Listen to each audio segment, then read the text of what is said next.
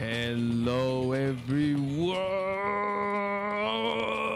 Day 2, let's go! The main event, quarterfinals. Today we're gonna see the last 4 players from the 8 that are participating in this main event. And today we have, for this first set, we have the great, the one and only, the Mr. Semi-Original Guy. Let's go! Oh,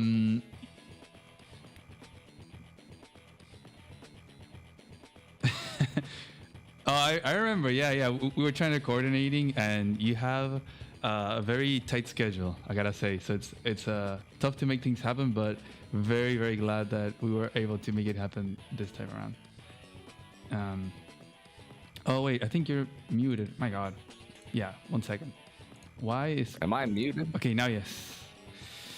Oof. Can we hear me now?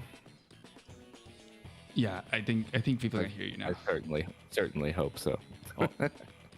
This is hopefully it's not foreshadowing of what can happen later today, because already the audio is not working very well. So hopefully the screen works well and not like that one toxic stream that I had a couple streams ago, where it was just disaster times.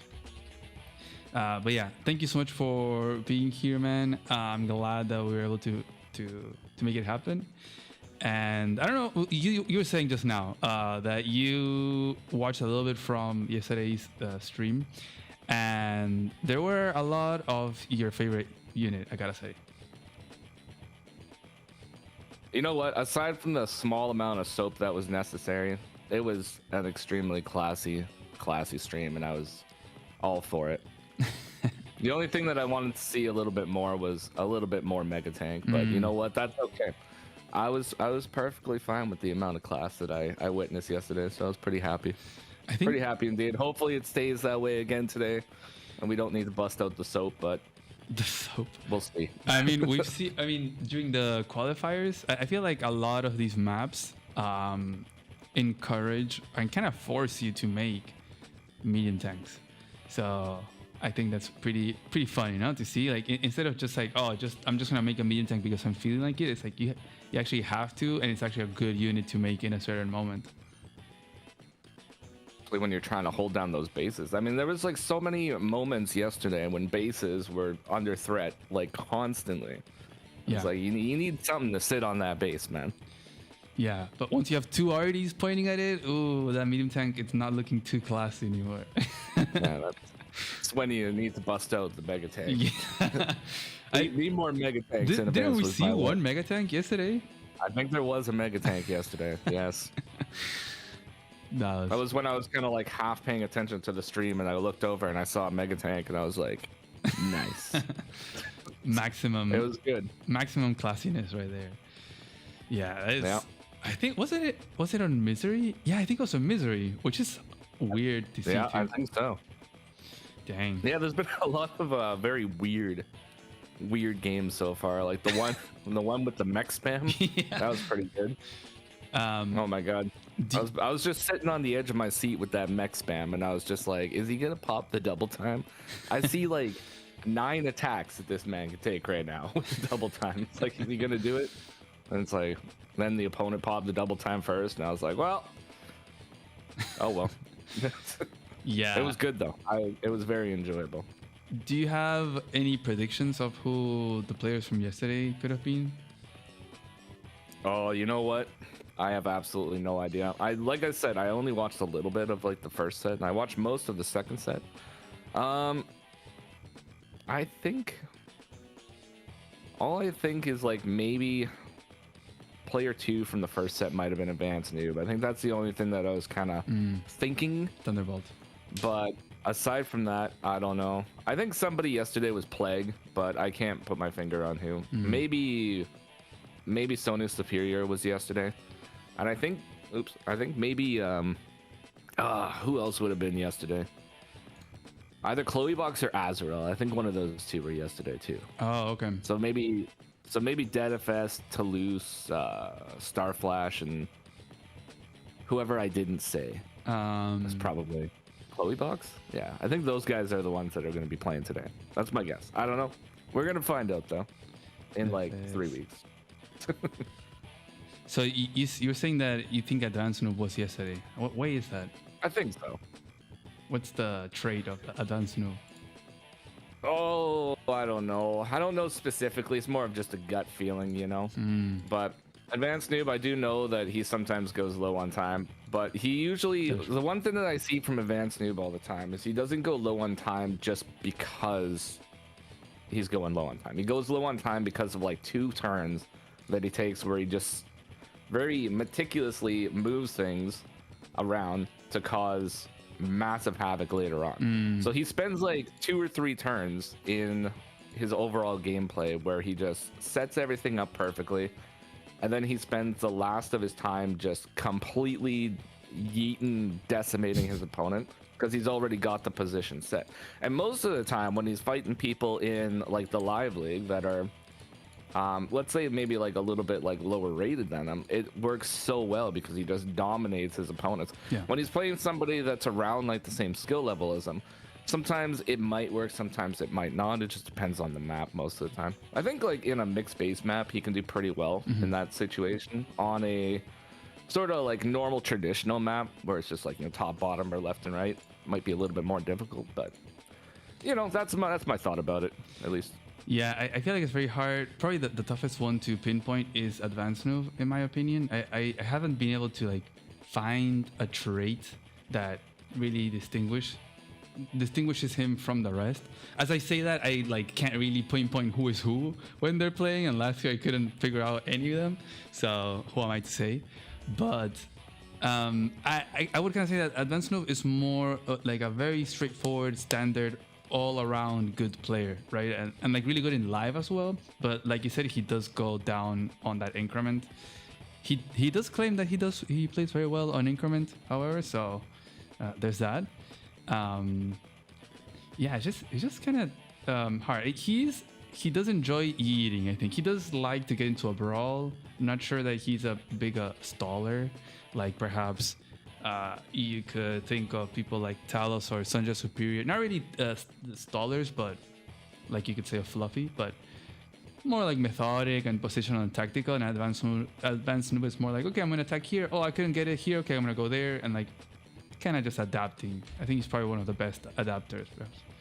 I think you kind of nailed it right there. Advanced Noob is a very adaptable player. And yeah, he does really good on increment. Like I played him a couple times in the live league, and it basically just went down exactly how I said, right?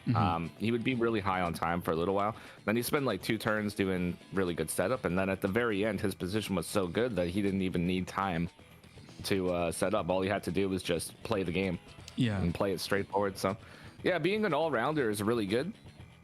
I think all-rounders sometimes will beat the rushers quite a bit, but will sometimes not be able to do so well against like the stallers. Like I don't know, it could work for both situations too, but either way, it's good to be an all-rounder is what I'm saying, you know? Yeah. Who do you think from this bunch, these 8 players, who seem to you like the strongest ones and with the biggest potential to make it all the way to perhaps the grand finals? Excuse me. Well, I mean, I'm Canadian, right? So I have to vote for the Starflash and the Sony Superior because I want them to bring the cup home because we don't get enough cups over here in Canada. So I have to vote for those guys. Personally, I want to see Azrael win because he's like the ultimate underdog here.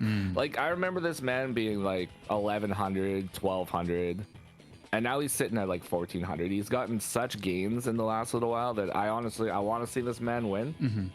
But we'll see. So if either of those 3 win, I'm gonna be pretty happy. Yeah, I think you're right. Azrael must be the biggest underdog from these 8. And it's very interesting to see him here and like the journey he had in the qualifiers as well. Like he beat Dijas in the 2nd round. He beat Wealthy Tuna in the 3rd round, which Wealthy Tuna is very high up in the live league ladder. And I can't remember who else he beat. He beat the Sarmentine in the 1st round. So he's had a really strong run, and I don't think he plays a lot of Global League or hasn't played for a while, but he just is very good with maps and map reading and map prepping. So oh yeah, it's very interesting to see. Like, you have a very strong established players and an underdog here, some that didn't make it to the main event last year and now they're here. So well, this is Azrael's time to shine right now. He's sitting up here with the greats of the game, so this is the time for him to cement his name into history. Yeah. So I'm all for it. Well, you said that Canadians don't bring enough cups home, but as far as I know, the APC1 Cup is in Canada. So the APC Cup right now is still in Canada technically. So I know, and I want it to stay. You want it to stay, yeah. It's got to stay here right now. Starflash brought it home last year, so I was happy. Also, I'm very, you know what? There might be a very telling sign that Starflash might be in a game today. And so I'm just going to tell you the story from last time. It was when UND just put on that last tournament, right? Okay. And all the casters were casting the games, and I got to cast the Starflash game. And I was all gung-ho, ready, stream up. And then Starflash wins in like 5 turns. And I'm like, oh, well, what am I supposed to do for the next like 2 hours? So if somebody happens to win in 5 turns here, it might be Starflash. I'm just saying. Yeah. Apparently, every time I watch Starflash, he wins like 5 turns. Well, so there you go. Knock on wood, and maybe that won't happen, and we'll get some entertaining gameplay here. But you never know. Yeah, I mean, history repeats itself. Would you? I mean, looking at yesterday, I was always thinking, okay, if there's a player that banks a lot of timer, then it's gotta be Starflash. It didn't seem like there was one that stood out. You know, with 20 minutes or like between 15 and 20 minutes timer is kind of where he sits at. I think over 20 is too much, but usually he'll be like 15 to 20. And if there was, it like both players were also there, so it's like hard to like really notice that big of a difference in the timer. Maybe I'll have to rewatch the stream from yesterday and try to identify. But you're right, like Starflash, when he plays, he's not only very fast, but he can close out a match really, really fast. Against, he's like, unless he's against like a very strong player. You know, the Talos grand finals he had in Chimps and Champs was insane. The way that Talos played there was brutal, positional, perfect, clean. One small yeet by Starflash and done. Just one chink in the armor and the entire suit falls, man. Yeah. Like that's the thing, when it gets to this high level play, it's extremely stressful, because like one small little tiny mistake and everything crumbles down. Yeah. Your dominoes start falling down. People start crying. It's bad time. Bad time, man. Everybody's going to the crying corner. But you know what? At the end of the day, only one person can win. And that's just the way it is. So yeah. Taluz played amazing that game, by the way. Just saying. Insane showing. No, yeah, I know, that was pretty insane. Talos is a beast, man. He's been playing in the APC2 games as well, like in the qualifiers. Just seems unbeatable. The guy is, he, like you said, he doesn't leave any like holes in the armor. It's like, how do you attack this guy? It seems like he has the perfect defense everywhere. You just have to somehow outmaneuver or surprise him somehow, but it's tough, man. You know how you beat him is you have to brawl him, and you have to brawl him early. Yeah, that's it. If you can get him into a brawl, like if you get him into a situation where he's playing a character that's less brawly, like let's say it's like Max versus, I don't know, somebody else. Mm-hmm. But anyways, if you get him in that situation, I think if you go and hit him really early to the point where he can't actually set up those defenses, it's probably how you would beat him. Now, that is obviously way easier said than done, but I'm pretty sure it was Talos that I was playing in a tournament like a long time ago. That Voice of Akasha was putting on. It was like one of the very first live tournaments, and I actually ended up having to fight Talos. I think it was Talos at least. It might have been somebody else. But it was like, it ended up being like a Max versus a Rachel game. And basically the entire time I was just full yeeting with Max and just attacking every single thing I could possibly attack. And then it would have been a draw at the very end, but I ended up resigning just because I was like, if I don't resign, then he's probably not going to like go on. I was just like, yeah, whatever, I don't care. Wow. So, but it was super good. Now, does that mean that I'm like on the same level as Talos? Absolutely flip not. I'm not delusional, but it was a fun game. Absolutely fun. But yeah, this man is like insane. Like pretty much every single person on this list right now is capable of taking a win against anybody else on the list. Yeah, that is true. So like it's just, you just never know. You never know how it's gonna go. Before we take a look at the maps, because they're gonna start picking in like 2 or 3 minutes, I wanted to shout out, there was one donation yesterday that I forgot to mention. There was a $200 donation by Walker and said hype. Thank you so much, Walker. Holy crazy, macaroni, man. crazy. Yeah. Yeah, the amount of donations that came in yesterday has been wild. Like 600 almost in donations yesterday. That is wild for one day. So we can take a look here. We are gonna be covering with Semi today the set between Valkoinen Kuolema and the Big Fella. They kind of rhyme. The Big Fella. Yeah, got the Finnish sniper against the Irish general, I think it is. We don't really have a Finnish player and an Irish player, so yeah, that's gonna be. Talos is French. Oh yeah. No, never mind. But you could say, okay, maybe Finnish, Swedish. They're kind of nearby. Nordic, but the Ireland. There's no one. I guess the closest one would be France. But yeah, I'm of Finnish descent, so that's okay. Okay, so I'll be the representation here today. You're gonna be cheering for Valkoinen then. Which is I wanted to cheer for the Big Fella actually because I just like his name. Yeah. But I don't know. You know what? I'll cheer for Valky. I'll do that. Okay. Valky's gonna. Which one is your favorite map out of this map pool? If you were to play, like you had to pick one map to play.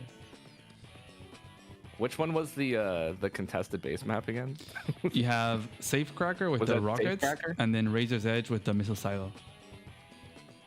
Oh yeah. Well, it's gonna be Safecracker. Okay. I would play that one all day. Yeah, that one seems pretty fun. Because I want to make. If I was gonna do it, man, I just want it to be as interesting as possible. Mm-hmm. Like nothing against all these other maps, like Lucifer, Misery, Swiss Banking. Those are all great maps, right? Trouble in Paradise, perfectly fine. But like Safecracker, Razor's Edge, I would go for those ones every single day, just to make it as volatile as possible. Yeah, I agree. I think as you know, if you're facing someone like Starflash or Talos specifically, I think you would want to, and there they started. You would want to pick one of these crazy maps because kind of to throw them off, right? The missile silo in Razor's Edge adds a layer of complexity that it's hard to gauge, honestly. Well, also, those are probably the maps that people have played the least too. So there's a lot less theory with those maps right now. Like the other ones, you can kind of have like, you know, your textbook openers and stuff. Except for maybe Catatonia. That's your map, right? Is that not? No. Or is that somebody else? Rise's map. Ryzen. Okay. Yeah. My bad. Yeah, Catatonia is kind of like a little bit unpredictable at times too, but yeah, Safecracker and Razor's Edge are obviously like the two most unpredictable out of the bunch. Yeah. It looks like they banned Razor's Edge, Swiss Banking, and we're gonna have Lucifer for Valkoinen and Misery for Big Fella. Misery, every single set so far of the quarterfinals. People like that mixed base craziness. Do you predict it's gonna be another Sammy mirror? Or are we gonna see some other COs? Yeah. Yeah, it's gonna be the mech spam.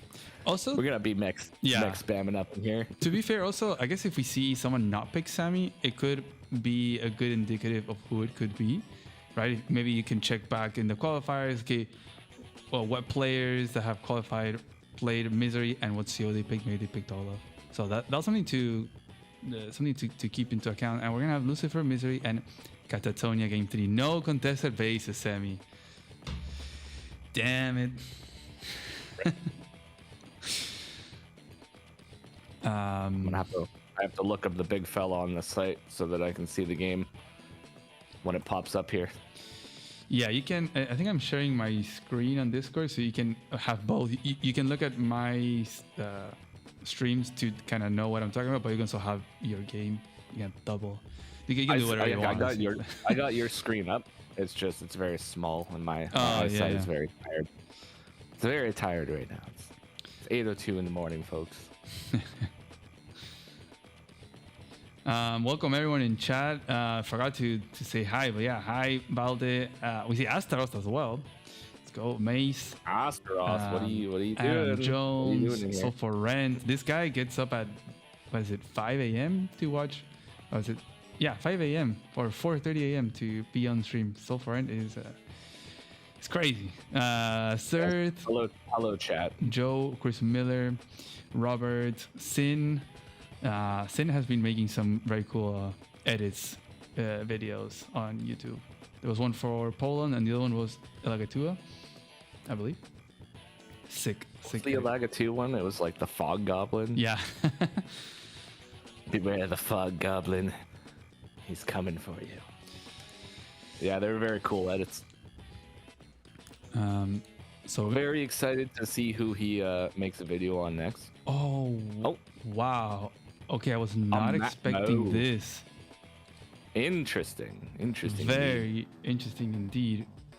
So Lucifer game, Big Fella and Valkoinen. No, Sammy. What do you think about Sammy that? Here. I'm all for it.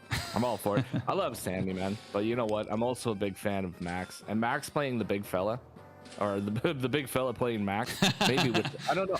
You know what? Maybe Max plays the CO or Max plays the player. Who knows? But either way, I could. Yeah, the big fella Max. It just makes sense. Makes perfect sense. And then this makes me think. Olaf. Could Big Fella be Starflash? I know it's way too soon, but like Starflash might be the player that's like, I don't want to be playing Sammy Arties. I just want to go, wreck. Just make tanks and just attack. But this is strange. I think this would be worth looking back at the qualifiers, what they've picked in Lucifer, and try to figure out who is here. Because I know Plague did very good with Sammy on Lucifer, so I don't think Plague is going to be here. As we see the day 3 recon. It's just kind of an interesting thing being Max on Lucifer in general, because like it's a map that favors like artillery play quite a bit, right? Yeah, it does. I don't know. It's a little interesting. I don't know. Yeah. I mean, I don't think we've seen this matchup before. It's always been Sammy and Max, or Sammy and Olaf, but never Max and Olaf. Unless I'm missing a game in the qualifiers. But this is going to be very interesting.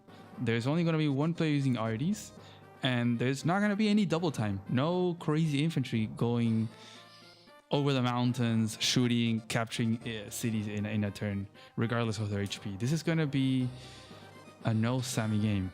So this is going to be very, very interesting.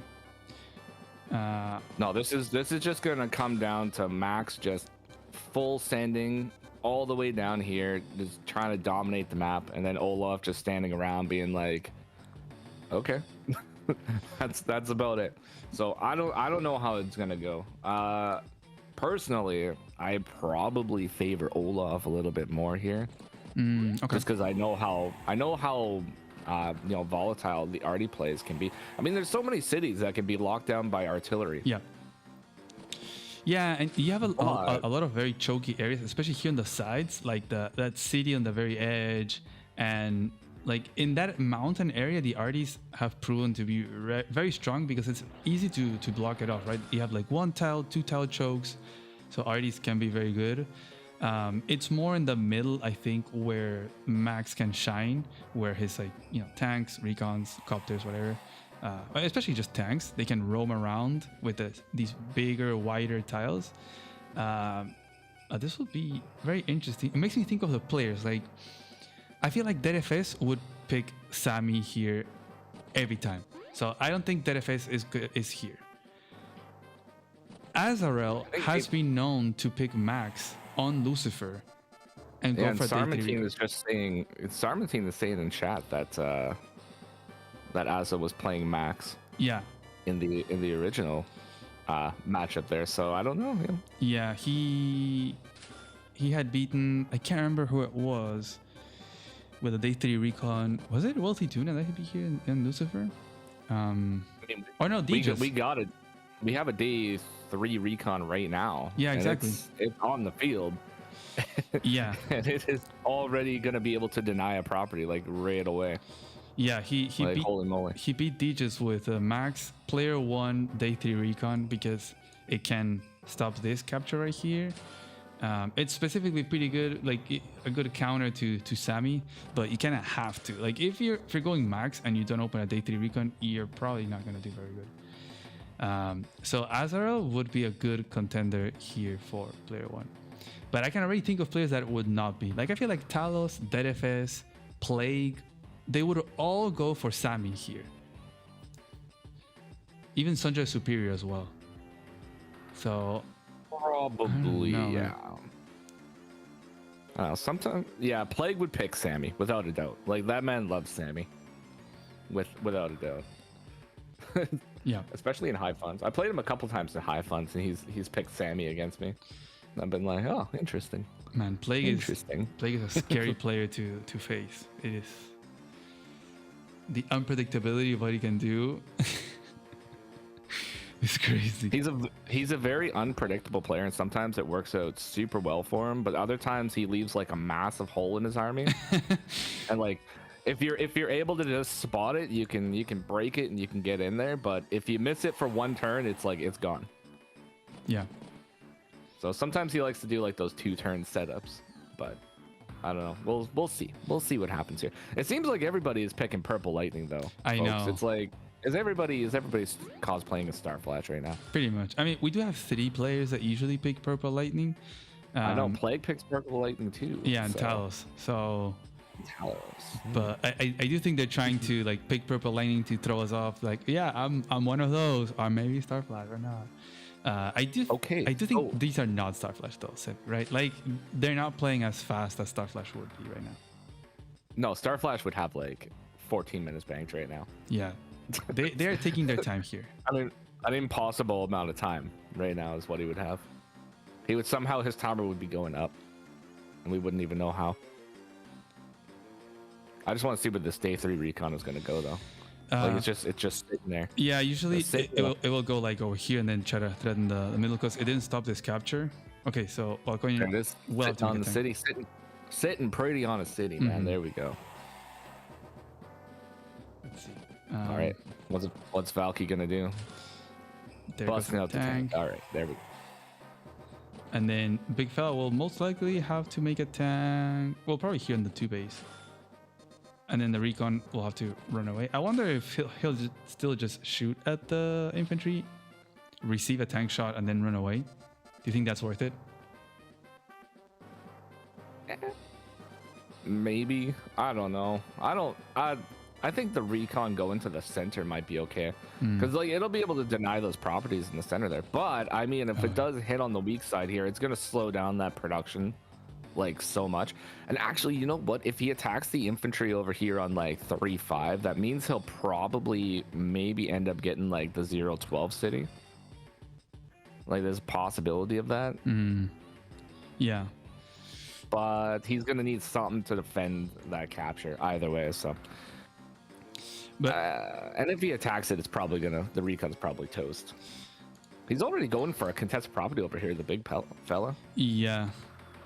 Okay, he's going towards the middle. So I was thinking about that. It's going big. He's definitely, it is going to deny this city, the one in the middle, the 11-11, because the tank from this base doesn't reach there. So that's what the day 3 recon can do. It can stop this capture near the 1 base and then stop capture in the middle. It does hurt you economically though. You can see that, for example, Big Fella is going to be behind on the com tower cap. So there's an aspect there to be aware of. temporarily, Max doesn't really need the comm tower because he's already got that threshold, right? Yeah. So Max is one of those characters that's actually okay with not getting a comm tower right away and focusing more on like offensive. So yeah, it might work out for him. And I mean, honestly, he's gonna be able to get one city here on what is that 13-19. He's gonna be able to deny the 11-11, and he's probably gonna be able to get 9-9. So that's gonna put him in a position where he's gonna have at least 2k above his opponent for probably like the majority of the game here. I see this game going to like day like 17. That's my prediction.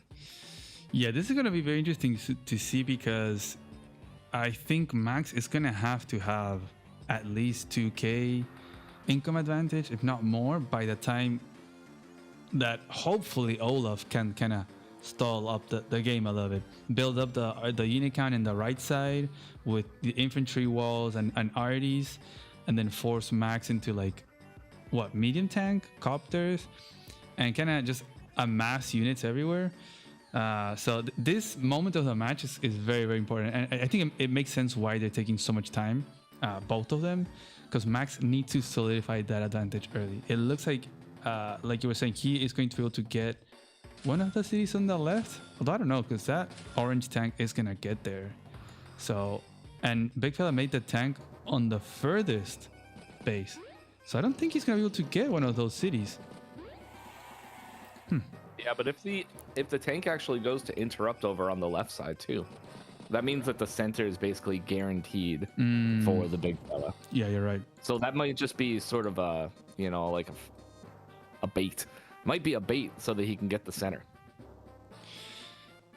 I kind of feel like Valkoinen could have, instead of move that infantry that's like near the middle, instead of going towards the middle, it could have gone towards the port, right? Because then he could have defended that capture of the port. But now he just really cannot go for that middle city without it getting hit by the recon. And then after getting hit by the recon, the other infantry, the purple infantry, will be able to finish it off on the following turn. Oh. Okay. That is He's shifting. Interesting. He's shifting. Not what I expected, but I mean, that does save him the infantry. I mean, moving the infantry into the center is just gonna ask the infantry to blow up. So maybe this is what you got to do. Maybe you got to focus over here on the right-hand side of the map. Yeah. And honestly, there is like the slight chance that maybe Valky could get both of the sides of the map and just lose the center, and they'll be pretty much even on income. So it's not like necessarily I don't know. We're gonna see. We're gonna see what happens. Yeah, it's definitely still up in the air. Let's see what this. I like the idea of center control though. Center control is like my favorite thing. Definitely, Valkoinen is playing very safe, right? He's trying to avoid any early engagement or early interrupt. We've definitely seen people that will still go and capture in the face of a recon and be like, okay, I'll just keep capping and then the tank will come in. It definitely works better if you're Sammy, but not as Olaf. But just being very careful, and good early game by Big Fella. It is giving very much Azar, I gotta say. Hey, Starbright, see you in chat. Yeah, so I mean, yeah, the current roll right now with a max to an infantry on a city is like 58 to 65. So if he like low rolls, then I would say that he could probably keep capping and it's okay. But if he gets anything higher than like that 20% roll or whatever, it's a little bit more iffy, I guess. Delay that cap for like 3 turns. Comm tower is coming into play right now too. So now those city hits with the recon are guaranteed to do 4 damage or 6 damage at least. Yeah. Let's see if I just wonder if he's like, is he gonna get this? Is he gonna go for the capture on like on the left side 0-12? Yeah, I was thinking about that. Because I think that would be kind of smart, right? Because then the recon can go. Let's see. Could he do that? The recon could go down and actually attack. Yeah, that's what. Okay, that's what I was thinking. He's gonna go down there. He's gonna go for the capture. Dang. Because now tank has to respawn in the middle, or the other tank has to respawn. Otherwise, that recon is just gonna get away with moiter. Get away with moiter. That's why I'm saying that guy that went towards the middle that is now capping that comp tower, that one should have been capping the port. It would have been protected. Dang. And the tank from Big Fella would not have reached. So just that capture phase not being optimized as it should have. Oh yeah, the Big Fella is gonna be. He's gonna be swimming in cash here pretty soon. But I mean, Valky's not gonna be too far behind. And you know, it's okay. It's okay for Olaf to be a little bit far behind. A little bit behind. Not too much, but a little bit's okay. I mean, let's see. Let's look at the contesteds. So he will be getting probably 2 out of the 8. So not looking very good. He will. I mean, as long as there's more neutral, but yeah. Salutes to that recon. That was a strong recon, man. See you later, buddy. And dropping it down to 3 as well. That hurts a lot. That means it's an extra turn of healing up. If it were down to 4, for example. Yep. There goes the other tank. So just straight up tanks by Vicol. And I'm feeling like this is Azarel and Advanced Noob, but I'm not sure. All of a sudden, everyone is Advanced Noob. Everybody is Advanced Noob. Oh, and Valky is guaranteed to get the city on the right hand side there too. The 2 HP roll is only 7 to 9 right now, so that one's guaranteed. So that's going through. The bottom one's obviously going through. So that's gonna put him at like 13, which is not really great. I mean, worst case scenario is you want to be at least at 15k income on this map. So low. Yeah, it's super low, but like worst case scenario, that'll at least like, you know, net you your 2 tanks infantry. But I mean, in a perfect world, we would be much higher in income. That's without a doubt. Yeah, I think he definitely is going to be in trouble if he only captures these 2, because that would put him at what, 12, 13, 14. He needs to get, well, the port, of course, so he's behind on that, which really sucks. And he does have to get one more city of these contested in the middle. But Big Fella, being Max, I think it's going to be hard. He's going towards the middle now. He doesn't have to worry about the side anymore, because I think he's going to get that city, the 311. So now Max is in a nice position where he can just focus in the middle, where he's going to be the strongest, I feel like. Like I said, you get the middle, man. You focus on the middle, and you have yourself a great time. Holy moly. Dang. And you know what? This could potentially, what's the word I'm looking for? Get rid of that port. It could take the port out of action here too. Because like now he's going to be able to deny the port. Which could be absolutely crazy too. I mean, unless maybe Valky could potentially bust out the battlecopter to ward off the tanks. But I have a feeling like Big Fella is probably going to be busting out a battlecopter by like at least day 9. That's my prediction here. Day 9 battlecopter. Yeah, I mean, you have 11k. The options are kind of limited, so I guess just a tank, double infantry. You save up 2k, puts you up to 17 next turn. Well, he's got 15 next turn, so next turn is day 9. Yeah, exactly. So you save 2k plus 15 at 17, but you don't get to 17. 18 to do like copter, tank, double infantry. So I don't know. Yeah, maybe that's just unfortunate. Double tank. I'm more wondering about. I'm wondering about Balkoinen when he's gonna make an RD, because I feel like you have to. If you're gonna be fighting this, you need to rely on those RDs at a certain point. Yeah, I mean, honestly, this position right now is looking incredibly favorable to the Big Fella. Mm-hmm. Like, I absolutely love the Big Fella's position here. Yeah. But I think chat probably just wants to see that Olaf battleship, so he better be getting that. He better be getting that port. We better be getting the battleship. The aggressive battleship with the opponent's port. That's oh my god. That's the one. Oh my god. That's chef's kiss right there. Got to get the offensive battleship. Oh man, the times we've seen it on Caustic Finale, that is just hilarious. Well, I may have busted out a offensive battleship once or twice on Caustic Finale. Was it the play? Yes. Yes, it was. Without a doubt. 100%. With 10 out of 10 would do it again. Okay, looks like he's setting up to go for the port now, so Yeah, and he's like, you know, I feel like probably 311 is a lost cause for him right now. For Valky, like getting the port, maybe going for 711 right now, and maybe eventually getting 1111. That could definitely be possible. But he needs artillery support, man. We need to get that indirect combat going here. Yeah, for sure. Because like you can't beat Max in a tank war. Like it doesn't work. It doesn't happen. We're way too far away from being able to use a super co-power right now to really rely on tank warfare. Like he's got to get the artilleries, 100%, or a battle copter. Yeah, I mean he has 10k. If he makes already double infantry, that's 8. Goes down to 2. Then he has 16. I think it would make sense to make arty and then double tank, but perhaps he wants to make one more tank so that because they both have 3 tanks each, and so you're kind of matching Max's tanks since the recon has been neutralized. So it's a tough decision though. I don't know if you can feel that comfortable being equal in tanks, but at a certain point, yeah, you have to make an arty or a copter, but you don't have the money right now. We're kind of broke right now. Yeah, but yeah, I just feel like arty is probably the way that we want to go right now. I mean, the best job that an artillery can do is the artillery will just make it so people don't want to fight. Exactly. So you get an arty in the front line there. People aren't going to want to push up into it.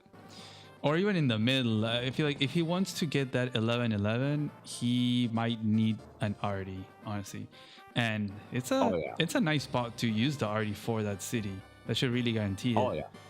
But it's gonna take some time. One of the chokiest choke points in Advanced Wars by Web right there, folks. It's like it's just absolutely menacing.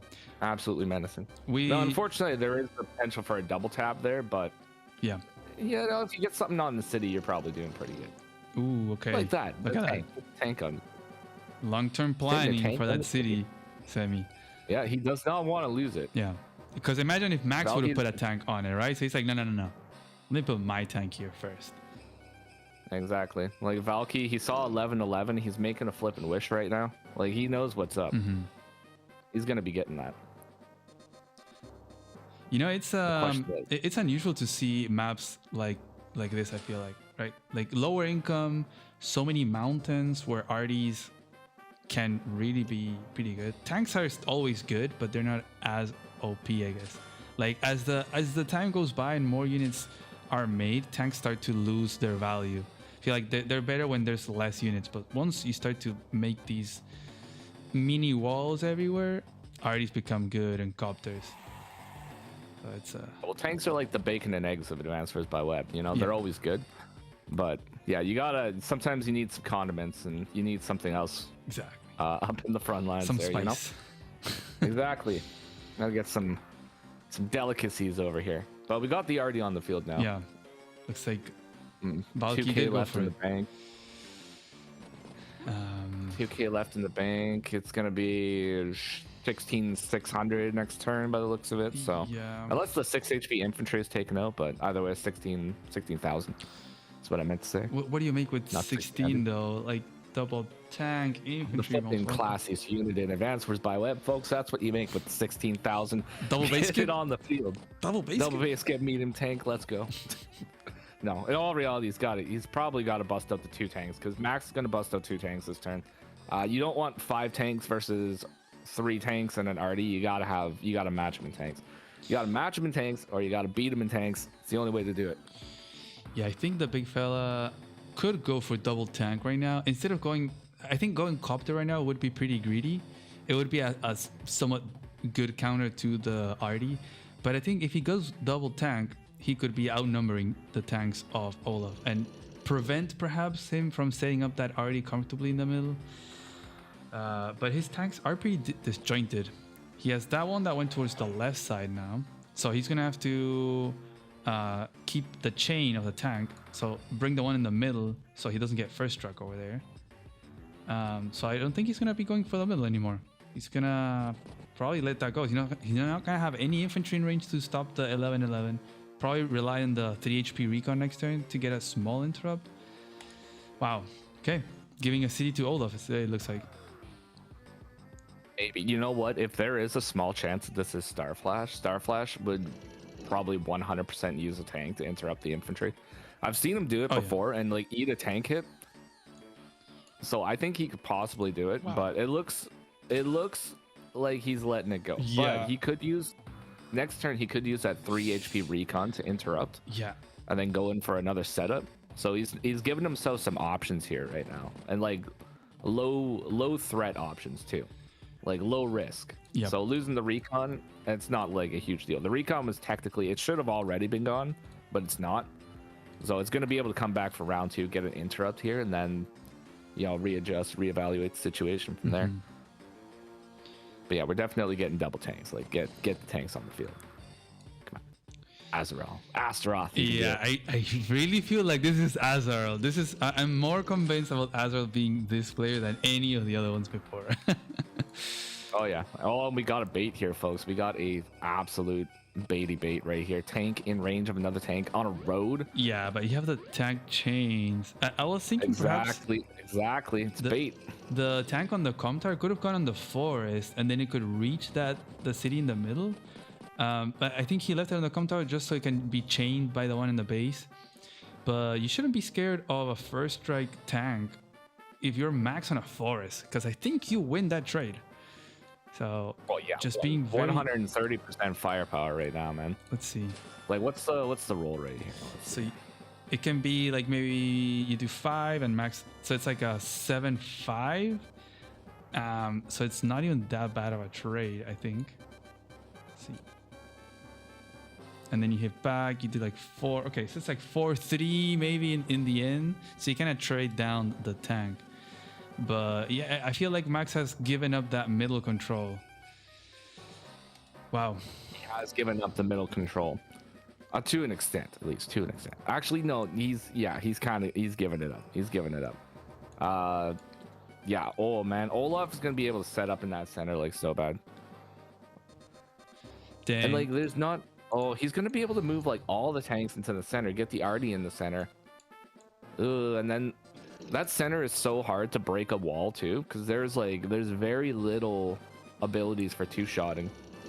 Like there's so much terrain right there. Yeah. All right, so property's getting capped right now. Got a tank here. He's not going to be taking that tank hit on the road. That's a fool's errand right there. Yeah, for sure. No, he's definitely hunkering down in the middle. He's like, there's 3 properties there that I can capture. That will put me at 17k. If Olaf gets this, that will be split income, right? They will both have 17 each, and it will be looking very good for Olaf from there on, because then he can just pull back, kind of defend the properties, accumulate, and wait for Max to do something. Yep, that's what's gonna happen here. We're getting into stall wars. There's definitely opportunities here for the big fella to do some interrupts, like we've mentioned the 3 HP recon, which will temporarily interrupt that capture, but also the 7-11. If only the tank on the com tower could reach, then you could like double tap the infantry and hit the tank from the city. But that's not going to be the case. He can still interrupt from the mountain, which is still very strong, right? That's going to be a tough infantry to deal with. But I think this is where the Max lack of Artie is going to show, because if Max could have an Artie, or the option of an Artie, you could be locking down that city from behind the mountains. 112% right there. Now there's like a slight, I don't know, so he can interrupt it obviously from the mountain, which is great. There is like the wild wacky play where he could forego his own capture to do like extra damage to it. I probably would not recommend that. Worst case scenario, this turns into a 17-17 game, but yeah, 2 properties are going to be able to be interrupted right now, and I think probably sacking the recon to interrupt 11-11 would be pretty good. Do you think pretty good right now? Do you think it's worth it to go for the 30% roll as big fella of the double infantry hitting the 7-11 to then maybe get the tank shot onto that tank?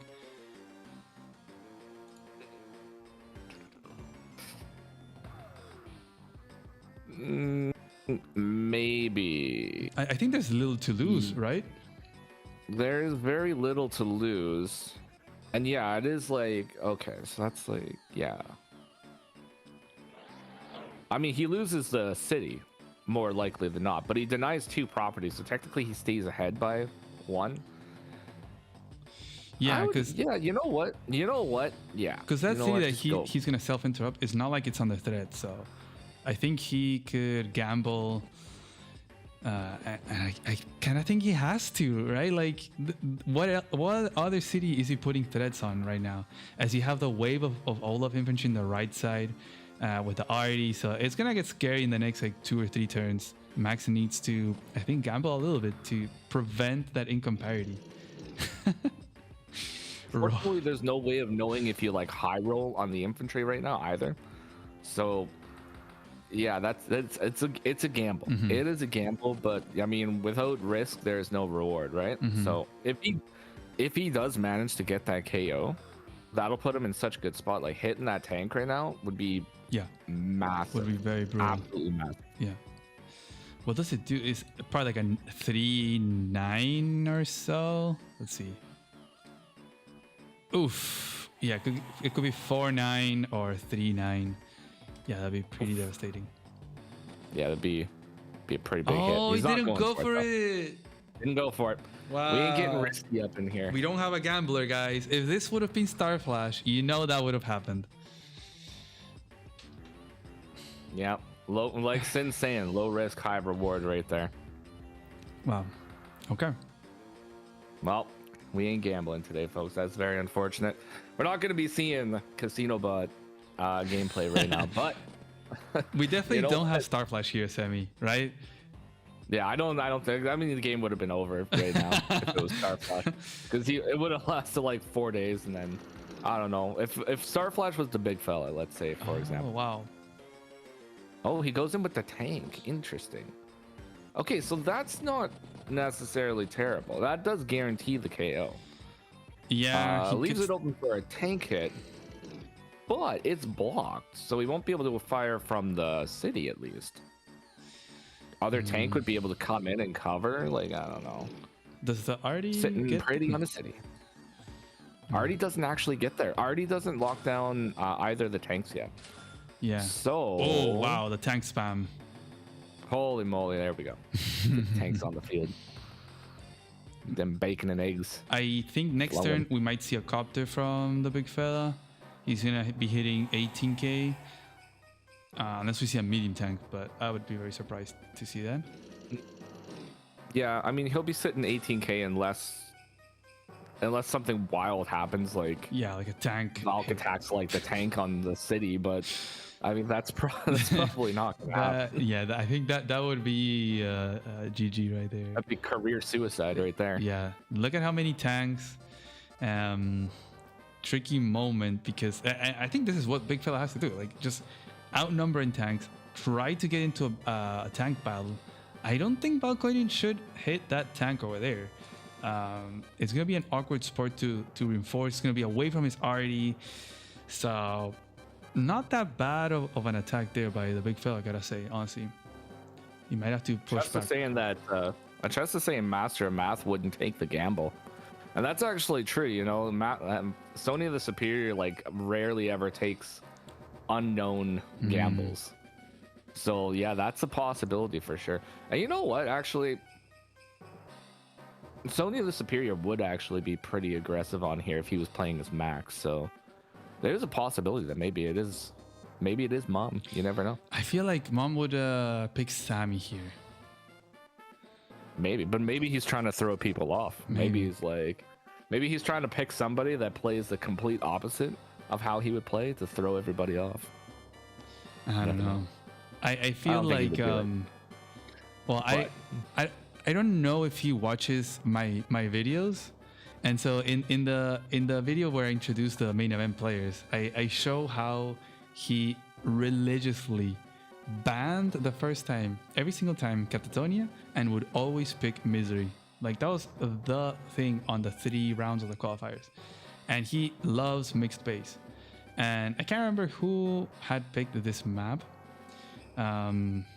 If it was who these 2 players it was. But yesterday it was like we saw someone ban Catatonia, and pick Misery. So I'm like, okay, we'll have to keep track if that he keeps happening. But that's a very good indicator that is him. And if he would watch the video, then he maybe would be okay, let me change my pick banning to kind of hide my identity a little bit. But I don't know if he watches it, so hard to say. Nobody knows what Master Math is actually up to. Exactly. It looks like Valkoinen is cooking something right now. He's thinking. Yeah. He's in the move planner right now.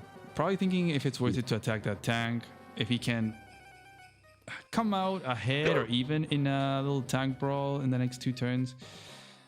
But I don't see it happening. I mean, the safe play would be to just like hunker down on 11-11, leave that 7-11 city go, and just be behind 2k. Just stay at 16k, wait for more RDs. There's no position that I see here from a glance that would benefit Valky very much, aside from just hunkering down. Like if he goes in and does any kind of attack right now, he's gonna get first struck somewhere, and it's not gonna be good. Technically right now he could get no, he's gonna bring the RD up, so that's gonna deter any attacks around like 11-11. Yeah, but yeah, his position is looking interesting. It's looking interesting, folks. Yeah, it's definitely looking like we're gonna get one big stare off in the middle, and he is pulling back. He's not. Oh, never mind. He's not even getting attacked. Oh boy! Oh boy! Oh boy! How did I not see that? But I guess he was. I was thinking he was gonna continue capping, but he is not going to. He'll probably restart the capture with the RD defense. We're getting into dangerous max force territory too, so gotta be careful of that. This is kind of an interesting little position here though too, because like now those 2 tanks that just attacked are relatively safe unless a max force is introduced to the equation here, which I don't think it's going to. They're still like 15k away from being able to actually bust that out, so we're not going to see it necessarily, but like this is actually this is a good attack. Yeah, it's a good attack. Foregoing that capture was definitely the play. Yeah, because the purple tank in the middle on 9-9 can't really attack a tank. I don't think you can clear the 8 HP infantry right there from Valkoinen. Man, this is giving me Azrael and Talos. I'm sorry, but orange is, the tactics are so like precise, and it is the blockings, I don't know. And he lost on this map as Sammy against an Olaf. And that was his only loss in the qualifiers. So maybe he was like, you know what? Maybe Olaf is good here. And so maybe he picked it for that reason. That's my prediction right now. If you can't beat him, join him, right? There we go. So yeah, maybe. I think that the big fella, there's definitely a pretty good possibility that it is Azrael. Okay. Or his name is, Azrael on site, Astrothon. Yeah, on Discord. Okay, I got it. Yeah, it's confusing. Double names. Asta. Going for the interrupt. Here we go. All right. Boom, boom. Doesn't get the roll. That's fine. Okay. Doesn't matter. Doesn't matter. Matters a little bit. Oof. I think it. I mean, was he thinking of perhaps getting a power? But I don't think he can get a power, right? Well, there's no hopes of being able to hit the artillery, so that was like absolutely nothing to do with it. I think that was just for the interrupt potential over here. I don't know if he can get a power. Like, it doesn't really seem feasible to me unless like he sacrifices the tank. He sacrifices the. I don't know. Wow. I still don't think it's possible. I mean, no, wait. No, because now even the back tank can't shoot unless you hit the city tank. No, what's going on? He's blocking. He's doing some kind of block. What is this man doing? He's thinking. 6. And he's okay. So he's not going for a power. So he's getting rid of the ability of being able to hit from that tile over here on like, what is it, like 612? But he's going for this attack right in the face of an Artie. In the face of an Artie, 3 tanks. He's got another tank in. Okay, so worst case scenario here. So he's gonna lose a tank, 2 tanks. Is this desperation time, Semi? Is this like, I don't know what to do, I'm gonna slam in? This might be a big brawl tactics over here. Like slamming in. It's not looking good. Lose the frontline tanks, like replace them with backline tanks. I don't know. Instant value to the RD, and fighting where Valkoinen wants to. He can use the city, the 1111, to attack with a tank on. Like, I don't think there's gonna be a way for Big Fella to reach that RD, and he's gonna be down to what, 2 tanks staring down at the army, and you have 2 back there in the left side. Oof. Yeah, I don't know. But this does kind of ruin Valky's whole position a little bit. Like, Valky probably wanted to push up a little bit more, and now he's lost the ability of pushing past the like the 11 line. He might be able to like hold the 11 line here, but he can't push past it. Max still busting out more tanks. He's still ahead in income. He's got 17. He didn't make the copter, Sammy. He just made more tanks. Yeah, I know. Like, where's the copter? I mean, technically, we're getting pretty close to Blizzard territory right now, so the copter would have been like kind of a little bit crippled. So maybe that's what he's thinking. Like, he doesn't want to deal with the Winter Fury negation to like movement. But I mean, copter would be pretty nice right now. Yeah. But I don't know. I think Valky is going to be able to hit back pretty hard here. I still think he's going to be able to hold the position here. He's got 2 tanks coming. Like, no, he's gonna be very solid. Yeah, he's gonna clear a bunch of infantry that attack in the mountains. He's gonna clear 2 tanks. He can stay away from the mass of purple infantry on the left side. Although it is kind of scary, right? They are kind of pointing at one of Orange's cities. But yeah, they're looking menacing. They are looking menacing. But he's gonna get so much value right now. Charge is gonna go up. Max Force is gonna be on the table. But Max Force is gonna have to do a whole lot of damage to make up for the winter that's gonna come. Yeah, I think we're just taking the position right now of just trying to bully Olaf into submission, just by sheer girth. That's what we're doing right now. We're just girthing our way into the front line, showing how big the fella is. Exactly. It's like, I am the big fella. I'm gonna girth my way into the front lines here, and you can't stop me. So that's exactly what's going on right now. As long as Valkoinen can keep that RD safe, this will be immensely good. Yeah, the RD is gonna be the MVP of this entire position. Like, it needs to stay alive. He could foregoing the capture right now is definitely also the play. Like, he's not going to get that. Put the tank on the city right now, and then boom, he takes out another tank. 100%. Triple block with the arty. Like, it's foolproof. You can't go wrong with that position. Well, maybe you could, but you probably can't. I think a max blast could be a problem, but he's not going to get it this next turn. Because that max blast could enable one of the left tanks to reach, and then maybe he can attack the arty. Yeah, even if he gets max blast, I still don't think he can get the. He doesn't really have like the tank presence right now. 4, 5, 6, 7, 8. Yeah, he would. Oh wait, yeah, maybe with a super. Yeah, okay. So the max blast, maybe with the maybe with the super. He's still too far, man. He needs 2 more stars. That is a bit too much for how little value we have on the table right now. Yeah, the money's just not there right now for the max blast. So this position is definitely going to hold for now. Yeah. For now, it holds. What do you build as Valkoinen? Probably just double tank infantry with 15k, right? Copter could be nice though, but you would be passing on a second vehicle.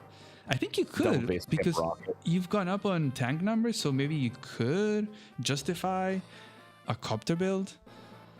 Yeah, well, it's 7 to 6 tanks right now, so copter would be definitely something that could happen for sure. Maybe even like Artie tank out of the left side or right side might not be too bad. Oh yeah, but he's got a second Artie.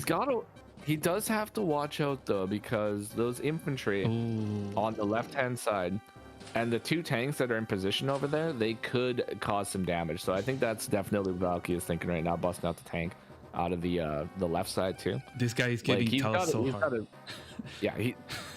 He's got to cover all angles right now. Yeah, like this definitely could be some Talos plays right here.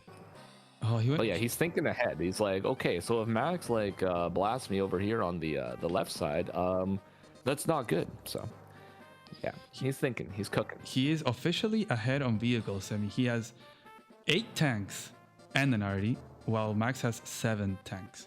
And even then, there's one tank of Max is at 2 HP. So this tank he's also got more infantry too. That is true. Yeah, he also has 19 against 16 infantry. So this little fight that Max got himself into, not looking very good. And look at this formation, this pyramid triangle formation with the arty behind and with the mountain. I would be shaking if I'm Max right now. Like, what do you do? And you really needed that copter, I think, on the previous turn to help you out here in the incoming turns.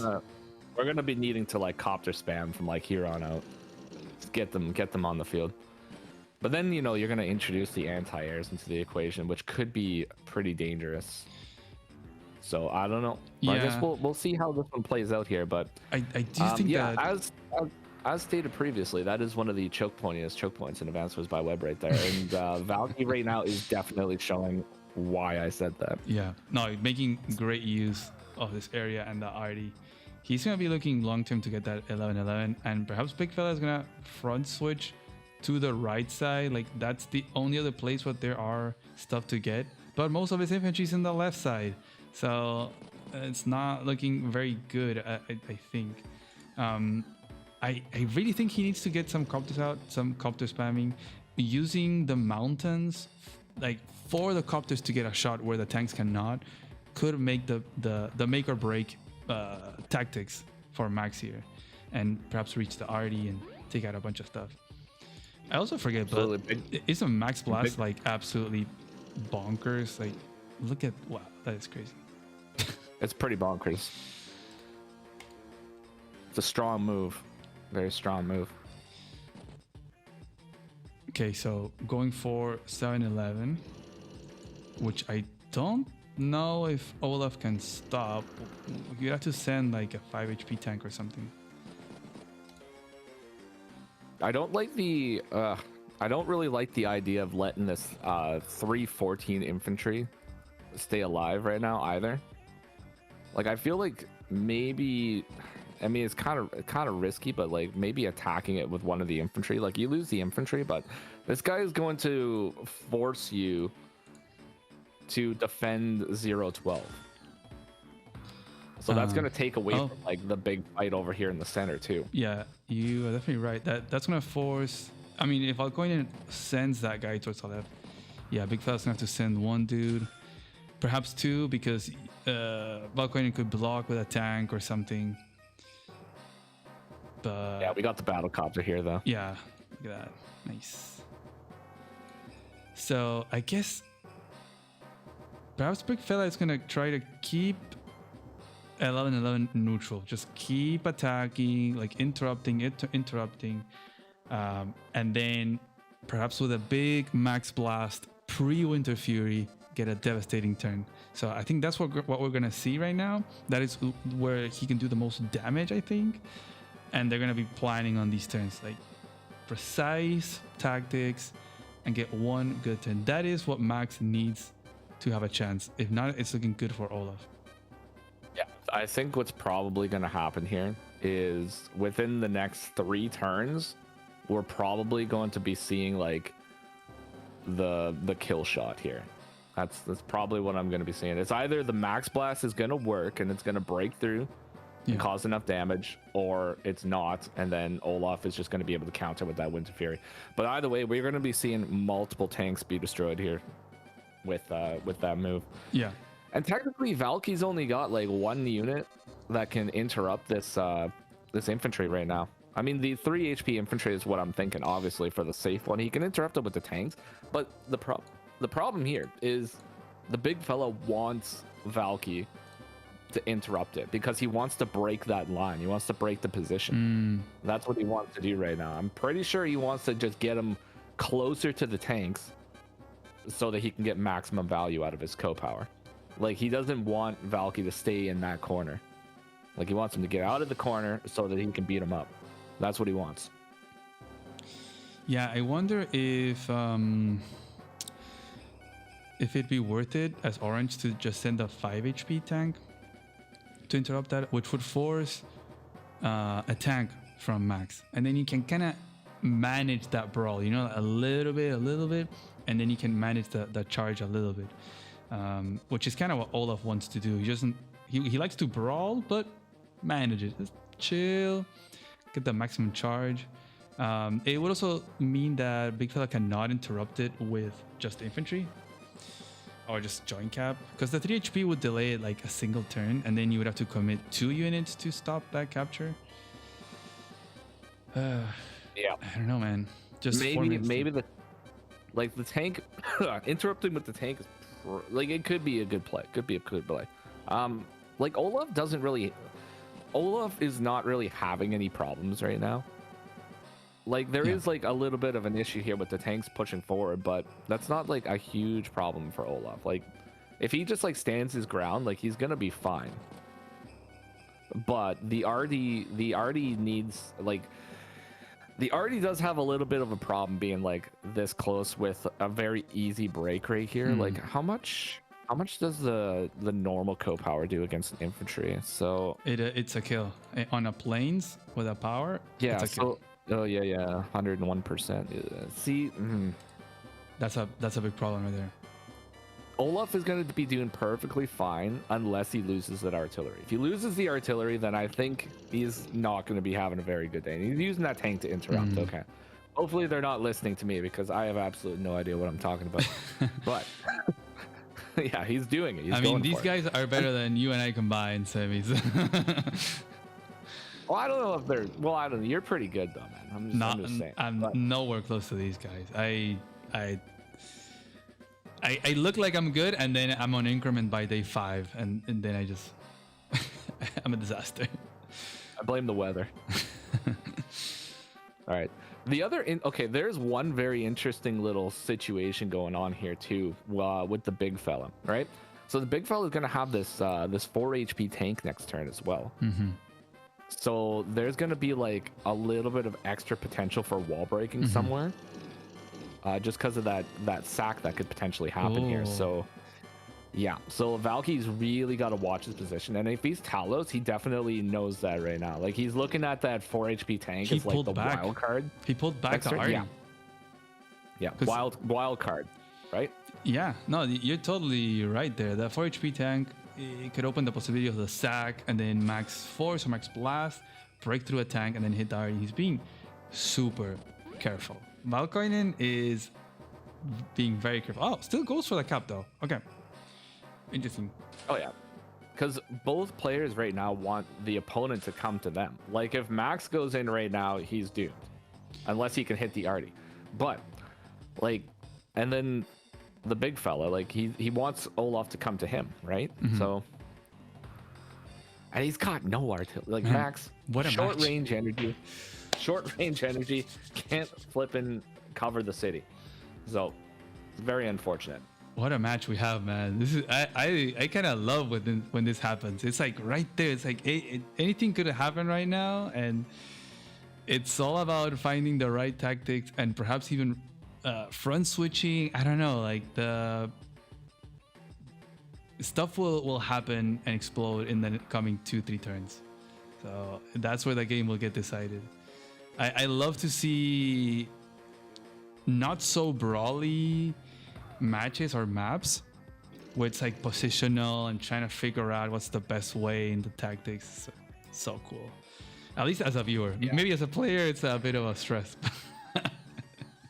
Oh, as a player, you kind of want to throw up, but as a viewer, it's super excited. Super excited. Now there is actually, it looks like there's a block over here that can happen on what is that 7-Eleven right now, to maybe be able to guarantee the city. I don't know if it's guaranteed to get the city, but there's a block that can happen for sure. There's no join potential now. Well, there is join potential, but join potential without the block, I suppose. This is, I don't know, this is like, he's gonna lose that injured tank though, so the possibilities of breakthroughs for Max are gonna be off the table now. I think I think conserving that 4 HP tank would have been a good idea, like you mentioned, to have it just there, just at the threat of the breakthrough. would have been really nice. Yeah, so yeah, that's off the table now. So I think Valky's probably feeling pretty good about that. It's like, yeah, okay. All right, whatever, that's fine. Yeah, he's just gonna finish it off, and then no more worries because we already saw, but a max blast tank doesn't KO a tank on planes. On roads, like on certain defense, it is a high roll. So, but there's mostly planes over here where he's getting set up. Boys and girls, the big fella has just foregone his own capture to attack this infantry. What? Oh, this man, he's out of control. Okay. This man is out of control. Yeah. All right. Interesting. That loses a lot of frontline infantry, though. Like, oh, big fella is going to be very low on I guess both of the players now are kind of getting low on infantry. I say low on infantry, but they're at like 15 and 18, but low on frontline infantry, I guess. No, but you're right. Half of Max's infantry are in the front lines. Like they are facing Orange's army. So we're going to see a lot of pickoffs over here. You can get a mountain hit here. It is a 7 HP infantry from Orange, but there is going to be a lot of pickoffs. And it will become increasingly hard for Max to keep interrupting the city with infantry if he doesn't have them. But the copter is coming in. It is going to be in range of hitting from the mountains, of breaking through somehow, and maybe getting that second hit he needs to break through a tank. So this will be a problem now. We can see the effect of the copter. I think Valkoinen will have to pull back his arty just because of the threat of that max blast. Gotta be careful there. Yeah, and I think this is actually kind of a good move from the big fella. Because like mostly, okay, so if Valky wants to destroy these infantry, so he can destroy the infantry, but then he's got to figure out what he wants to do with this this capping infantry over here. And like really the only things that he could do is like maybe use his like 4 HP infantry or interrupt with a tank. And if he interrupts with the tank, he's going to be dealing with 5 max tanks and 2 max tanks on the opposite side. So like the max blast or the max force right now, if Valky doesn't play this turn like perfectly, it's going to be huge. He's going fast too. I think he just has to let that cap go, right? I mean, it sucks because it's going to be 18 to 15k. But if he doesn't let that capture go, he is going to be losing far too much. He's going to be losing minimum. He's probably going to lose at least 21,000 value if he doesn't let that capture go. Like right now, he's sitting in a position where he's going to lose like 14. Because like the tanks are going to move in. They're going to destroy these tanks, like without a doubt. I don't understand why he went for this attack on the left. The tank, infantry, clear infantry, and then tank hit. Is he trying to get Winter Fury? He's still like 14,000 away. He would have to slam some tanks in. There's no tanks to slam. 1, 2, 3, 4, 5, 6. Yeah, unless he just uses, there's nothing he can slam. Does he just use the power? Maybe. I mean, like he could use the power, and I guess the power would probably. It's no. It's not the time for a blizzard. I think it could be. Sammy, look at the tanks. Like even if Max uses a max blast, it would not allow a lot of hits from these far away tank and copters, but you would be passing on the Winter Fury, which is your biggest card. I guess he would only be able to take out 1 tank if the blizzard is popped. It would slow down the copter pretty significantly. Yeah. Maybe. He's definitely not getting Winter Fury. That is, 100% not getting it. There's no way. Are we going to be seeing Advance Wars 1 Olaf over here? Like, is it going to happen? Advance Wars 1 Olaf, my favorite Olaf in all the Olafs. Dang. Much better than Frozen. That was a strange turn by Valkoinen. I gotta say, kind of broke character right there with the tank hit there, like right in front of 4 max tanks. So that is gonna be 2, if not 3 tanks exposed. Yeah. So this is either a blunder or it's a play that is so good that I just cannot comprehend it. It might not even be a blunder, but I feel like losing 2 tanks over here potentially 3 tanks is pretty bad. Yeah. Pretty bad. Not gonna lie, it's not great. And oh wait, hold it. 1, 2, 3, 4, 5, 6, 7. Oh, Humida, do you see it? You see it? The copter? If that already doesn't move right now. Oh yeah, he needs to skedaddle out of there. Yeah, he's not having a very good time. He's gonna be blasted with a tank. And he has 10 seconds left, Sammy. Gotta move. Okay, it. Oh my God. What? Why did it go there? Oh no. Oh no. Max Blast can't take out a tank on the show. We've seen it. It's a high roll, but it can happen. Oh wow, the COs just changed to Advanced Wars 1 for some reason. Oh my God. They just changed on my screen. I think he just timed out. On my screen too. Interesting. On your screen too? That's funny. when Olaf runs out of time, he becomes Advanced Wars 1 Olaf. Hey, look. He's unaffected by snow. You called it, Sammy. You said you wanted to see Advanced Wars 1 Olaf, and here we have it. And everybody knows. So when Sammy says it, it comes true. Exactly. Damn. Will we see a Max Blast here? Well, he's got 4 minutes and 35 seconds to decide, so he's got to.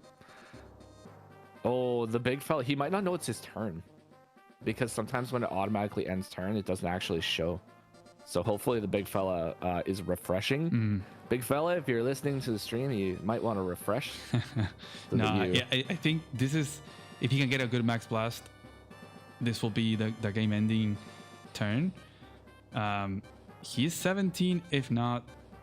Oh yeah, that was interrupted. So he might be 18 to 15k with a good Max Blast where he can get 1-for-0 trades on the tanks, really, because there's no response whatsoever after Max Blast.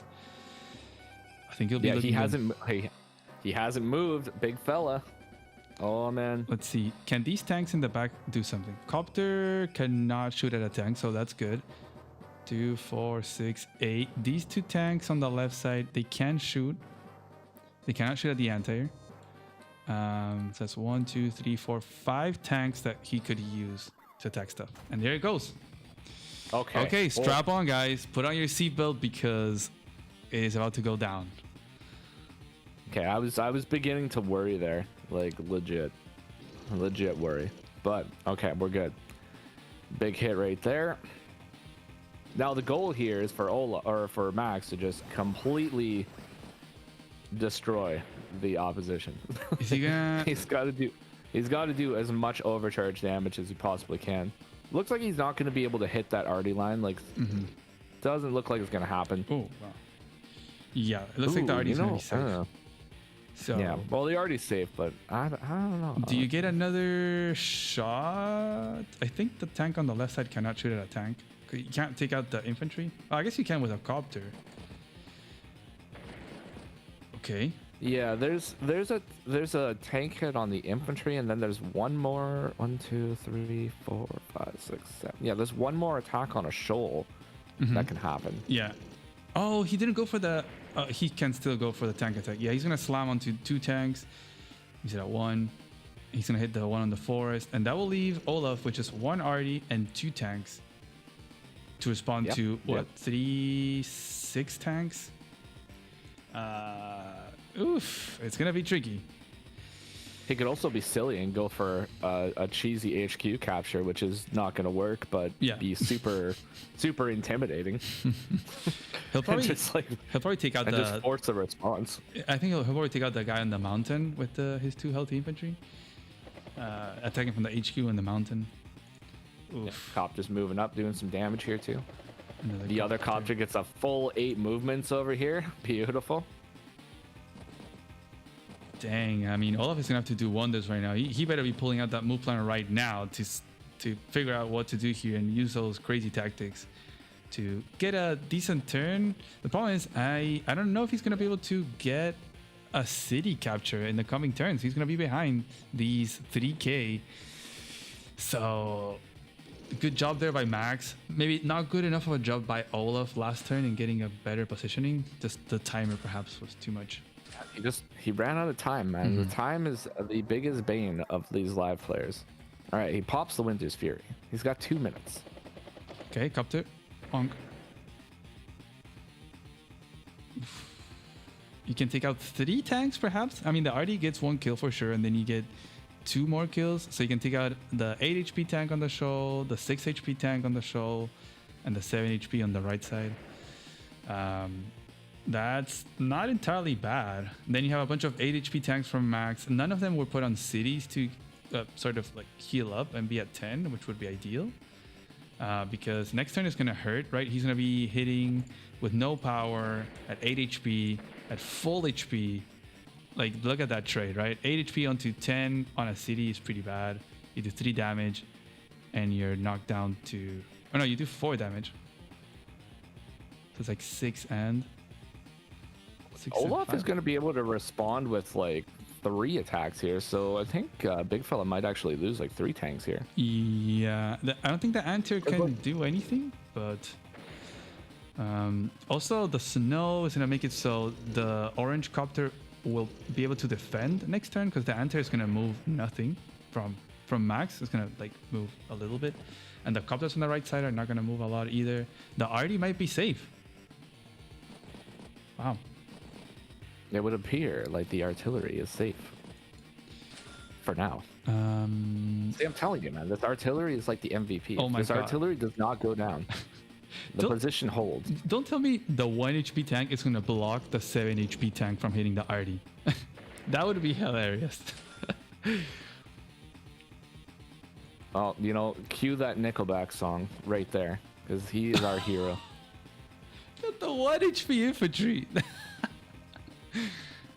Oh man. Wow. Dang, running out of time again. What a hero. Now, this is looking pretty decent for Olaf, but the big fella does have a lot of territory right now. He's about to get another property. That's going to put him at 18. So, I mean, yeah, he loses some army right now. There's going to be a long time before another Winter Fury. And both of the players are playing on increment right now. And I think increment probably favors the big fella a little bit more than it does Olaf, because Olaf needs to set up, and the big fella can just like put himself in a position where he just continuously brawls, basically, from now on. So I don't know. I'm not exactly sure who is going to come out on top here, but it is looking pretty interesting. Yeah, I mean, Max is going to get that 7-11, so again, he's going to hold that 3k, and there's no city that Olaf is actively threatening right now.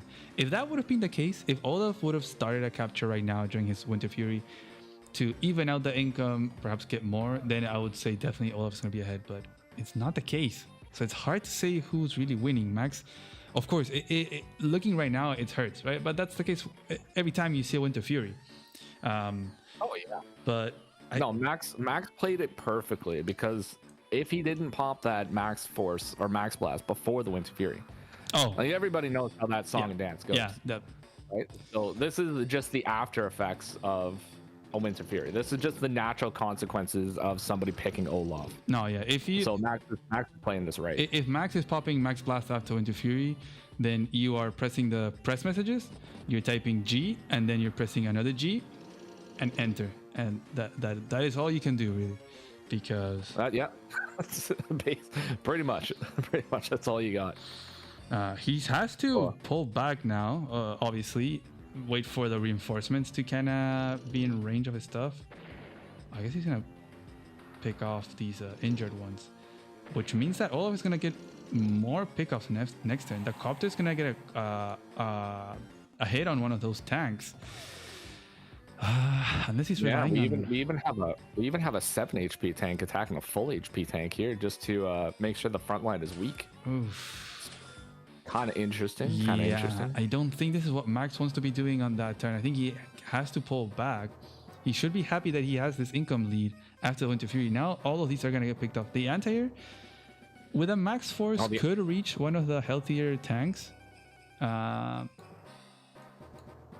yeah, I'm not really liking that turn. This might be what Olaf needs.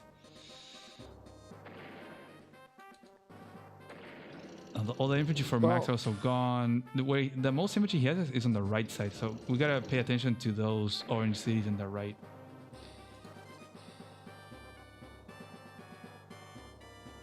There is, okay, so yeah, if this battlecopter decides to attack, if there is any sort of a chance for a max force, then it's going to be very bad for Olaf, but I don't really see a max force happening, so I think it's probably fine.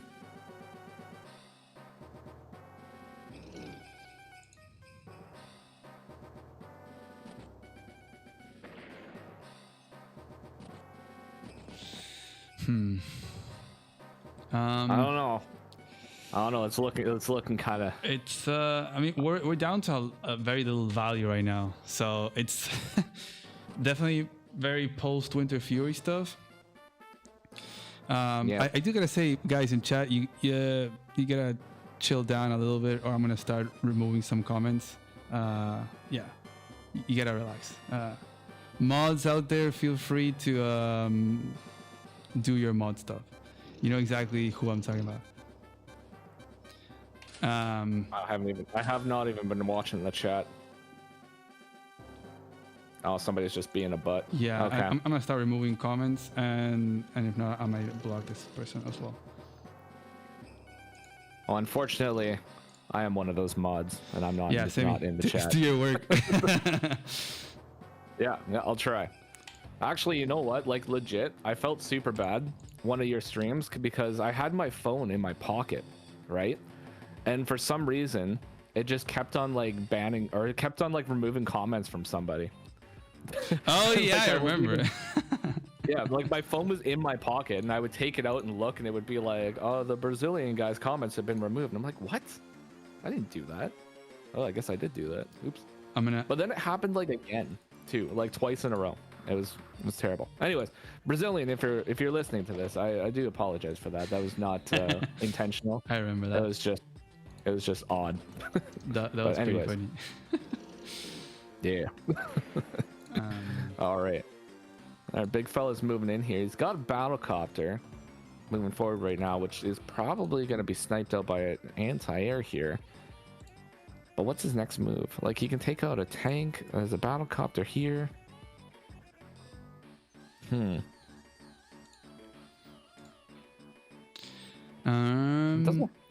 Let's see. Doesn't have like a huge presence on the front line. Wow. Okay. So sending the copter to hit the RD. Well, I mean, like I said, if that already goes, that's like the front line hero falling right there. Yeah. But it's not gone yet. I think it should work out. I mean, it's very.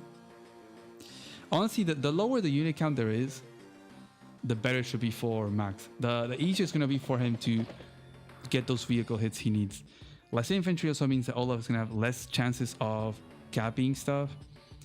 And we're at day 16. We're still quite a bit away from day limit, but that 3K, and it's gonna take a couple turns for Olaf to get that next Winter Fury. So that those 3K are gonna pile up and pile up, as long as he doesn't sacrifice too much. Okay, there's 2 copters in range of 1 anter. I guess that's fine. But yeah, they are both on increment. He only has 20 seconds, and he still has to move quite a few units and build. So you gotta move, big fella. Yeah, the anti-air gets to choose its meal today. Well, it's we're gonna end it with 5 seconds left. 4, 3, 2. So 1 second. There we go. He saved up quite a bit of funds. He made double tank infantry instead of like copter tank infantry. I'm wondering if he's gonna decide to make a medium tank, which could be pretty good for Max. It's a good breakthrough. Max medium tanks can take out tanks. They will one hit KO them. Excuse me. Especially with the power, right? And power has just become active. So yeah, maybe the classiest unit in Advanced Wars by Web could be making an appearance here pretty soon. Look at that. On a plains, on a normal day, it will almost guarantee KO a tank. That is pretty wild. And I believe on a city with a super, it does KO a tank. So that is an important threshold as well. I think that might be a good play. It will take a little while for the medium tank to get to the front lines, though. That's one of the big issues here. But with the introduction of that second anti-air right now, I think the battlecopter play is going to become a little bit limited here. So definitely playing the tank game might be the way to go from here on. But it's like he's setting up in that chokiest choke point again, folks. Yeah, like he's reverting back to like his primal instincts of going into that corner. I think Olaf will get that city semi, the 11-11, and maybe Max should focus on the right side. But the problem is now you have an Artie locking down the 17-9 from behind the mountains. So kind of removing the option there. So Max would have to go to the other one, to the 28, the one on the very far right side of the map. I mean, it might sound a little bit wild, but I mean, there's not really too much stopping from like the anti-air just going and interrupting that city as well. I mean, like, yeah, there's a battlecopter here and it's pretty big, but Max has a battlecopter of his own. So if Olaf pushes in with his battlecopter, it has a response. And like the anti-air, like how much damage does the anti-air do against this guy? I'm not saying that he's gonna go for it. I'm just saying that there's 95 to 101% chance that it's gonna go through. To the infantry in the city? Yep. So there's a slight chance that it one-shots, but even if it doesn't one-shot, 4 HP infantry follows up. And he does take that out, and there's not really anything guarding the city. Like the artillery is not blocking the city right now. So he could park a tank on there and it wouldn't actually really move. Like, yeah, maybe it would be first shot, but it's not going to move. It's going to sit there. Sit pretty. Yeah. But he doesn't. He's keeping his vehicle safe. Balconia has been always keeping this guy on the right side. This infantry in the very far right. It's like protecting that city just to make sure that no shenanigans go through over there. So he's really making sure that the 2 cities on the right, which are the most exposed, are always protected. He now has the Arties. If this guy isn't Talos, man, this is the 3rd Artie. If this isn't Talos, I am gonna be very confused. It's just been so good, man. That even the tactics, even on that Max last turn, out of time, it seemed pretty bad, but he ended up coming sort of on top or even. Yeah. So it's crazy good. He held the position. He knew at the very end that he had to hustle, and he hustled and he got his moves, and maybe, you know what, in all reality too, like the line was good. I mean, maybe it could have been like slightly better here and there, but I mean, it held, and that's the most important thing. I mean, live, you're not going to be seeing 100% play all the time. You're going to be seeing the attempted 100% play, which is more likely to be like maybe between like 50 and 90% is what usually you'll be seeing, which is also why it's so exciting, because it's just, like I said, it's unpredictable. Yeah, unless it's Starflash, then you know it's 100%. Yeah, well, Starflash just plays the exact same no matter what he's doing. Like, if he's playing Global League, he's playing the exact same as he's playing in live. You know, because he just does his turns so fast. That's why sometimes you actually see Starflash losing to like people in Global League that you wouldn't necessarily think that he would lose to, with like his name credentials at least, I guess. But yeah, it's like he just plays it live and he just does what he wants, and it's like sometimes he loses and he's just like, yeah, whatever, I'll just queue up another 25 games. Yeah, he probably has like the healthiest approach to Global League that I've ever seen. Yeah, he's just chill. Yeah, he like experiments stuff. He doesn't care if he loses. Oh, actually, that breakthrough is kind of nice, but he does. Ooh, yeah. It makes sense that he built the other anti-air expecting to lose it, so that's pretty good. There's only a 7 HP copter, and Olaf has a copter and an anti-air, so he does have those air defenses. Everything was planned from the start. Exactly. Ever since day 3, Valky has been predicting this position. It goes exactly as planned. Dang. He's got that anchor in the middle of the map right now, and it's looking strong. Those Arties, man. Yeah, triple Artie on the field now too. Triple Artie. I mean, there's gonna be one that's gonna be stuck there in the mountains, protecting or locking down. Oh, never mind. Actually, nope. I said it too early. He is moving it, but this is kind of interesting though too, because now the big fella, he could shift the tank over to attack that side infantry that's defending, leaving that property open for the infantry to move over, which is going to force a Valky to move the tank over as well. But we got the Max Ooh. Oh, he gets the battle copter. Nice. The anchor has been broken. I think he didn't get to move that copter. He ran out of time. I think if he didn't use that tank right now to attack the anti, he could have guaranteed the capture on 17-9. But it looks like he's just gonna try to get some value hits. What does he have left though? Like, oh, there's no way to attack the other artillery, so that's unfortunate. But if he attacks another tank, that's only, yeah, and he gets one more tank kill, so that's only gonna leave one tank to be able to capitalize on the Winter Fury. If he even gets the Winter Fury, which he might not. He's like not even quite there. I mean, he's super close. I think he gets like one shot and he gets the Winter Fury. No, it's 7,000 value. No, it's 6,000 value pretty much is what he needs. So if he does the one shot with the tank, it's... Oh, but he's got the anti-air down there. So that plus the tank hit, yeah, maybe. I think, yeah, maybe. And he might get it. I think he can clear the copter as well, although it is going to be a 4 HP copter after the Winter Fury. So you might want to conserve that anti-air because there's a new one coming in. Damn, man. I mean, I kind of like think, okay, Olaf is doing good, but Max is doing a good job at keeping that pressure. Although it looks like kind of they're scrambling for units, it is somewhat positive for Max in that regard. Keeping that 3k income, that capture in the right is gonna get interrupted for sure. Oh yeah, you know, he might actually be able to get Winter Fury from just the infantry hits right now too. I think you're right. He needs what, like 1,700 charge? Yeah. Yes. Or just sacrifice the 1 HP tank? 1,650 is what it looks like here. Yeah. No. Yeah. There you go. He does it with the tank. All right. Oh, 6.6. What is that real? This should be at 4. Yeah, no, it's at 4, but it's not showing. Okay. Yeah, I just had to refresh. It was gonna be like 6.6 after Winter Fury. What? We dealing with Sturm?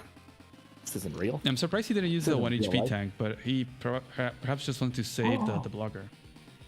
Oh, the flippin' infantry in the middle hold, so he can't get the battlecopter hit. Oh, still goes for an infantry hit.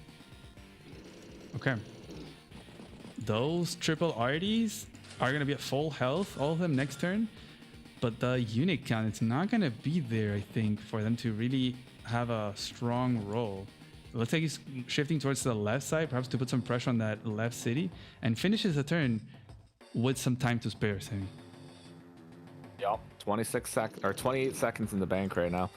Like, oh, like what is Max's goal right now? Like, does he crash into the middle super hard and try to clear those units so that Olaf has no blocking units? I feel, yeah, for the artillery's next turn. I think that's gonna be the play. Yeah. That's what you got to do. You got to just crash in there, start making things blow up. I mean, I guess you don't have that many hits, but you can injure the anti-air and take out the 6 HP tank. That snow really hurts, man. Not having the reinforcements sometimes has such a big impact, but you can definitely clear the 5 HP anti-air, and then there's not a lot left. There's 2 tanks coming for Olaf on the right side and the triple RD. They will have to do some magic because there are 11 days left for day limit. Is it day 30 is the day limit? Yeah. For this one? Oh, okay. I thought maybe it was 25. Yeah, it was 25 last year, and we decided to up it to 30. Oh, fancy. We'll see if that was a wise decision or not. Oh, well, only time will tell. Okay, it's minute 17. Got 1 tank to move, 3 bases to build from. Oof, the 14k. Yeah, cop the triple infantry. Yeah, it's looking pretty decent for Max. I have to say, I think Olaf can get some good tank hits this next turn. Well, it all depends on what the coverage is looking like here, right? So, I mean, Olaf can maybe attack like 2 tanks here, move the arties in, if they move in far enough. But is there enough to wall the arties off? I don't think so. Because There's a lot of like busted units over here. I feel. I mean, the infantry are kind of. I feel like you'd have to rely, or we might see the classic wall with the arties. Yeah, 3 of them. Oh god, I love the wall with the arties. Just make an arty ball. Just like, you want to hit one? Okay, there's 2 more behind it. That's how I started playing some of my high funds matches. Is I just wall with the arties, frontline arties. Keep my medium tanks in the back. Perfect. Just completely reverse the roles. Keep them always guessing. Oh man, look at how many 1 HP units there are as well. There go the arties, very much exposed. Oof. Well, I mean, yeah, they're exposed, but are they as exposed as you think? Because like, there's 2 of them that are in a position where they can be hit. Oh wait, hold on, hold the. Okay, no, he figured it out. All right, never mind. All right, he double figured it out. Yeah, but he made sure. With a max force, I think you can still break through and hit that. It's possible with a max force. Might not even need a max force. 8 to 4 plus 2 HP tank to 1 gets you the wraparound. Then you get 2 artillery hits might be it. this turn. Oh, he's not doing it. Oh no, he is doing it. No, he's not doing it. What? Dang. Oh my god. He's gonna hit 1 of them. Oh, he could have hit both. Oh. And then the 4 HP copter could hit 1 of the other arties as well to do a little bit of damage. He might have like seen that. Like, sometimes, wait, he has a 3 HP tank that can clear the 1 HP. Oh, never mind. He's not even going for the artillery. He's max. He sees tanks and he has to smash. Dang. Okay. Oh, he attacks 1 of them. Okay. Well, either way. He might keep the higher value tanks outside of range. There's still 1 though in range, so I'm not sure. That could be it. Oh, you know, if this position holds, it's a max force or a max blast next turn, and if the arties don't move, they're gonna be in copter range. Also, plus like a few like big tanks up here. Oh, look at that double crash, low infantry into the captain one. There we go. Max going too crazy, perhaps. I don't know, man. I know it's tough. In increment, you try to figure out what to do. The bold arties are menacing, and they really are telling you to go and hit them, but it's hard to find the right play. Artie, okay, there's a saying when it comes to Advance Wars that the artillery to a human player is what the APC is to the AI. Yeah. It's like you see an artillery and you're forced to attack. You feel compelled to attack the artillery, and you will do everything in your power to make sure that it happens. But often, it's not necessarily the best move. Sometimes the artillery is meant to be avoided, but this like. Oh, you know what? Actually, I thought that he had an attack on every single one of these like bigger HP tanks, but it looks like there's actually only like 2. Yeah. Okay, so that's not like super bad, but it's like not great at the same time. It's gonna be another tank hit over here on the shoal, and Max Blast is gonna be right around the corner. The big question is, does he break 11-11? If he breaks 11-11, I think all 3 of these arty could potentially fall like next turn. Let's see. But what does he break 11-11 with is the big question. Like maybe with a battle copter. So if he does it with the battle copter, he wraps around, he attacks 1 artillery. He can get a second artillery hit. But how does he get the 3rd one? Like, does he get the 3rd one? I don't think he does get the 3rd one, actually. I mean, to be fair, wait, no, like, even the 4 HP tanks onto the arties with a max blast, they still do 4 or 5 damage. So, yeah. So if he gets both of those attacks, it's pretty big. Like, I think if those arties fall, that's GG. Like, 100%. If they fall, there's nothing...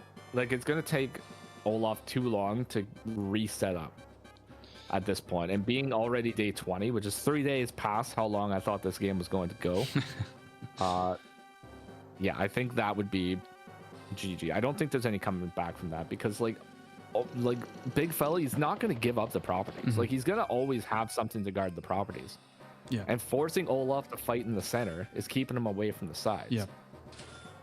So I don't know. But that's the thing. Like, can he get the break? Like, what's the damage calculator here? I need to know. So we do 6 with a 1 HP infantry. We do what do we do with the other one? I'm trying to calculate that capping city right now. If the tank attacks at 2, it's like, well, the tank might not get destroyed though. That's also a thing, but we do enough. Ooh, bye already. That's one down. Okay, so that already is gone. If he oh my god, if he gets the max blast. Yeah, okay. The max blast would just seal the game right here. He could, oh my god, you know what? He could just, if he just sacrifices one of the 4 HP tanks into this 8 HP tank, he gets max blast. And that's essentially game over. And probably is worth it. I mean, you do some damage onto the 8 HP tank. Okay, down goes the second RD. There's one left, and it should be, now with a max blast, he should be able to break through, and he is going to go for it. Yeah, he's full flipping throttle. There it goes. Dang. Oh! And the anti-air. He gets the anti-air hit. That is absolutely flipping massive. I think this is it, man. This is it. And there's no Winter Fury response. Yeah, that is... Bye, Olaf. Damn, the winter dream is over. It seems like there's. What? I don't think he's gonna get Winter Fury next turn, right? No, no. That is not happening. He's got 37 value on the field, and he basically needs 30,000 to get the Winter Fury. He needs to lose his entire army. He needs to be rooted. Oh. Yeah, if he routes himself, he can get it. Yeah, exactly. But. Dang, there we see it. Wow, what a game, man. Wow. What a game. What a wild game, man. What a wild game. The big fella flipping from the start brawls it out. And like, I honestly, like the entire time, I was flipping back between the two of them. I was like, oh, this is looking good for Olaf. Oh, this is looking good for the big fella. I know. But yeah, no, the big fella pulled it off. He pulled it off. That was the deciding attack right there, folks. That was an amazing attack. Well played. Yeah. Well played to Valky as well. Like the positioning was so strong that entire game. So strong, but just fell at the very end. I think that was mostly just because of increment. You know, if he had more time, probably would have had that position holding the entire time, but increment is the bane of a lot of these top players. Yeah, I mean, it's crazy that the whole game revolved around this one city in the middle, the 11-11. That recon kind of denying that middle control early from Olaf. Olaf's trying to regain it later to get that city. And then just Max like, no, I am not going to let you have that city. And keeping that 3k income all throughout those battles. Going into the crazy Max Blast that we thought was going to get destroyed by Winter Fury. Did kind of, but still worked out in the end because... playing with all these low HP units and such a low unit count is going to benefit Max. And the only thing that Olaf was hanging on was the triple RD. If that's not Talos, I don't know who it is. But yeah, once those triple RDs were gone, then the dreams of Olaf were also. We can take a look at the stats real quick. Look at the total funds, Sammy. Look at the difference of the max funds. That 3k income lead for so long really showing there. Everything else very even. It was just like the army values in general, they were very even, kind of showing that 3k income by Max was exactly what he needed, and then getting those crazy damage values right there. Dang. And it's like he understood the assignment. That's why I'm thinking like, okay, so I'm still thinking that maybe the big fella might be Astaroth, but I don't know, I don't know. It could be anybody. Yeah. It could even be Starflash, because Starflash like understands the assignment like early on. Like he reads the map. He knows like, if I get these 2 properties and I just constantly deny this one property, then by like day 20, I'm probably gonna win, right? So I don't know. I don't necessarily think this was Starflash. I think it was Astaroth or Azrael, but yeah. I don't know. Good game though. Good game indeed. I'm actually gonna go to the bathroom real quick. Let me update here. I'll leave you with chat 1 second, Semi, if that's okay. Oh, I also have to go for a second because my child has been yelling upstairs and I have to go in. Oh, okay, no worries. So chat, you'll be all by yourself for a second. Okay, I'll see you in a minute. Behave, chat. Okay, bye.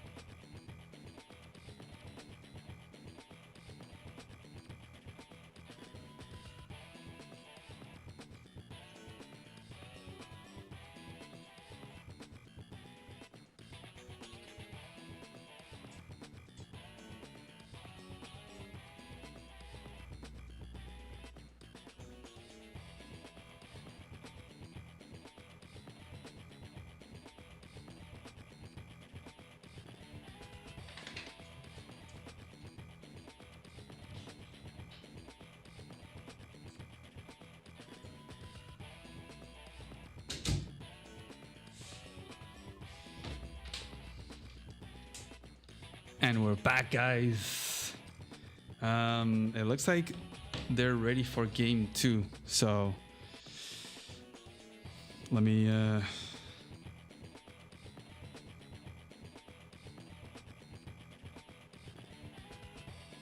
okay, cool. Damn, what a game, guys. That was a crazy game. We have that's the first time we've seen Max and Olaf on Lucifer. That was very exciting. A good show of how good Max can be. I'm trying not to be so like decided on what the player identities are, because that's what I did last year and then I didn't get a single one of them. But I really feel like we just saw Azrael and Talos. Correct me if I'm wrong, Chad. And it looks like we have game 2. It's already starting. And Semi will have to join when he's back. Let me show you. Okay, so we have game 2 right here. And yeah, Sammy Mirror on Misery, it looks like. Valkoinen was orange, so I'm going to change that. There you go. Gotta keep that consistent. Will we see another Olaf pick on Misery? That would have been interesting to see a change of picks here, since Lucifer's also kind of Sammy Mirror-esque. I don't think we've seen that many Sammy Mirrors in Lucifer though. So, but anyways, Misery. It is called Misery, but it definitely is not a Misery. It might be a Misery to play in, but it is the opposite to watch. Very entertaining map for sure. I always find it curious when they decide to skip some immediate properties. Like you have this base that goes for that, right? This one. But they're skipping it to go for this change. Not for this, it's for the airport change. Trying to get the airport online as quickly as possible. And same thing for this thing right here. Instead of going for the quick income, going for the airport chain. Which is not what Valkoinen did here. Interestingly. Okay. I feel like most players have been doing that. They just don't go for this and they go for the airport chain. So, if this is Azrael and Talos, What will we see here? Azrael, good openings, and can struggle in a stally scenario. That is what I feel like describes Azrael. Talos, already galore. But I don't think we're gonna see an RD opening. An RD opening is like too soon. It's too early to do anything. So usually we will see a tank. Perhaps we'll see it right now by Valkoinen over here on the left side.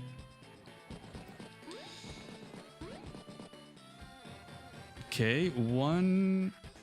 We got 2 infantry for purple going towards the middle on this side, and 1 to go for capture these. And on the other hand, Valkoinen is sending 2 to the top and just 1 to the middle. So those are important things to keep in mind for those middle fights. And it looks like we have the Mr. Semi-Original guy back. The players already started game 2. Oh my god. It's barely day 4. Barely day 4. Yeah. And I clicked on the wrong game. There we go. Oh, no tank by Valkoinen, just a mech on this base, which is very strange. Asumimir. Oh my god. Who would have predicted it, folks? We got the first mech of the game already, though. Valky coming in strong with that mech. Now, how many? This is a question for chat and for you, Humita. How many mechs do you think we're going to be seeing this game? Oof, man! Yesterday we saw on that last game, what, like 10 mechs at a certain point were alive at the same time. I think so. I think we're probably going to be seeing at least 9 mechs. 9 mechs. This is a 9 mech game. Alive at the same time, you mean? Not in total. Yes, 9 mechs alive at the same time. Dang. Oh, Marco Maps. Thanks, Marco Maps. 200 Mexican pesos. Let's go. Great to see you, Mita and Mr. Can together. Thank you. For those of you that don't know Marco Maps is actually a Wargroove content creator. Yeah. Focused primarily on map making and like competition streams. Very cool. Check him out if you are into the Wargroove. I always feel so bad because I've been telling Marco Maps that we should do some stuff together. Like I want to play Wargroove with him, but we just never find the time to organize it. It's been like a year since I've been saying that to him. So Marco, trust me, I still want to do that. Let's try to organize it because I do want to. I've never played Wargroove before. Have you, Sammy? No, and I am in the exact same situation where I have been asked by him to play it, and I want to play it too, but I just haven't gone and actually purchased the game yet. So that's the problem. I need to go and buy the game, and then I'll play it. Yeah, maybe we should do all Advanced Wars content creators playing Wargroove all of a sudden. At the same time, speed running it. That'd be funny. Speed running it with absolutely no knowledge of what's going on. I was thinking, talking about mechs. Oh my god, Sammy, we already have 3. three mechs on the field from Valky. I was thinking, okay, if Valkoinen is who I think it is, Talos, I think we would see like at least 3 artillery like we did see on last match. But we're seeing 3 mechs instead. And if Big Fella is Azrael, I don't really know what to expect, except just like a very sharp opening. And I think we can definitely expect a sharp opening. That's for sure. Yeah, and just going for the standard tank opening from the corner base to go into this valley area. And on the other hand, Valkoinen going for an opening that I'm not sure I've seen before, just straight up mechs to walk over the middle. No tanks early, which has been pretty standard. So that'll be interesting to see how that goes. It feels like Valkoinen will try to get the middle city, the 12-9, but Big Fella can get the interrupt with the double infantry hit. So that'll be something to keep an eye out on. The Big Fella this is kind of a little bit unorthodox, right? But the Big Fella is actually in a position right now where he can sort of mess up Valky's mech stream too. Like if Valky wants to mech spam out of this property up north, he's got an infantry that could attack the mech that's just purchased as well. Now, I'm not saying that's a good move or anything. It's probably definitely not a good move, but he's in a position where already he's going to make Valky have to think. It's like, does he want to build an infantry? Does he want to build another mech? Does he want to, like, what exactly does he want to do here? Because he's under threat, technically. It's a very low threat, but there is some threat. Well, now there's probably no threat because that infantry has moved into the middle of the map. And so is that mech. All right, so now the tables are turned against this infantry right here on 9-5. Now that infantry has to start thinking, is it worth it to stay over here? I don't know. Yeah. Now, technically, even if he goes for the capture in the middle, the capture in the middle can be denied by Valky foregoing his own capture. The capture up north is not going to go through as well. So this infantry in the middle, like, has absolutely nowhere to go. Yeah, it looks like Big Fella was trying to be having a bit of an aggressive positioning with that purple infantry in the middle. And there we see the arty. Come on. You double arty, Semi? Come on. You... Four mechs, double arty. That's what it's all about. This has to be tiles, man. Could be. It might be. Hilarious. No tanks, just mechs and arties. Mechs and arties. What else do you need? The slow crawl of doom is what we got going on here. I do like the attack from Big Fella on the left side. Of course, it doesn't get the interrupt, but this means that he will get the kill this turn, I think, with a 7 HP. Actually, without a comm tower, I'm not sure that it does, so we'll see about that. But that means that he can then bring another infantry, and then if Valky sends another infantry to take out the 7 HP, Big Fella can respond with another. So it's kind of, it starts the ball positive for Big Fella from the base that doesn't have too much of a job early on, the one of the HQ, while the unit count from the corner from Valkoinen would want to be sending to attack that southern base instead of like focusing on that city in the left side. Yeah, this is such an absolutely atrocious map for anybody that focuses on vehicles. Yeah, it's like there's nowhere to go. It's like everywhere is slow. It's like a big. This kind of reminds me of like a campaign map, right? Where you have to follow the given path and just get to the objective. Like that's what it feels like to me.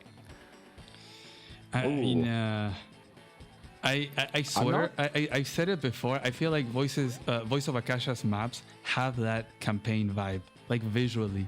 I don't know. There's something so aesthetic that looks very campaign, like very traditional, very classic in his maps, but at the same time they are incredibly dynamic and balanced. It's just, I don't know how this guy does it. We have the triple mech chain there on the south by orange, the conga line.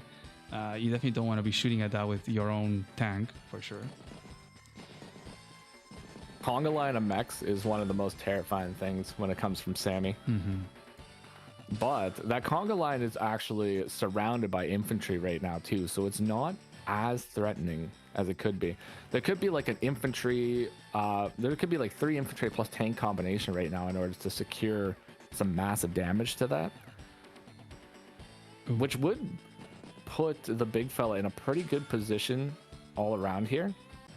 But it's like, what do we do from here? Like, there is the possibility that Valky could actually be really aggressive with his artillery too and put it on the city in range of the big fellas and like just invite like a war over there as well. But I don't know. I don't know if he wants to do it, folks. Oh, he did not the double tap over here. He did go for the interrupt, and it's interesting to see the anti-air build from the big fella to answer the mechs. And Sammy, we're getting close to the number you said of mechs. We're down at 5 now. 4 more to go for your 9. Yep, that's 1, 2, 3, 4, 5, 6. Ooh, are we at 6? 1, 2, 3, 4, 5, 6. 6 mechs. 6 mechs? Oh dang! 6 mechs okay. on the field. I mean, yeah, that one has to be built. We do have 2 arties now coming from the big fella. Gotta be careful. 6 mechs, 2 arty, and a buttload of infantry. All right. I forgot to put the link for the price pool. Give me 1 second. See, the problem with Sammy though, you know, this is a no comm tower map too, so I mean, Sammy's vehicles are just not going to be able to do like any damage. Like even the anti-air, if the anti-air is trying to attack a mech on a city, it's doing 66 to 72% damage, taking like 2 potentially in response. So like even that, it just doesn't have like a lot of punching power. So I don't know. It might be a problem later on, but I mean, like we said, Sammy doesn't really focus on vehicles too much. But the anti-air buy is mostly just for the copter. Like that copter is coming in hot. Something's got to be done about it.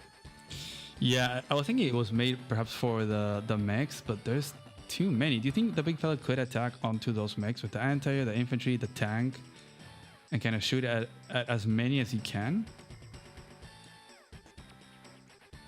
Not without losing the anti-air. That's what I was thinking. Yeah. But if he chains an anti-air, it might be okay. Like what can he can take out one.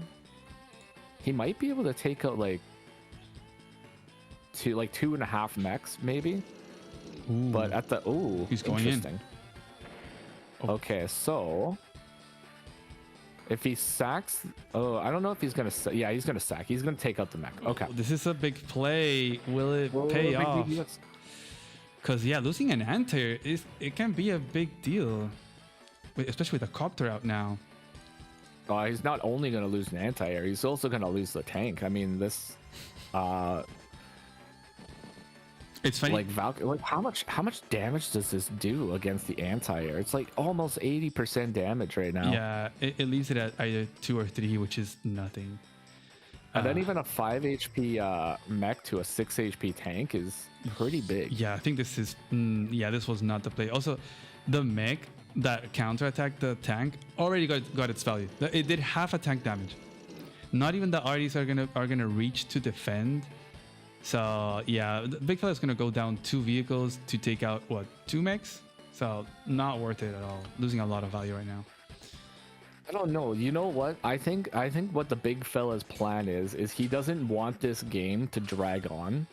I think what he's planning on doing is he wants to hit this base down south super hard, and even if he loses a couple units, what his plan is he just wants to go down here and take this base out of commission.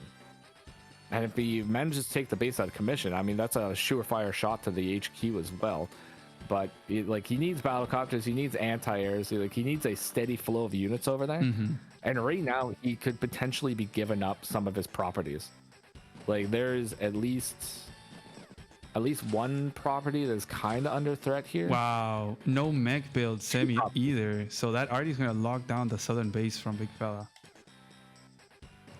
Dang.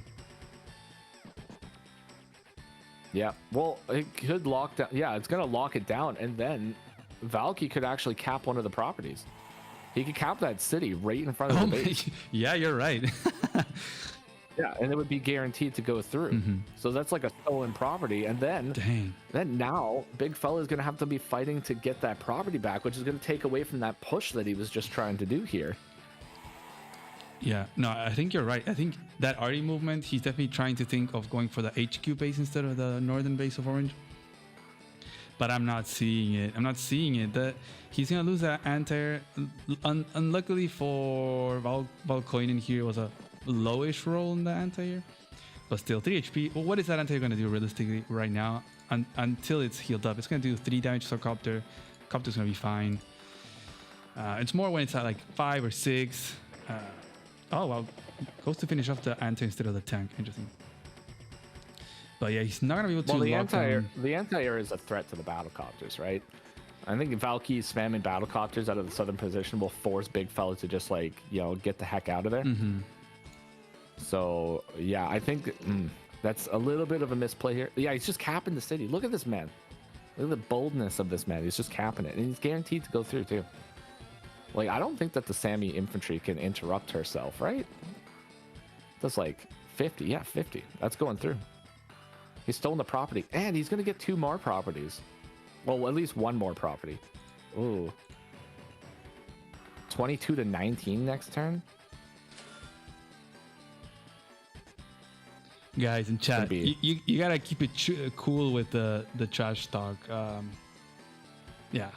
Let's try to have good vibes in chat. That's all I'm gonna say. I'm gonna be removing comments that are just petty, So let's just have good vibes. enjoy the matches, and have a good casting. We need to be kind, people. We're seeing no tanks for Valkoinen. Straight up, already mech and copter spam now. This is like, why would he even need it? Pure Sammy tanks. Pure Sammy play right now. This is exactly what you do in the campaign of Advanced Wars, folks. Mechs, copters, artillery, win the game. And he just waits the last infantry too. Okay. Yeah, big fella's got a little bit of a... Oh, I guess he's going for this cap right here. So cap. That's a double flip. So the income should level out like fairly good. Dang. But with the threat of double time is coming pretty soon, folks. That is true. Those mechs are going to be able to reach the arties. The arties are not going to have a very comfortable position to like shield themselves. That is probably a dead tank, unless he takes out the mech, which he is. Okay. But those purple arties can't comfortably point at that southern right base from orange. You have a mech, you have copters coming. So usually the easiest base to lock down is the one in the top because it doesn't have an airport. So big fella is getting a little princess strike here, a bit of an awkward spot as well. That copter can attack the tank with impunity. So I think it's looking very good for Valkoinen right here.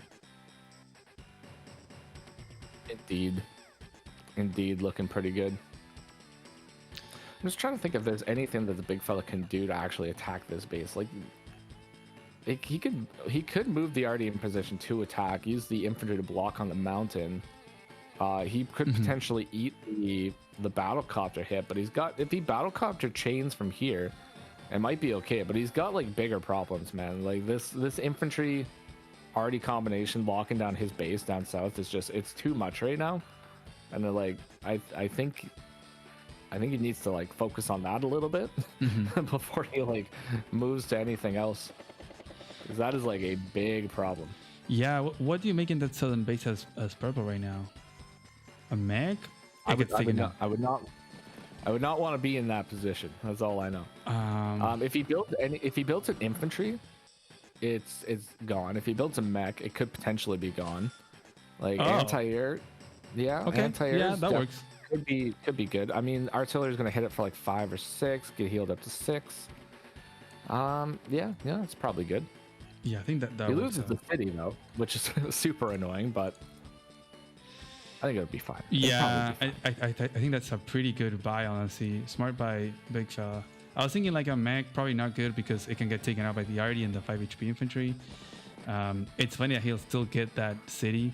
And honestly, as Valkoinen, you probably don't even shoot at the anti right now. You just finish off the 7 HP. Or maybe not. Maybe use the other infantry from the bottom and you still get a shot there on the anti-air. Yeah, he's got that infantry that can finish off the 7. That's easy peasy. And attacking the anti-air, I mean, it's gonna lower the funds too, right? So yeah, we might not be seeing any mega tanks this game. I don't know. I don't think it's gonna happen. Unfortunately. Yeah, we'll have to see how this evolves, but it could be a very quick game. If big fella isn't careful, I'd say I think it would definitely be worth just sacking an orange copter onto a purple arty if big fella isn't very careful. So I think he cannot be pointing at that base. He has to pull back, and perhaps he can actually shift over and point at the northern base instead, right? He's gonna have copters every single turn, a lot of infantry coming, and the double arty should be pretty strong against that base.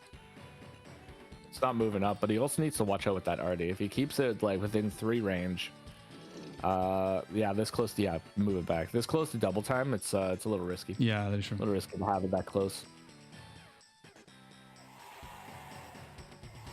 Yeah, we also see that the orange arty in the top middle trying to kind of lock down the base, the HQ base from purple, but that is not gonna happen. Ooh, there gets the shot right there. Okay, so there goes that city right in front of the base. Hilarious thing to see. It is pretty funny. It's pretty funny. I'm not gonna lie. You don't see that every day. But No. It's actually kind of weird. You know what? That actually, I don't know. That kind of gives me a Days of Plague vibe almost. You know, it's kind of letting the city go, just like whatever. I mean, he really couldn't stop it. He only had one infantry to attack there. No, there's nothing he could have really done. You are right. It is a very Plague thing to do, to just kind of give up stuff, seemingly for free. Seemingly, quote unquote, for free. Is it for free? I don't know. Maybe not. It looks like Orange is gonna get one more city in the middle, so we'll somewhat even that count. Yeah.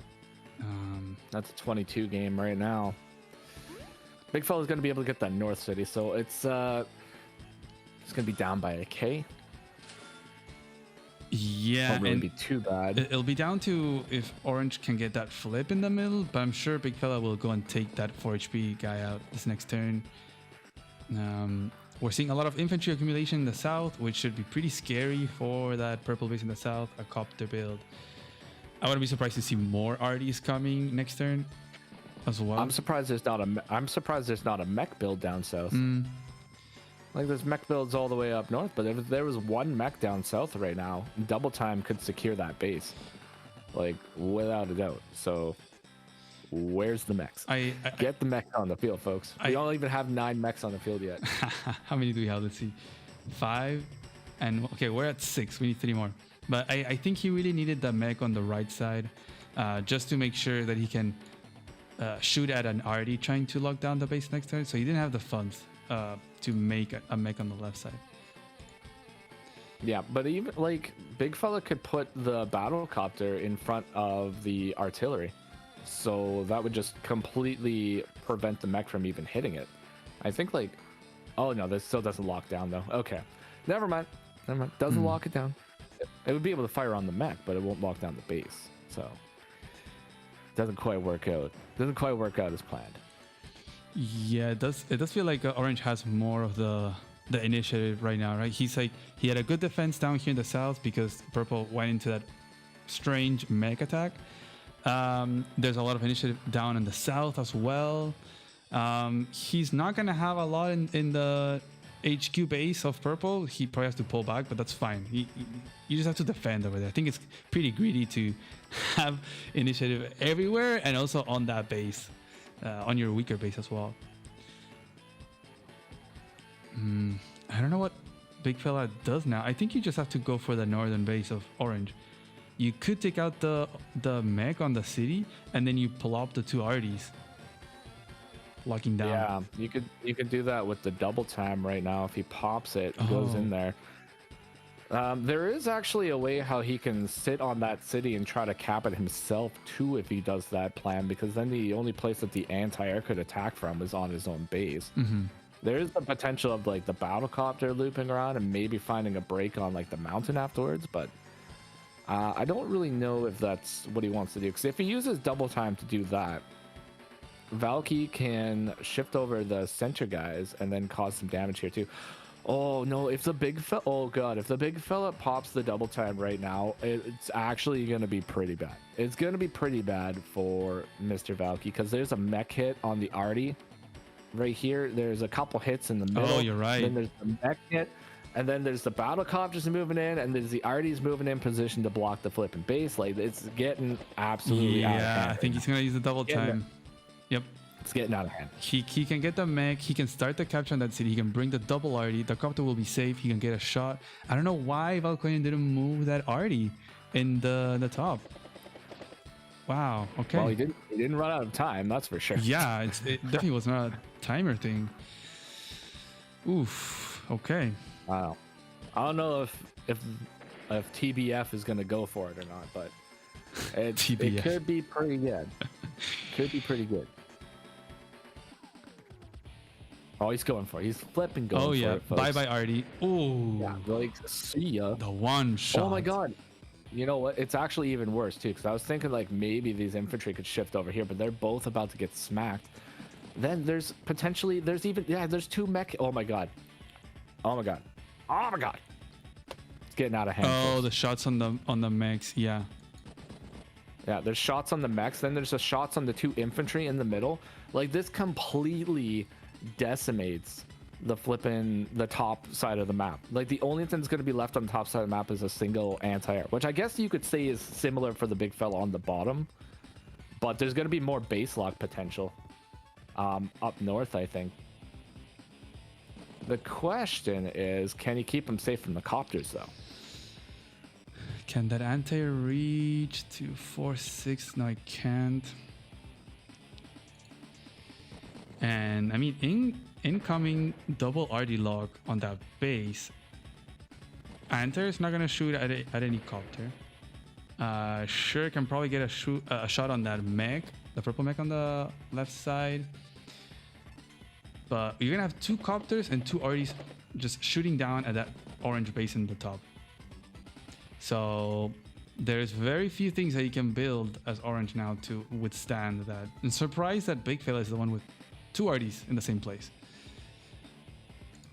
instead of Valkoinen. Yeah, he's yeah, it's interesting. All right, if he moves them up north, I don't know. We're gonna see. Let's see. I'm very curious to see what the position is gonna look like after this turn. Like, Valky, he might be able to respond with something, but the sheer amount of chaos that double time just did up north is absolutely insanity. That's going to open up so many properties for the big fella to grab. Oh yeah, for sure. Dang. Okay, what kind of response can Valkoinen do? I mean, you probably make a medium tank, yeah, on the bottom to hold on to the base. I would have thought that maybe he could have just potentially bought another anti-air. Because if he bought another anti-air, it wouldn't have been taken out by the infantry, and then he could buy an anti-air up north too to prevent the battle copters from moving up. Like, that would just solidify the amount of damage he would be able to do to that base too. But I don't know. You know what? Like I said, these guys are higher rated than me, so if they're thinking that. I do think you're right though. An anti-air build would have been pretty nice because then you pump up that anti-air number, and as we've seen, like, you drop it down to 5, goes up to 7, and that's a nice healthy anti-air to take out copters. Perhaps a bit of an overbuy the medium tank, right? There's no tanks in the area, there's no double RD, so an anti-air could have been a better purchase and would allow him to make perhaps another RD somewhere or a tank, who knows. I mean, it is an absolutely classy unit and one of the most beautiful things you could possibly see in Advanced Wars, but maybe just a little bit unnecessary in this very moment is mostly what it is. Dang. Well, you've heard it here first, people. Sammy saying that a medium tank buy was unnecessary. Technically unnecessary to hold the base, but is immensely beautiful and absolutely classy. Stylistically necessary. Stylistically, always necessary. Situationally, probably could have been replaced with an anti-air. But I am still perfectly happy to see the classiest unit in Advanced Wars by Web be introduced to this game. Okay, so and more of them need to be introduced. Valkoinen has to make a medium tank this turn at the top. So he's going to have to deal with that southern base with what he has currently, because he will make a medium tank and will have, what, 6k left to spare. So just a mech. He will have to deal with that base with 3 copters and an RD. And there's just so many units up top for purple. Pretty much the very vast majority of the army of purple is collapsing on that northern base. He's got to watch out though, because the medium tank can be destroyed by double RD plus double copter. So depending on where he puts the anti-air, like if he moves the anti-air farther than like 1 square away from the base, I think the base falls, to be completely honest. Maybe not if the battle copter moves in and attacks one of the artillery, but it's still pretty iffy. We're getting into like surround territory over here. Wow, which is like incredibly dangerous. Is it going to be a base skip medium tank? He made an RD, so he only has 16 left. Will we be seeing a second? No. Wow, he's going to give up the base, Sammy. There's no way you can stop that. He's not even going to build on that base. Interesting. Wow. I think that is not a good move. That's a play I don't move. think that's an iffy one. That is an iffy one. I don't know. Maybe it'll work out for him, but the fact that the big fella is going to be able to not only acquire 1, but he's going to be able to acquire 1, 2, 3, 4, potentially 5, 6 properties this turn, or next turn. He's going to start capping 6 properties. Yeah, I was thinking, and Rip just mentioned in chat, you have 2 arties and 2 copters to hit a possible medium tank. So you do 3, you drop it down to 7. You hit it again, you drop it down to 3 most likely. And then that's a full KO on the medium tank with the 4 units. So and then and then there's even like, if it doesn't, then there's also the potential infantry attack right afterwards. So it's not worth it. Not worth it to buy it right there because it's just going to get destroyed. But buying something like, I don't know, like technically anything you buy from the base right now, if you don't go up and attack one of the artillery, is doomed to fall. Yeah. So yeah, the big fella, he's taking it. What he really needs to do though is he needs to forego the capture that he's doing right now to optimize like the amount of captures he's going to get though. Like I think if he forgoes that one, oh maybe not, because he can't reach this one up here anyway. Oh wait, no, he could. No, never mind. He doesn't have to, but he needs to start capping the base.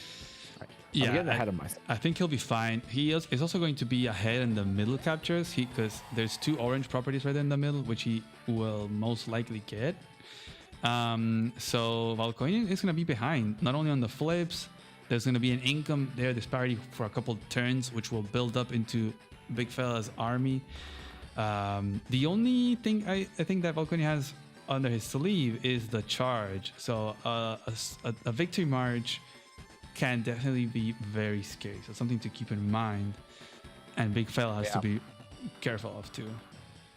So what the big fella needs to do now is stay true to his name and build the biggest fella of all. That's what he needs to do. He needs to block this base. He needs to build the biggest fella of all. That would be absolutely. But he only has insane. 16k. Oh yeah, well next turn is what I mean. He spent so much on repairs. Yeah, I guess if he builds the mega unit, then yeah, that base will not fall. That'll be interesting to see. If the base doesn't fall, then he's got like an 85% chance of winning this game. Like without a doubt. Dang. Big fella having some interesting plays early, and I don't know, finding the correct turn sometimes. Just a good aggressive turn. It was a false flag attack. That's what it was. You know, he goes down, he puts the pressure on the bottom base, thinking that that's where he's going, but no, he switches it up, moves right up north. The adaptability. Yeah. That's what it's all about. He's being super adaptable in this. Hey, and we remember who we said was good being adaptable. I wonder who it could be. All of a sudden, everyone is advanced noob as well. I feel like we keep repeating like the same 2-3 names for everyone. I'm just waiting to see someone have a lot of timer and play really fast to just say, okay, this one is Star Flash. But I also feel like he knowingly will try to toy with us, and he'll burn a little bit of timer, just so it's not too apparent that it is him. See, now there is the potential where I think maybe even another classy boy down south might actually be the play now. Because if he just moves this one classy boy over, then he holds the base for a little bit longer, allowing him to get those properties. So, I mean, even if he loses the classy boy afterwards, he kind of like gets it back. Like, I don't know. Maybe, maybe not. We'll see. We'll see what he actually buys. A medium tank would be a double base skip, and maybe it's fine, but I think he really would like to have more infantry because he wants to start ahead in the moving downwards and like getting these caps, putting the pressure. Now we see the RD lock there on the other base. So is he just gonna let the base go through two? So they're just having a gentleman's agreement, gentleman's handshake. Damn, do you allowing think the base to go through?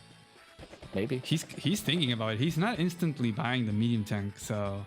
I mean, there's nothing that he can buy that's going to survive necessarily. Well, maybe even if he buys the anti-air, there's 2 copter attacks plus the artillery attack and infantry chip damage. So like an anti-air is not gonna survive, I don't believe. If he gets a victory march, it could be pretty brutal too.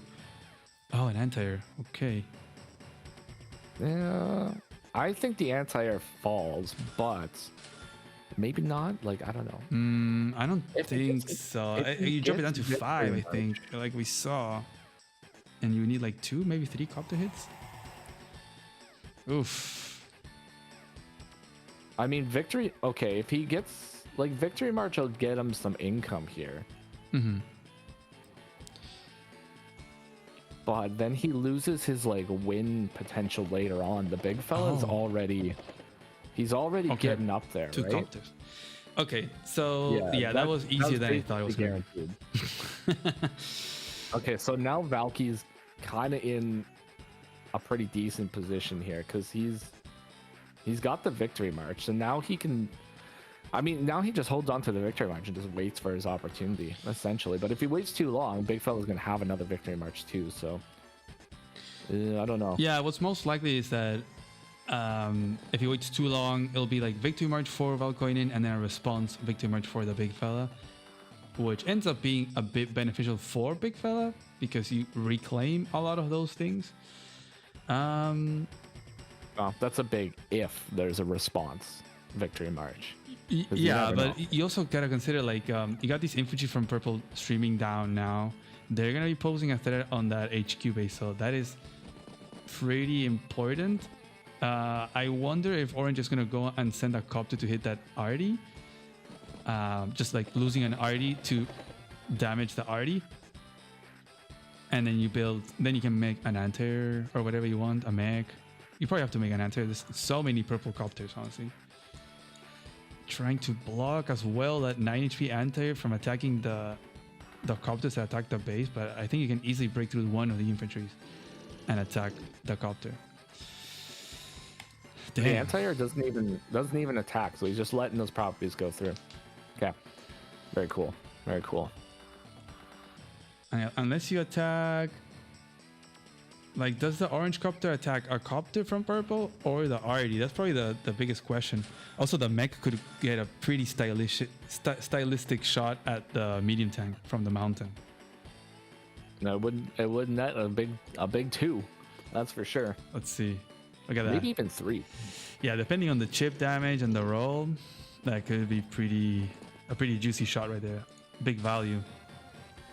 17 to 26, yeah. And the counter attack would be minimum, like 3 or 4 in response by the medium tank is pretty sweet. No, I think he's gonna. Oh, I don't know. You know, Wow, double copter. He's gonna make an infantry. That's it. Yeah, okay. So building the infantry. So the timer for big fella going down a lot as well from these past like 2 turns. Valkoinen doing much better. It feels like the opposite of what we saw in the last game. Yeah. Okay. So that infantry falls, but do the battlecopters push in? That's a question. These 2 battlecopters over here from Valky are looking pretty intimidating to like shift over here. So I don't know if the big fella can push in with all his battlecopters. Like, he can hold the base temporarily, which, you know, is not necessarily a bad thing, but I don't know how long it'll hold, you know? Like, he can get a battlecopter shot easily enough. He could even get the battlecopter clear, but that's not going to come without some kind of consequence here. Technically, okay, actually, technically, 1, 2, 3, 4, 5, 6. You know what? If he uses the medium tank to clear the 2 HP infantry, the anti-air can move in and block the battlecopters from moving in. So I think the big fella could actually move in here and get a lock on the base that would hold for at least a little while. Oh, I see.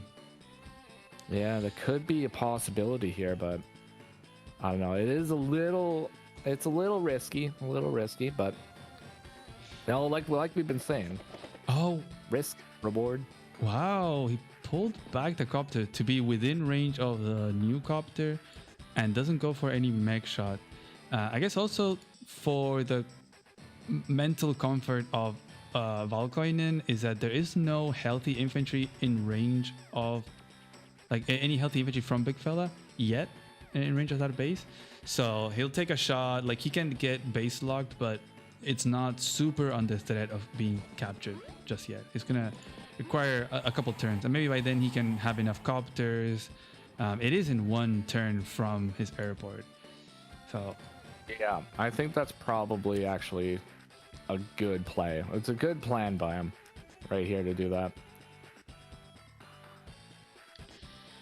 Yeah, because even if the big fella like moves in, like he needs more. He doesn't have enough units to take this area just yet.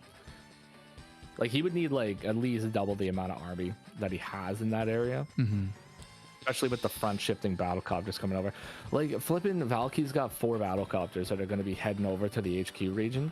Now the one saving grace here is the big fella. I don't think he's got to worry about his HQ at all. Like he can just focus all his attack down on Valky's HQ. Yeah, he definitely has the initiative, and also he will be ahead in income, not only for these couple of turns, but after the whole. Damn, he goes for that copter kill there. He snipes out a copter. But he will have more cities in the middle, which will make the difference in that income as we get into this like unmixed base map. This is now just a standard map, folks. a very strange looking standard map. Very strange very standard map. And it's in order to get anywhere on this map, you have to like just I don't know. This is like one of those mazes on the back of a cereal box, folks. That's essentially what we're dealing with right here. But look at that income right now. The big fella, 25,000 income temporarily. It's gonna be you know, tossed down a little bit here, but temporarily, I mean, the big fella is definitely feeling like a pretty big fella right now. He is so low on time, though. You are definitely right, Jake. 2 minutes. Actually, 2 minutes isn't too bad. You know, if he ends the turn like pretty quick here, then he'll at least have 4 minutes next turn. Dang. I'm thinking of a victory march, but I don't see anything good for a victory march. So it'll probably be another turn of just holding it. But yeah, big fella having all the initiative right now, looking very, very strong. No initiative on the left side is, well, like you said, it's just more so defending. He can get a copter kill in the middle, but he would have to sacrifice an anti-air for that. So I don't know if he would want to do that. He's definitely respecting the victory march because those arties are more than a victory march away from that mech. There's maybe 5 properties that he can get from a victory march. Okay, he's going in for that. Is he going for a victory march? No, I don't think so. I don't think so. I don't think it would be a good idea. He's gonna. Yeah, there's 4 properties he could get, so that's not really. He's going for full really air superiority. So, okay, actually that might have been kind of okay. Anti is down. The copters are down. There's no more antis for purple, and there's 2 fresh copters for big fella. But they're gonna take some time. So this means that there's gonna be 2, 3, or 3.5 copters for orange in the next turn that will get free hits most likely in at least a good amount of the map. This might give him the edge to like go for a capture in the middle. Maybe he'll go for that orange city, the 9-9. With some arty support. All right, we got the mech in play now. All right, so mech definitely puts a thorn in the plans of the big fella here. I was thinking like big fella's getting pretty close to a victory march himself too now. Yeah, 3 stars away on. Oh, T-Copter. Damn, T-Copter hype. That's the first one we see. The transportiest copter of all right there. Maybe trying long term for a HQ threat. Look at that infantry on the left side going upwards. T-Copter included. Yep. Might be a bit of a threat. They're moving. He's moving. He's planning. He's plotting something. You can think also the 2 arties from Valkoinen, they can move somewhat and be locking down Purple's HQ base. So that might be the long-term strategy right here for Valkoinen. One can lock it down right away. The second is 2 days from locking it down. Yeah. And even if it's not 2 days from locking it down, it's 2 days from getting the tiles right in front and beside too. So get the copter coming as well. Okay, with the copter superiority, big fella might be in a little bit of trouble now. He's pretty low on value too. Like he's got the 27k that's being dropped on the field this turn. Yeah. So but he's gonna lose. It'll be enough for him. Oh, and Orange did go for the flip there in the middle. I'm wondering. Oh, actually, with the anti-air there in the middle blocking, there might be no way to stop it. I guess he has to use a 5 HP copter and an infantry to stop that Orange dude from capping. Yeah, and if he does that, then he's gonna potentially open up. No, I guess he would just move his infantry down. So I don't think he would have to worry about it too much. But it's probably not a good decision because then he would lose that other copter. So just really falling behind on those copters. Because Valkorian is not stopping. He is pumping copters every single turn. It's either B or T copters. Yeah, one or the other. Big fella just busted out 2 more battle copters himself too. So this is like you can definitely see the influence of Eagle over here on Sammy right now. Definitely busting out that air superiority. Yeah. But I mean, Big fella's got 6. Valky's got 6 too, so they're even in copters right now. Technically, Valky's a little bit ahead though. When it comes to the air. Yeah, and I know people are going to be looking at the income right now and they're going to be like, oh, 18, 25, but there's 2 flips that are guaranteed down there. So that's going to make it 20 to 23 and then maybe the middle one as well. So that will just even out the income. And at that point, it doesn't really matter 1 or 2K difference. It's more about what the position can be doing. And the big fella is shifting everything towards that right side. Just all the stuff he had sent initially to snipe 1 copter and then lost like 3 copters in the process is now being retreated to assault and siege that rightmost base. These are the things that occur sometimes. Dang, I think we're gonna see a mirror damage race right now. Orange is gonna do the same thing but on the other side. Okay, he's gonna take out that copter and I'm still wondering if Valkoinen will sack a copter to hit. I mean, actually, just the mech. He has a 6 HP mech that can shoot at that RD from Big Fella. It really feels like you can't just get a shot onto a mech with your RD because you're just gonna lose it. I mean, dropping down to 5. Not unless you got some huge defenses. Yeah, like a blocker or something. Okay, so it looks like Big Fella is definitely making a play for the HQ though. The fact that the anti-airs are being introduced, the amount of like battle copters that are being introduced, like he wants to break a line so that he can get there. Now, unfortunately, there's no way of getting it here yet. But if Big Fella doesn't destroy that 4 HP infantry though, I think he might have a very bad time ahead of him. Like there could potentially be. Oh, look at that medium tank. Yeah. Classic. I mean, yeah, the victory march is right there. He's 1.5 stars away. Crazy that he actually used his power and Valkoinen has not, and now he's back to that victory march. Dang. But yeah, he does have to either put a copter on the HQ or take out that 4 HP infantry, or he can be in trouble. Yeah, these are all things that need to occur. And also what needs to occur is the big Valky like not doing too much damage, so that victory march doesn't occur like right away. Oh, the other already.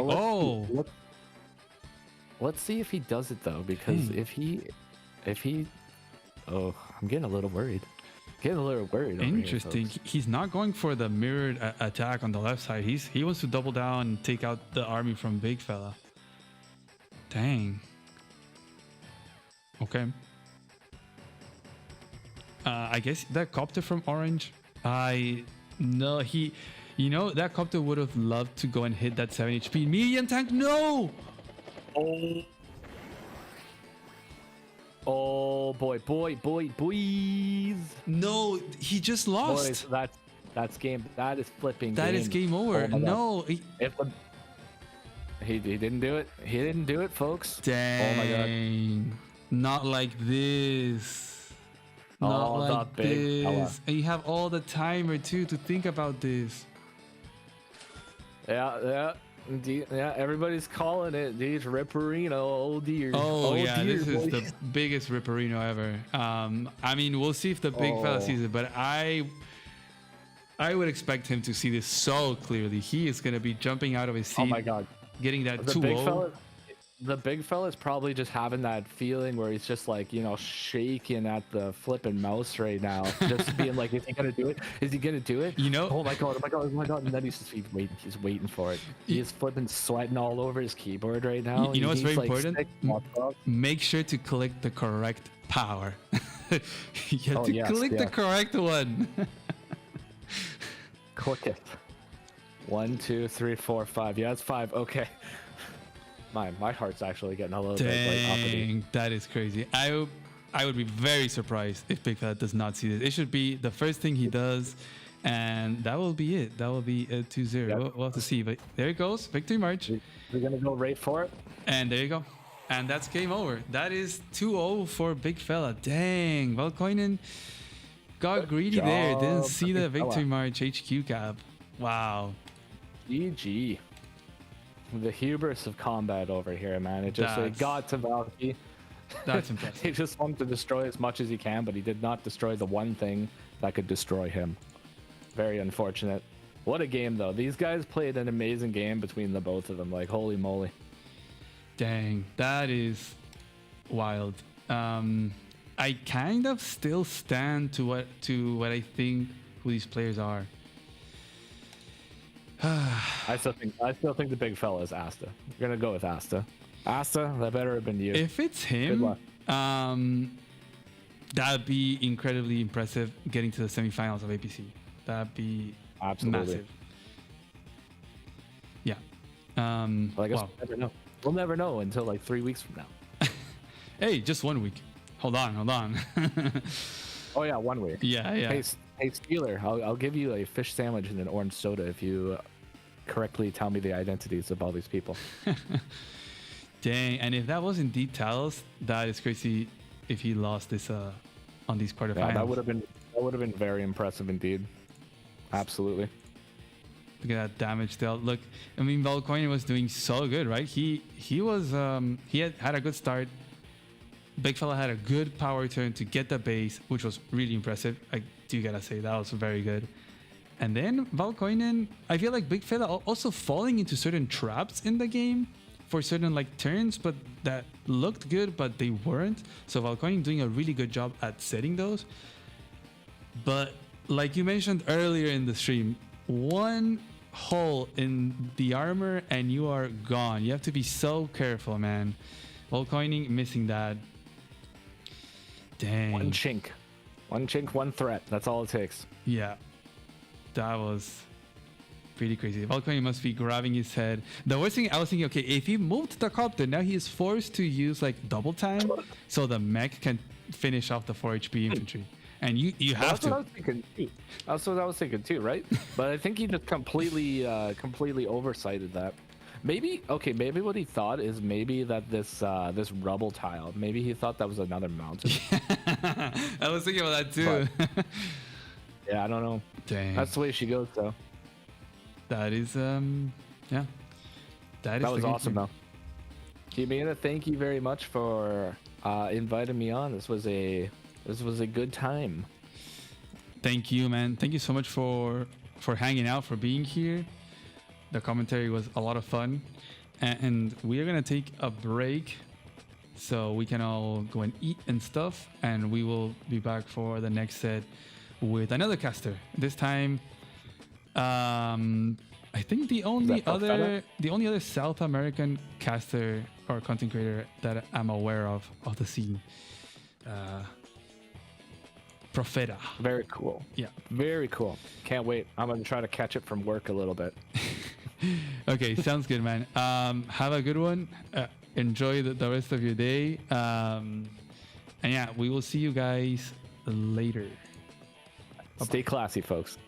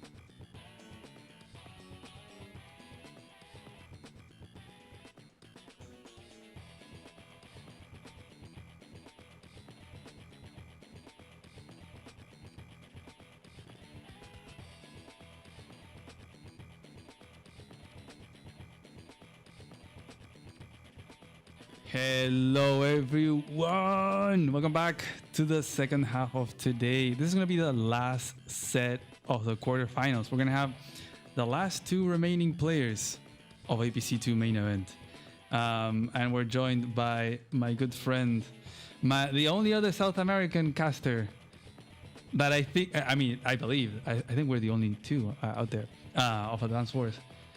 Mr. Profeta, welcome. Well, thank you, Mita. Thank you everyone for being here in the stream. My English is not that very good, not as fluent as Umita, but I will try to make it count. Nah, man, you have really good English, and don't worry about it. If anything, we can start speaking in Spanish, and chat won't understand anything, and we can do our own thing. Yeah, we could talk in Spanish, and let's see if there is some people that speak Spanish in the chat. I'm not sure. There's some people that speak Spanish in the community. Not that many. I know Marco Maps out there. I know he speaks Spanish. He's from Mexico, if I'm not wrong. There's a few. I know there's a few also top players. Who was it? Daniel Moreno from Colombia. He's a top player also. Daniel Moreno, yeah, very good player. Yeah. Just to let you guys know, it looks like we're gonna have a bit of a delay on this second set, so we are gonna be waiting for a little bit. So we're gonna be chatting and yapping for a bit until we can get the players ready to play. I had to ask you, Profeta, what do you think? Did you watch the first set, and what do you think of the players? I watched the first set of this of today, and well, the first match I think it was very even. The map is I think it favors more styly play. In fact, Sam is very strong in Lucifer, so I was quite a bit surprised when I saw Max, but in Leaf play, Max is very good. In fact, I think that the Olaf player had very little time to position the artilleries in a good position, so that came to bite him in the end. When the Max player destroyed the Artisan, there was no defense from the oncoming tank attacks. So very, very good match. And the second one, oh my god, the last turn victory match. I really like the map Misery. It's a great map because it's not intuitively how the vehicles move, the infantry moves. They go towards different portions of the map. Like the mountains let you spam somewhat mechs towards the center, and the vehicles, however, the ground vehicles, they have to go the other way. So that meant that we didn't saw tanks. I think from the orange player that he didn't buy a single tank. So yeah, I think you're right. Yeah, until like day, I don't know, 10 or something. So yeah, I think that in the Voice of Acacia tournament, this map was played in the first round, and there were a lot of Samis, but I think most of them lost actually. So I'm not entirely sold on the idea that Samis is the better tier 2 CO there. Olaf, I think, has some things there. So nice. Yeah, I agree with you. I think the same, but a lot of people think that Sammy is like the auto pick. I had watched your video on that map on Misery. I think it was in Spanish. So yeah, for those that know Spanish, I highly recommend you watch that video because he did a really good like breakdown of the map Misery, like how the valleys and the copters and like the vehicle interaction everywhere. It was like I had played on it, but until I watched your video, it's like, okay, this makes a lot of sense, and kind of like, you know, all the information of the map kind of decanted, and it's like, okay, yeah, this makes so much sense, and it explains how naturally the map plays, which, like you said, it's very counterintuitive. It is not like the majority of maps out there, so definitely very cool. Yeah, and it seems like that map has been played in all the sets. I think so, yeah. And in every set of the quarterfinals, yeah. Yeah. So I hope to see it because I really like this. So, but who knows? Yeah, I wonder if we will see it in this set. We have. I'll show here to chat the bracket update. So I'm updating it right now. What a disaster. But here we go. We're gonna have Desperate Frankie and Colonel Shrapnel as the last pair of players. I had seen someone earlier in chat during the break saying like, how do you think these players will be playing? Like, because they have pretty funny names, right? I think most of these have something in their names that could implicit that, oh, they are very aggressive or not. Like Desperate Frankie could be like, it's always on increment, doing wild plays. Colonel Shrapnel, I'm not super sure. Taking a lot of damage, perhaps. Yeah, but if Starflash hasn't played yet, I think we can we can recognize him fast. Oh yeah. But I don't think he was playing in the first set today. I think that both players took their time playing, so I don't think I have seen Starflash at least today. Yesterday I couldn't watch the entire stream. I watched some matches, so I don't know. What do you think, Omida? Do you think Starflash has already played? I don't think we've seen him. If he were to be playing like standard as he usually, I think it would be more evident because he plays so fast and pretty aggressive as well. He's always going for these crazy attacks. We'll have to see if in this set it is very evident that he is playing. But he can also be just like pretending that he is not him and just spending more time or just playing more comfortably, not like really rushing too much his turns. So yeah, it's hard to say. I mean, this will be like the final, right? We will see the last two players, and then we can start making our judgments, start canceling the people out of our predictions. I saw they just say that it would be nice to see who the players are. And yeah, I think that's a good idea. So I'm trying to make here 1, 2, 3, 4, maybe list here the players that are qualified. So we had what? Azorel. You know what I could do? I'll just type them in. Anyways, do you think we have seen Starflash yet, or are we gonna see him now? Well, in the chat, there's someone saying that perhaps we are going to see Starflash versus Dedefas now. Oof. But that would be like a final already. It would be like the final round. So yeah. So if it is, then I am discovering gold now. I mean, honestly, there's a lot of like potential finals. You have Talos, Dedefas, Starflash. Even Santiago Superior has been playing really well and it's like a lot of very top names. Imagine having Dedefas and Talos right now. Maybe we've already seen it. Classic. And the big classic, that would be hilarious. I know it's really. It feels like. At least for me, and I feel like most people also, they're like, oh, it's very easy to spot someone. Like, oh, this player does always this or does always that. And so we always kind of tell ourselves, oh, it's very easy to spot a player. And then you have a situation like this where you have 8 players, which you know all 8 players that are playing, but you don't know who is who.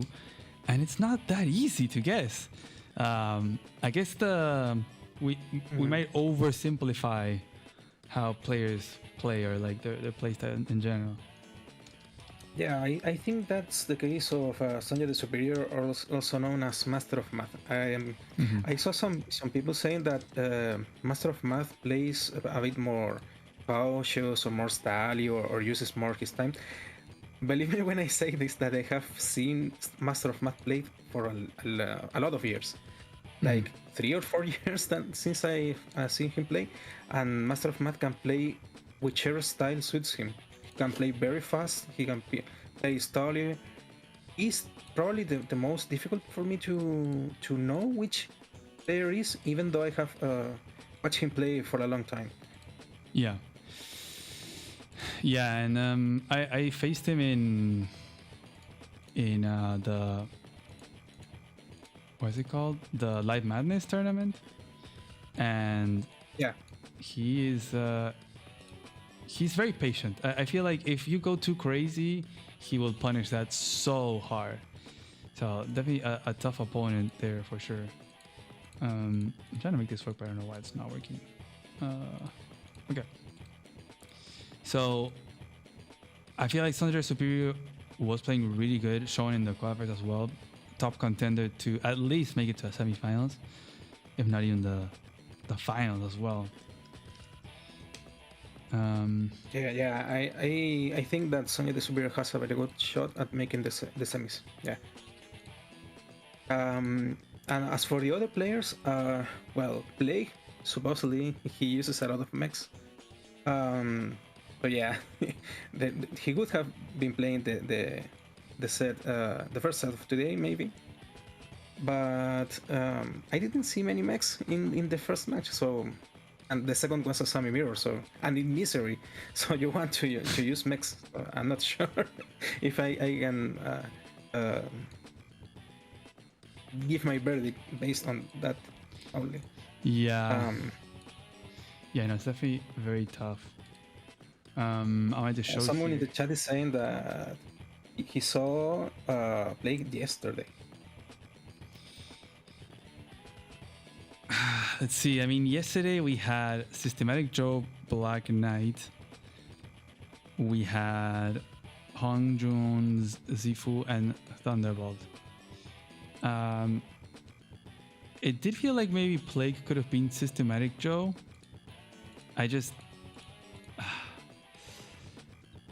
I don't know. There was some plays that maybe made me question a lot this player, like not going for the tank kill in Swiss banking early on. Rib is saying Plague was 3 of the 4 players yesterday. Okay, so I would say yeah, yesterday saw many mechs. Honestly, yeah, the fact that we've seen Misery so many times, it helps Plague hide his identity. But I don't know, maybe we'll see him now in this last set. Maybe we'll see Plague and Starflash. I don't really know. I think Plague is definitely one that stands out quite a bit because he does kind of odd plays. I mean, Starflash in chat. Yeah, Starflash is in chat. In my opinion, what made a lot of sense while I was casting is that Valkoinen was Talos and Big Fella was Azrael, which in that case would also be really impressive because Azrael beating Talos 2-0 would be really impressive. But at the same time, would Talos really allow a Victory March HQ cap like that happen? I don't know. I'm not sure. Yeah, I'm not sure. I'm not sure Talos would allow something like that. Although I think they were pretty long time, so you never know. Like really, when you are on increment and you're moving a lot of units, because they had 30 units, I think, each player by the time Victory Match happened. So he wasn't even on increment. I think he had like 6 minutes that turn, and he still didn't spot. Okay. No, I don't think Talos would have let that happen. Yeah, that was very interesting. So I'm not sure. And Big Fella could be Azrael, could also be like Chloe Box, very like aggro plays, but not too much. It didn't seem like a crazy player. I haven't seen too much Chloe Box play. I mean, I have seen that Chloe Box is quite aggressive, but I'm not sure if Chloe Box is as aggressive as Poland-like. Yeah, and we don't have Poland in this main event, so it was funny. Last year it was like, oh, it's Poland against Poland every single set. Yeah, everyone is Poland, even though he didn't qualify. So I see the people in chat. Okay, before I mention this, I forgot. I wanted to thank, there was a few donations that came in. Bum donated $19.47. I think probably was in Australian. Is it Australian dollars or something? But yeah, that in dollars, and said let's hit 2K. And then Habits donated $200, but hear this, $200 is massive, and says have to get going, but I'll be sure to enjoy the VOD. I'll give Habits the credit for the dono. So is it Habits or is it not Habits? We don't know. But that giving Habits the credit for something is definitely a meme. And dang, we see Marco donating a bunch of memberships. Damn, thanks Marco, that's huge. We're gonna see a bunch of people getting their little membership. So the prize pool is officially at over 2K right now. Very, very hype. Let's go. Yeah, $2,000. I mean, if this is not the most loyal community, I don't know which is, because well, this is a pretty niche community. Because of we are not even playing the official Nintendo game, and probably will never unless Nintendo releases an Advance Wars, a new Advance Wars. That's not a reboot camp, of course. Yeah. But really, people it's so loyal to this game, and that's amazing. Yeah, we definitely have a really great community for sure. And then I saw people saying about the guesses. There is a form. I have made a form for people to submit their guesses. I just wanted to check. So people can only submit one response. Okay, it's set to only do one response. I'm wondering if to allow editing. I think I'll do that. I'm not sure how that works. Like if you submit a response and then you can go back in and change it, because I feel like that could be fine. But then it will close like, you know, after the grand finals, before the identities are revealed. So I'm gonna go ahead and share this for anyone that wants to submit their predictions so far.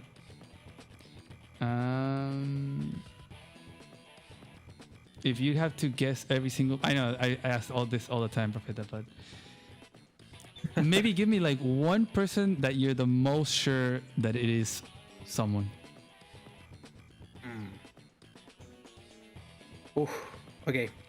I'm going to go with the wild card. I think Big Fella is Azarel. Okay, you think Big Fella is Azarel? Dang.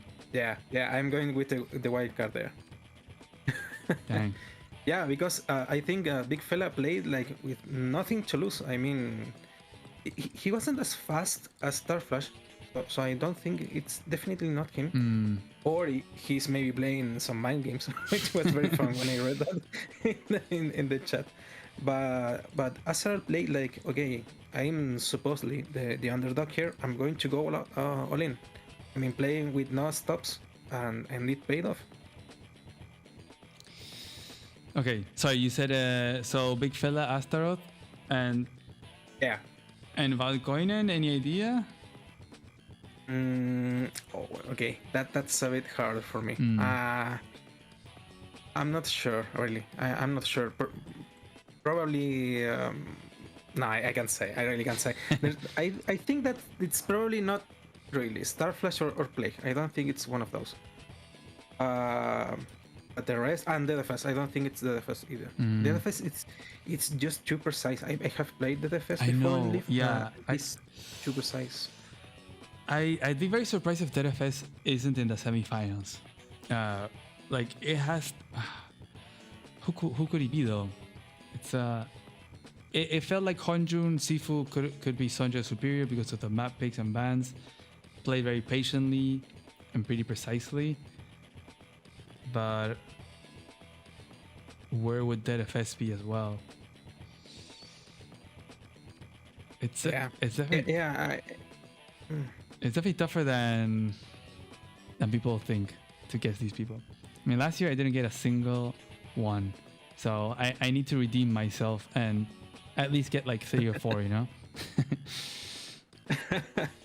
Yeah, I have to at least get 2 or 3. If I guess them, I have to guess Starflash, Plague, and probably Sonja the Superior. If I can guess them, then... Or Plague. Yeah. Plague has to be guessed. Like, come on. He makes mechs and weird moves. I feel like if we would see a contested base map, it'd be a bit more apparent if we have Plague, because I feel like he tends to give up the base, the neutral base, and go somewhere else. Like, he has those kind of plays. Sarmentine asked, last year how much guessed the best guesser? So the best guesser was actually Darth Noob. He got all of them except 2 people wrong, which, you know, they were like flipped around. So he did his homework. He had looked at all the map picks and bans from the qualifiers and then in the main event and everything. And perhaps also judging from the play, he got most of them right. So that was really impressive. Yeah. It's I remember when in the Discord server long ago, there was this discussion that you don't really need to know how your opponent plays, because at least in standard or something, because this is essentially a one-player game. Like, you have to only optimize your turn and that's it. But probably that's not that's probably from the past, because you can actually predict some things that your opponent may do if you know how your opponent plays. So I'm not sure about that anymore. Yeah, for sure. I think that's way more the case with someone like Poland, where you would expect him to sacrifice units for a capture. So instead of being like, oh, I'm gonna go for a capture to start a fight, it's like, okay, I'm gonna set this capture, have an RD. Like, you try to use that against him, and I've seen it time and time again. Lord Clefairy being like, and Lawrence maybe being like the biggest banes of existence for Poland, because they always set those up for him, and most of the times he falls and it's crumbling. Like, it looks like very strong because he goes into these very big attacks, but it always ends up very overextended with big vehicle counterattacks, and he ends up just losing. But if you don't know, it's like, will this mystery opponent really go for a crazy interrupt here or not? And then maybe they do something you didn't expect. It's like, ooh, okay, trying to figure it out. It kind of adds a layer of mystery as to who you're playing. And in a sense, maybe it also makes you play a little bit more mysteriously, because you don't know what they're going to do. So it's like a new player trying to figure out what they're going to do. So, well, I think that, so some players like Plague, for example, might want to hold on to mechs for the final round or something, and then go all out, full mechs, and win the tournament. Yeah. There are some plays that No, maybe we see Plague just picking Misery all the time, so he can get all the mechs out of his system, you know? Well, if he wants to keep his identity secret, then yeah, he's loving that every set has been played in Misery. Because it makes it harder for him to be revealed. Yeah. I wanted to take a look. So on the past set, we had Lucifer being picked, which was the first time we saw it here in the qualifiers, and then Misery. So Big Fella, who we think is Astaroth, would have picked Misery. Interesting. Okay. I mean, in my mind, it makes a little bit of sense that Valkoinen could be Talos, picking Lucifer, and switching over to Olaf because he lost to Olaf as Sammy on that map, but not expecting the max pick, which is, I think, Astaroth was the only one picking max in Lucifer during the qualifiers. So there's that aspect of CO picks that makes a lot of sense, and with the sort of playstyle as well. But then again, it could also, I don't know, maybe Big Fella was Dead FS, for example. Although, Yeah. I feel like DFS would have picked Sammy in Lucifer. Yeah, absolutely. I think DFS would have picked Sammy in Lucifer. Yeah. Yeah. What you say about possibly Kulema being Talos? It's very possible now that I think about it, because in the first match we saw some artists, Olaf, and there was a good positioning of artilleries, but perhaps time got to him. However, the second game is the one that I can't quite. Well, he could have made a mistake at the last moment, and that can happen to everyone. So we can't really judge a player because of one single mistake, even though that mistake was the responsible for losing the game. And I think that the Kuolema player was very patient playing in Misery. Like again, like the big fella went all in on the base, and Ulema went for more trying to control the map or something, but yeah. Yeah, it was definitely strange to see that loss on that Misery and seeing the 2-0 there. It was looking pretty good for Valkoinen there at the end. It looked like he could have had a good initiative with the victory march, perhaps even. I was surprised that he didn't activate victory march before, but as DJ said, maybe he wanted to respond with the victory march against a victory march, but he let himself open to the capture of the HQ. So it wasn't that bad of an idea to respond to a victory march with a victory march, but there was no time for it. Yeah, man, this is gonna be very tough to get these players for sure. If you were to pick some of these maps to play in Profeta, okay, let me see the maps again, please. Let's see. It looks like we're gonna have the set coming up. Let's go. Oh, they already started banning. Okay, so we have. Okay, nice. We have it started. Let me change the setting, I think. Okay, so we have these 7 maps, right? Which one would you immediately ban? Okay. I'm not sure. Honestly, these all seem very good maps. I'm not sure which I would ban, honestly. But based on tiers, I would probably ban tier 1, the Trouble in Paradise. I wouldn't want to play tier 1, and especially with Bond Bolt available. Okay. Why? Why is Bond Bolt available? You think Bond Bolt is too strong on this map? Yeah. Let me see the map again. Let's see. But Bond Bolt in Live is very strong, so yeah. I'm not sure. But this map is, I think, has proven to be very good with tier 1 because it's very high income. So Hawk can be pretty good. Okay, I remember this. It's very damage race, so you can't really answer tank with tank, copter with copter. So you have medium tanks against arties. So Von Bolt's like extra defense is always strong, but it's not as strong there when you don't have like same unit against same unit.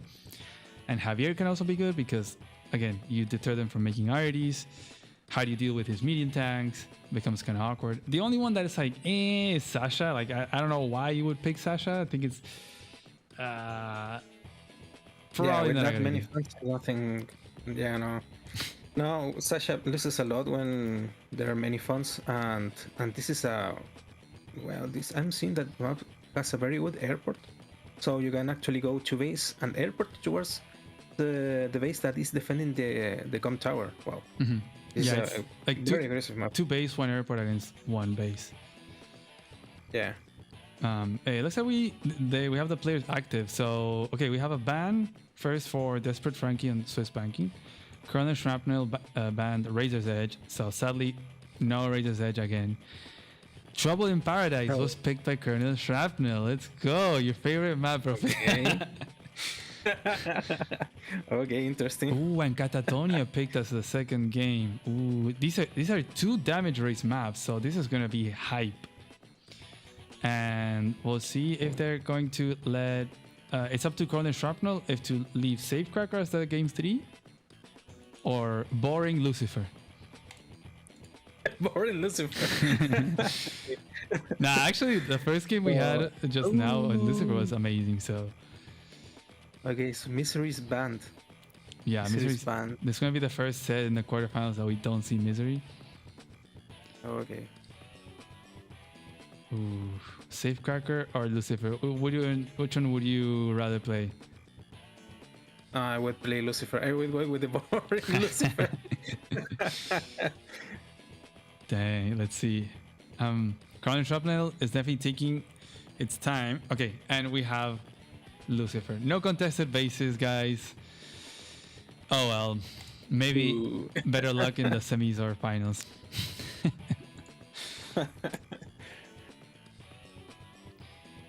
There was, at a certain point in the qualifiers, Azrael reached out to me and said that in Catatonia, Lash could be allowed. She's banned because you can go with an infantry and interrupt and delay the capture of the neutral base. And so I kind of saw that line. I was like, oh, this is really strong. Like her infantry on mountains are ridiculous. Yeah. But he actually reached out to me. He was like, there's actually a way of countering Lash's movement to that. And I was like, that looks pretty good. But there's so many other issues with other maps that I can't prioritize that. And I don't know, I guess we just left Lash banned here, sadly. That would have been interesting to see, to allow Lash and have that aggro CO available. If that line wasn't really that scary for Lash, then maybe she wouldn't be picked at all, because it's kind of an Andy map in general, an Andy or Rachel map. That's at least what most people say. Yeah, I think that based on the COs available, Andy or Rachel, but Lash, I think it would be too strong. I'm not sure about allowing Lash. I mean, it would be too strong to take the enemy middle base. I'm not sure. Yeah, there's something about like you would have to delay the base capture for a turn to position in a way that then the Lash infantry cannot get on the mountain, and you can kick her out of the mountain and then you get the base. So it still hurts. Okay. So a bit of an advantage there for Lash. Maybe you would see Lash mirrors, which would be pretty funny, actually. Yeah, I don't mind Lash mirrors. I think they are of the mirrors, puzzle mirrors. Yeah, Lash it's totally fine. Yeah, honestly, get the prime tactics there to cap. But yeah, we're gonna have Catatonia. What do you expect to see? And the mirror and the Rachel. Rachel could be good because we are in leave, so yeah, planning for the missiles could be tough. Yeah, but we have a lander in the map, so that makes the missiles less strong. So That's true. I think probably we will see Andy, probably a mirror Andy. Yeah, because the missiles there would be baited by the lander, so yeah, at least one of them. So yeah, I think Andy has definitely been the most picked CO in Catatonia.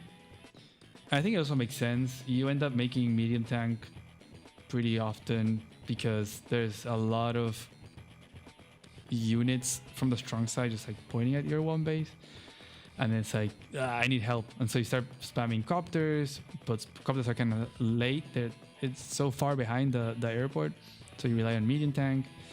And it's also not a bad buy because medium tanks usually are bad when the base is far away from the fronts, but if whatever you build it can instantly get value, then medium tanks become good. Like their slow movement becomes not a problem then.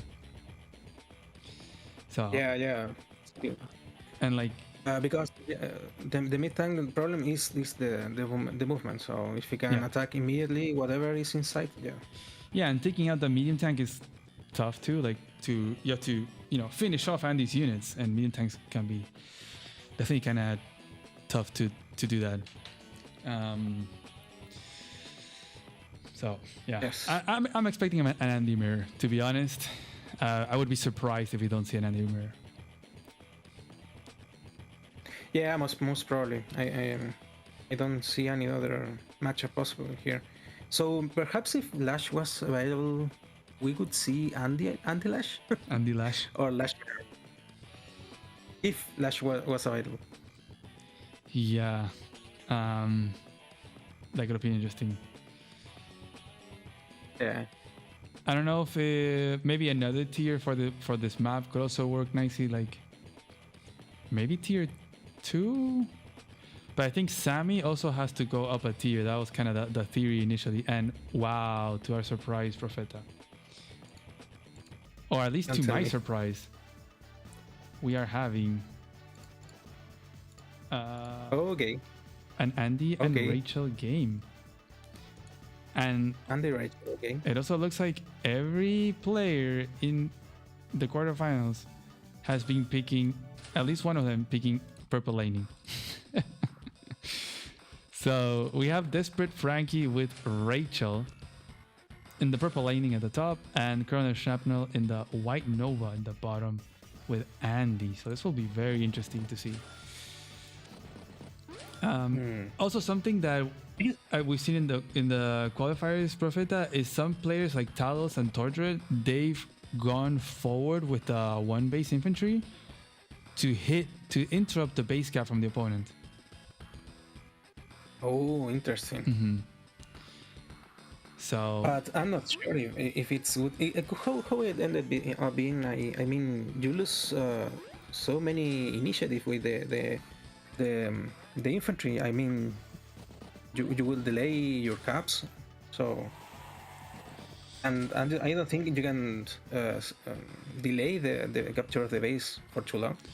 Yeah, you pretty much only delay it for one turn. You also cost repairs. It kind of breaks the tank build early for the opponent. It definitely was very interesting, especially I think it was Talos that he did that and they made a day 3 recon.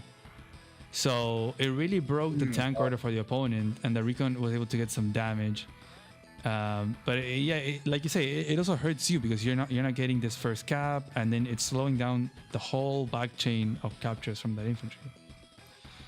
Yeah, Summertime is saying that the idea is to delay until RT lock, but it doesn't really work. Yeah, I agree because you can only delay for a few turns, but you're delaying your caps, and RT against 2 bases, I'm not sure. Yeah, I don't.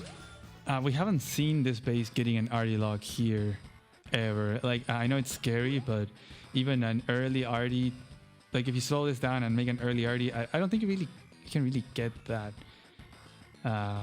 It's a bit too much, I think. Kind of lose everywhere else. Yeah, you lose too much initiative on your strong side, and then your opponent can set up defenses and be fine even in their one base side. Yeah, exactly. But yeah, we're not seeing any base interrupt this time. And yeah, pretty normal. Yeah, Desperate Frankie moving pretty fast. Colonel Shrapnel taking his time a little bit here, perhaps thinking if to make a tank on the right side or on the bottom. He does have to please have an infantry in range of that lab, because he did move. Okay, there we go. We don't want to see another lab cheese cap. Oh, the arty build, Profeta. So he is going to go for a base lock. I don't know. It's kind of early. You're gonna be shooting at infantry this early? There's gonna be a tank coming. I'm not sure, but the artillery really, like, in fact, Desperate Frankie answered with a tank immediately. Exactly. Because now it's 2 bases against the artillery, so I'm not sure. I think Desperate Frankie is Star Flash. I'm calling it now. You know, But I think so too. the only problem is that he hates Rachel. So I don't know if he would actually be peeking Rachel. Well, that's still to mind game then. Yeah. Dang. I don't think I've seen someone open with Artie here before, so this is tough. Yeah, tough to call. I don't think it would be Astaroth, so I think that's off the tail. I don't think Box would do... Well, maybe Box could do that. Box has very strange openings, honestly. I don't think it's Sanjay the Superior also. Yeah, I know. Definitely not. Being He would playing. Yeah, he would not go for an Artie there. DFS? Could be. Could be DFS. I am not sure, but at this point, I don't like. Yeah, I don't like.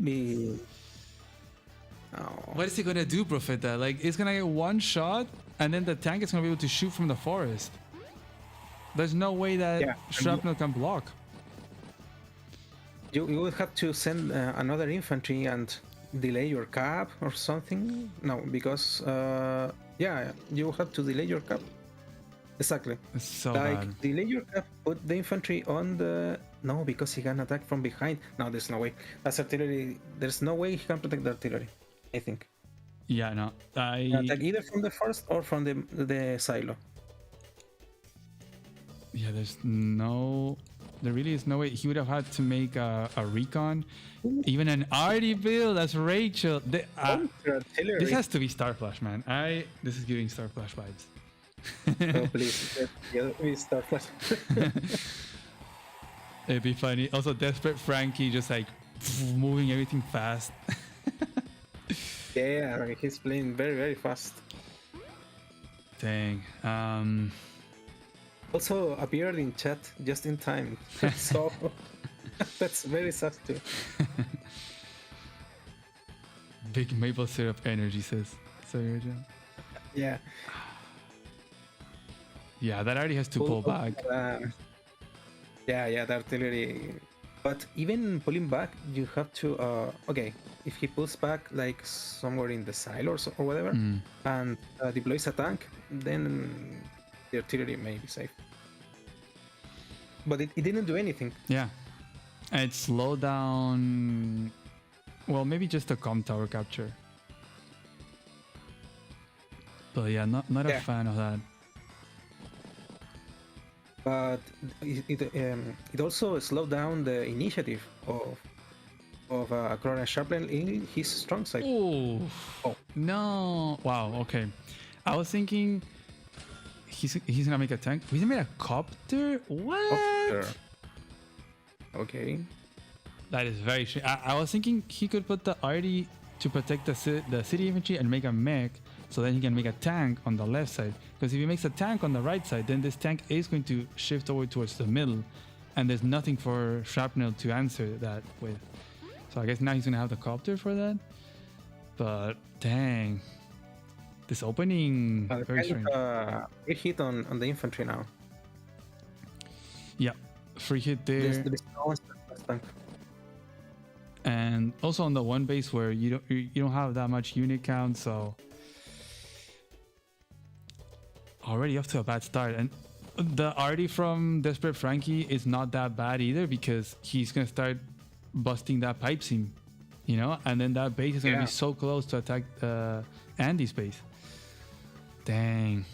Yeah, and if when the units the unit count becomes higher, you want artillery on the front that you have more productions. So you will have more units to defend your artillery, and you can put more pressure on the base you're going to capture. So good artillery by Desperate Frankie.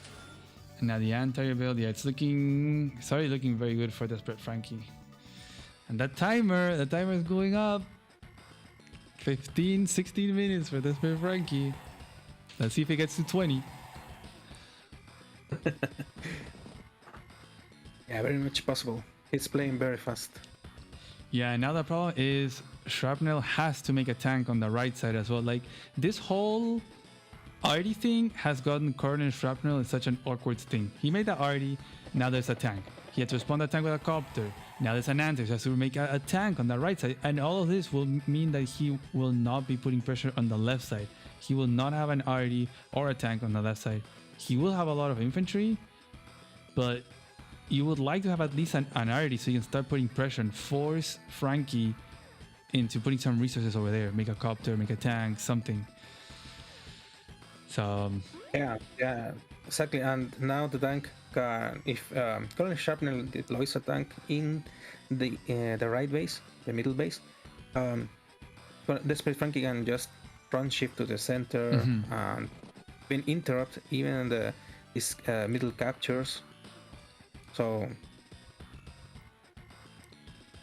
because the anti-air is coming, so yeah, but this copter cannot defend the center forever. Yeah, it really feels like Shrapnel got himself into this trouble, and it's gonna be very hard to come out of it. He kind of has to make a tank on the right side, right? He's a little bit forced. He has to. Dang. Yeah, it's not looking very good. Ooh. Mech? Okay. Just gonna make a mech, I think, and then a tank on the left side. Yeah. It's a good time for a mech. Oh, Okay, no, the tank. Okay, so middle control is gonna be for Desperate Frankie.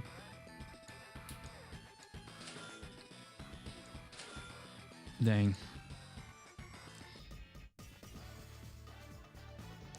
We might see copter triple infantry for Desperate Frankie then now, since everything's gonna shift over towards the middle, and he can help him ward off some of those infantry.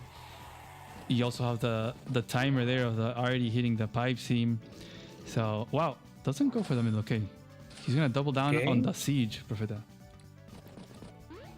Yeah, yeah, it's probably the correct play, because there's really not much unit here in the right, and he would have to skip base to deploy a medium tank or something. But even if he gets a medium tank, he has to face an artillery. So yeah. I think this is really Starflash. Like he saw, he smelled blood, and he said, "Okay, I'm going in for the neck. I'm going to suck your blood out and kill you." He's almost at 17 minutes timer. Come on. Yeah. Yeah.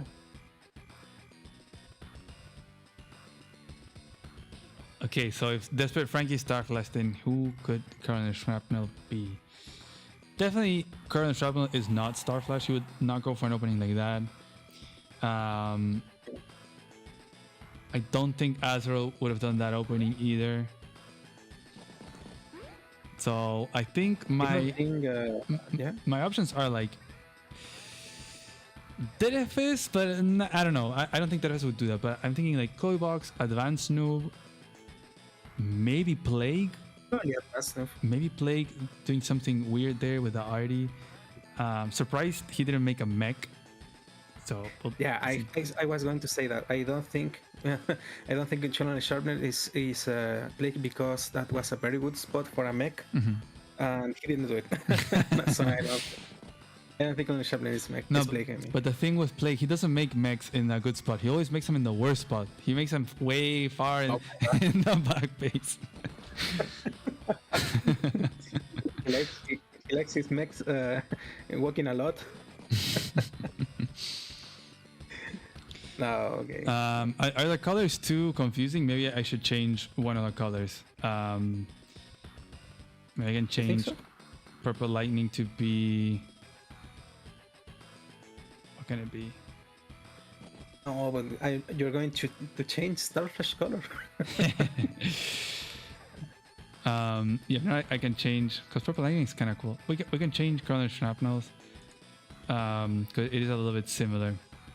Let's do... Yeah. I mean the direction they face. Yeah.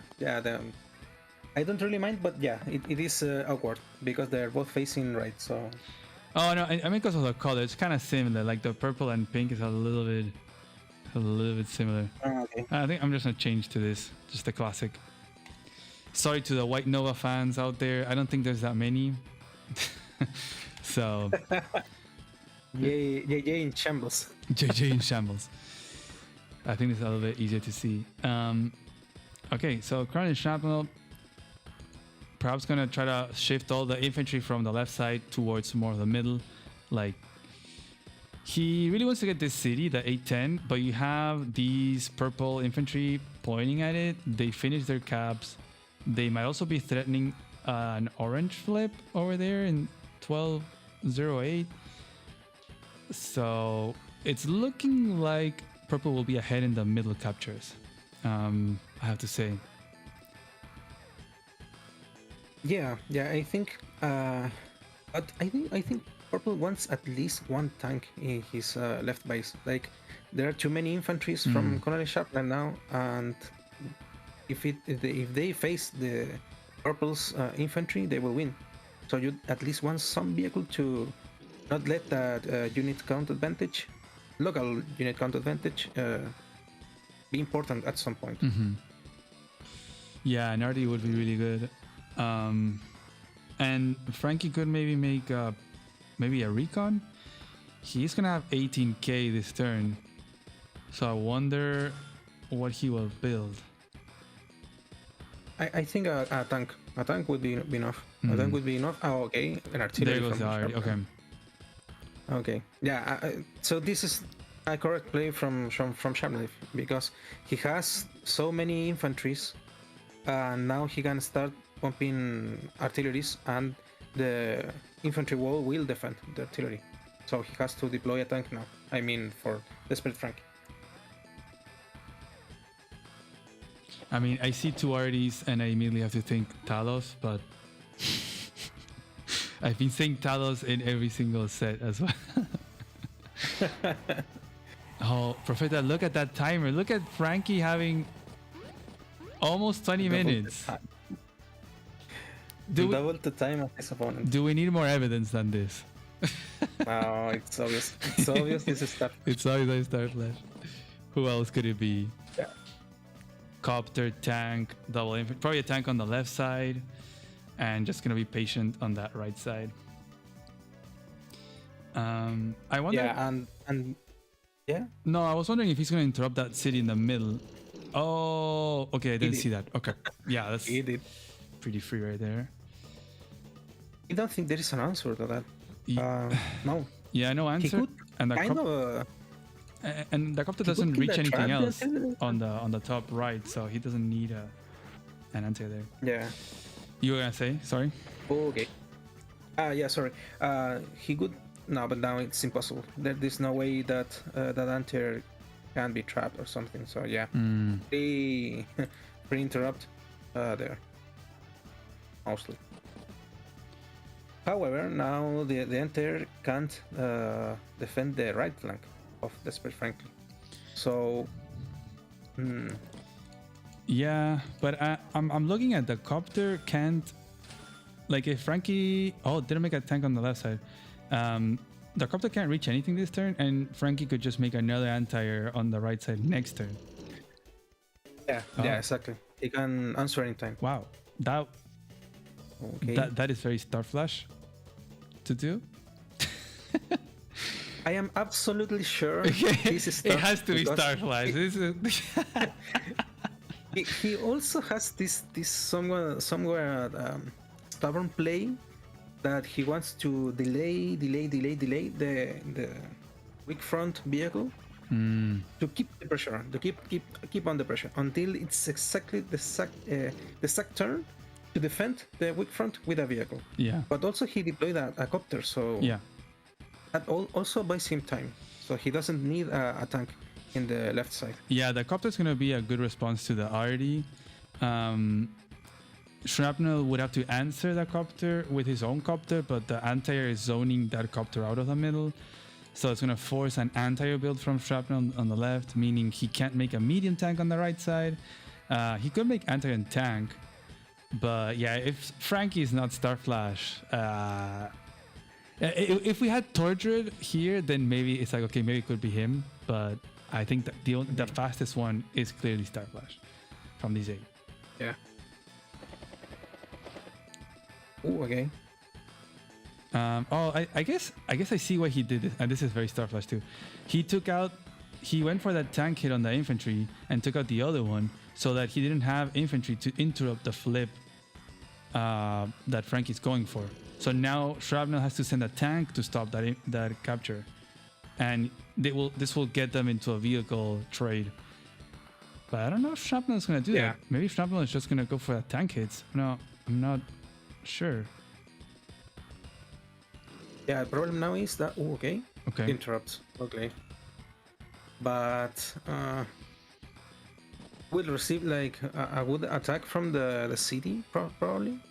Yeah. And then Artie from unless behind. He puts the artillery. Yeah. Can you break through and attack the Artie though? Probably. Dang. Yep. Yeah. Let's thing with artillery. So do you do that? Do you take out the 4 HP infantry and attack the Artie with a tank, or do you shoot from the city and get shot by the Artie? No, I don't think it's a good idea to attack the tank now, because he doesn't have enough tanks. I think I wouldn't do it. I'm not sure. Probably Starflash would. Starflash it's very aggressive, so I don't know. Well, that's also why I'm not as good in live as in asynchronous, but we'll see. I mean, I've heard from him say before that like losing a tank or getting a tank first truck to deal with an Artie is worth it, but in this case it would be 2 tanks that he'd be losing if that's the case. Yeah, because I don't see a way unless... Wait, actually he doesn't... Look, I think Frankie can clear the 6 HP infantry with the full HP, and then he has the 6 HP infantry and the 4 HP infantry to clear the 4 HP infantry. And then he can hit the Artie with 1 tank and then maybe pull back the other one or something of that sort. So he can spare 1 tank and then just keep pumping double tank from that right side. Although he will need a tank on the left side because there's an anti now from Shrapnel. So perhaps the aggro plays of Frankie are giving Shrapnel a bit of a chance here. Well, we'll have to see. I think so. I think that the match is more even than what I thought the first one. I saw the artillery play on the right side. Like things have calmed down a bit. And there he goes. He is going to break through. Okay. Okay. Full HP tank or 6 HP tank?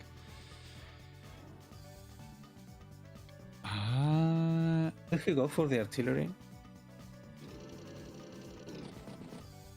Okay. Because if you send the 6 HP, it probably drops the Artie down to 5, and it's Andy. But even with a 10 HP, you don't destroy it. So, tricky situation for sure.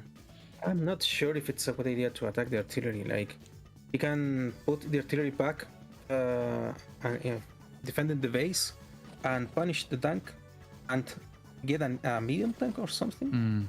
Yeah, and he would be fine because he has a copter, 3 tanks, and possibly a medium tank or another tank, and he will have like 2 tanks. Well, it depends on what Frankie builds now, but ooh, wow, he's not going. Okay. And didn't get the roll. That is Starflash confirmed. Not getting the roll, and he's gonna get rained down with that Artie. He's gonna lose 2 tanks. He could also get the Artie shot. Look, there's only a 4 HP infantry blocking the Artie. He has to make an anti-air. That's for sure.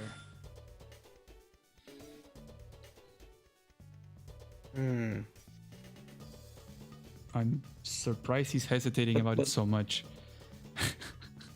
Yeah, this is not typical Starflash, but I mean, he could direct his anti-air towards the right side because there is no tank in there. Yeah, that is true. You could put it like on the lap. And maybe. then Yeah, putting the anti-air in the left and then deploying another tank because you need tank at this point. Yeah, there goes. That might be the play, yeah. Yeah, exactly that. Because it could have also gotten a free shot here in the middle against the infantry, but yeah, it's going to be more worth it over here to defend from what the copter can do. And yeah, like the other tank that he said, I think this makes a lot of sense. There's going to be 2 tanks, 1 RD and 1 copter for orange. Probably Frankie will lose 2 tanks. But if shrapnel commits too much, he doesn't have any more infantry, right? Over here. So he's only having vehicles to attack vehicles, and there's going to be a lot of infantry blocking from purple. So it's going to get tricky. Yeah. He might have to make a medium tank this turn. That's a desperation moment. Probably it's medium tank time, but yeah, with so many units. Okay, didn't attack the tank with the tank. Oh, okay. He's retreating.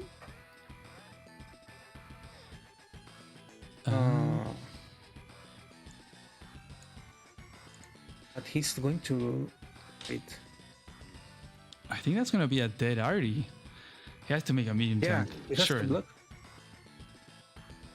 Okay. Okay. Free hit with the. There goes the medium tank. Yeah, medium tank. That makes sense. So I guess he's not gonna be able to push too much on the left side because there's a tank and a copter from Frankie, and he can't build another vehicle this turn. He has to be kind of patient. He'll probably go for that cap and put the arty behind and just get a little bit of a infantry battle there with the arty behind. Yeah, that's the play. He has to play patiently in the left side and try to survive in the right. I mean, the problem is that he will start. I mean, Frankie will start capturing some properties in the right side, and he will have to interact with vehicles, which he doesn't want. Yeah, that is huge problems. You have well, the city on 12-8 is under threat right there, and then also the one that has a 3 HP tank. You do have the arty locking it down, so I wonder if Frankie is just gonna send in a tank to hit the arty and start the capture. And yeah, but you have to make a good wall so that the medium tank doesn't break through and then attacks your arty. We have to remember this is Rachel, so all these injured units, they're not gonna heal up, so that can be a bit complicated.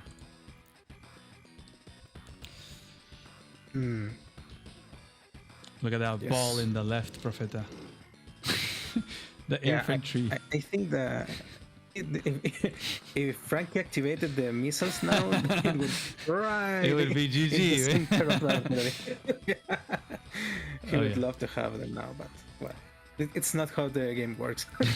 You only have your powers when you have them. Yeah. I mean, he had to sacrifice 30,000, and that's not gonna be possible without just straight up losing as well. But yeah, that's a scary army in the left. I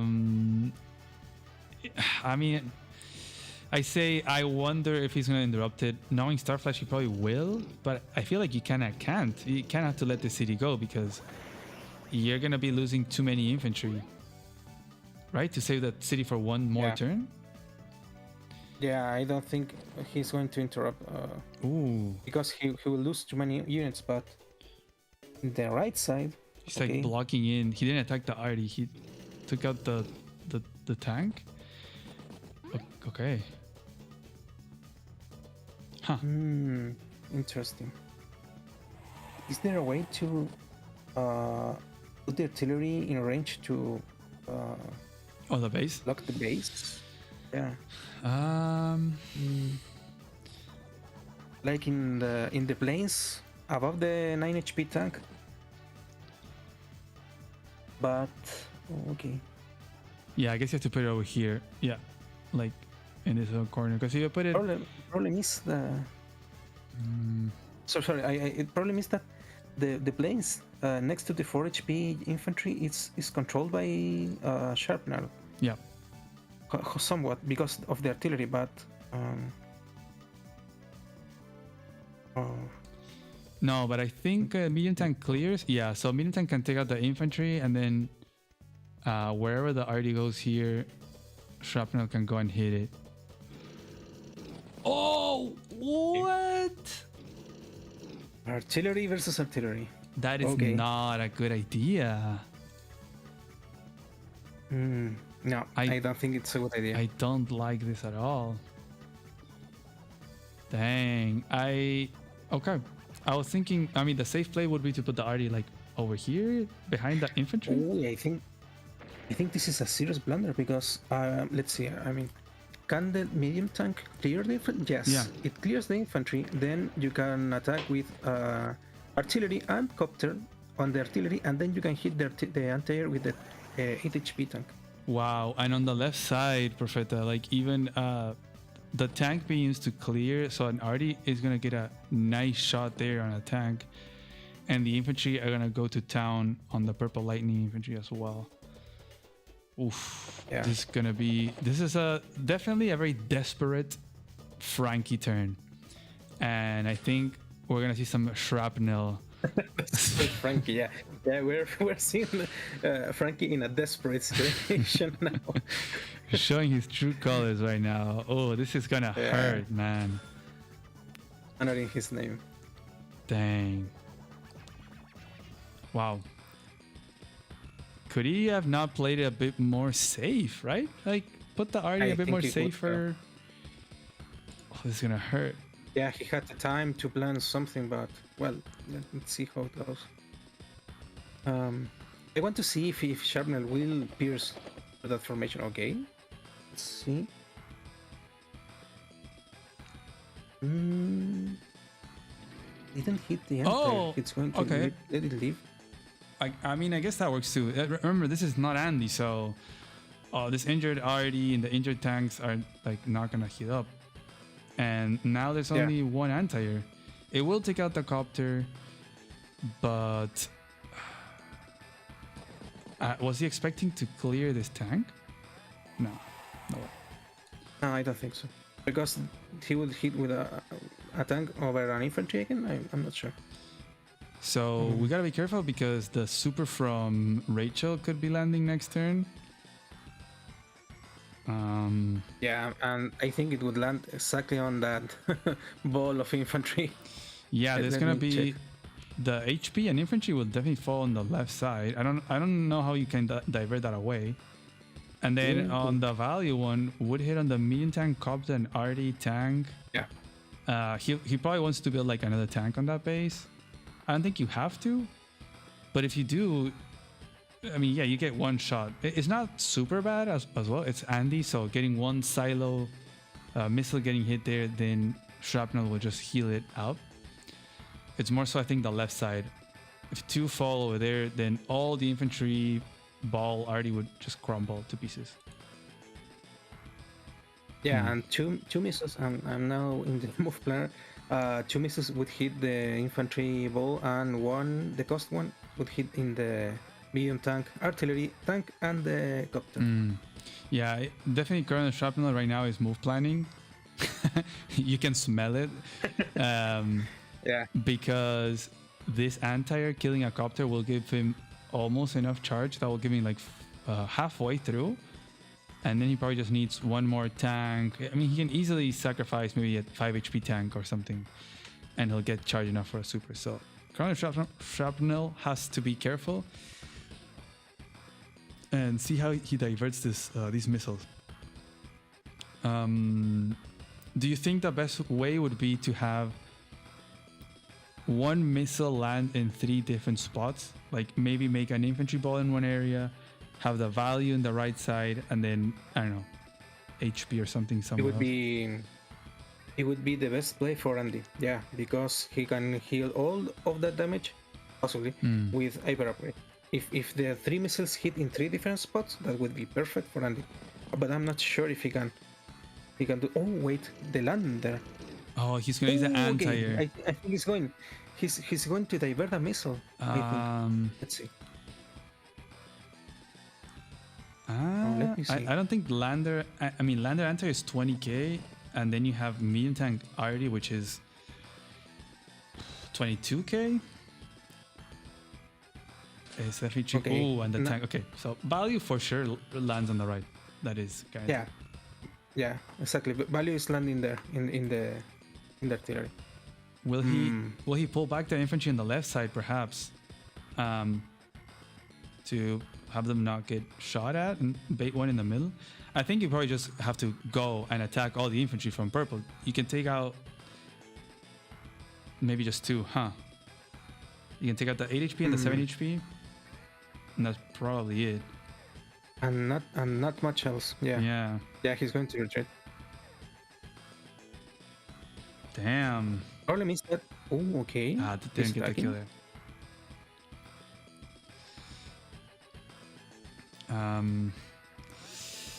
Is he gonna? Oh, okay. That's 4 infantry. Didn't retreat.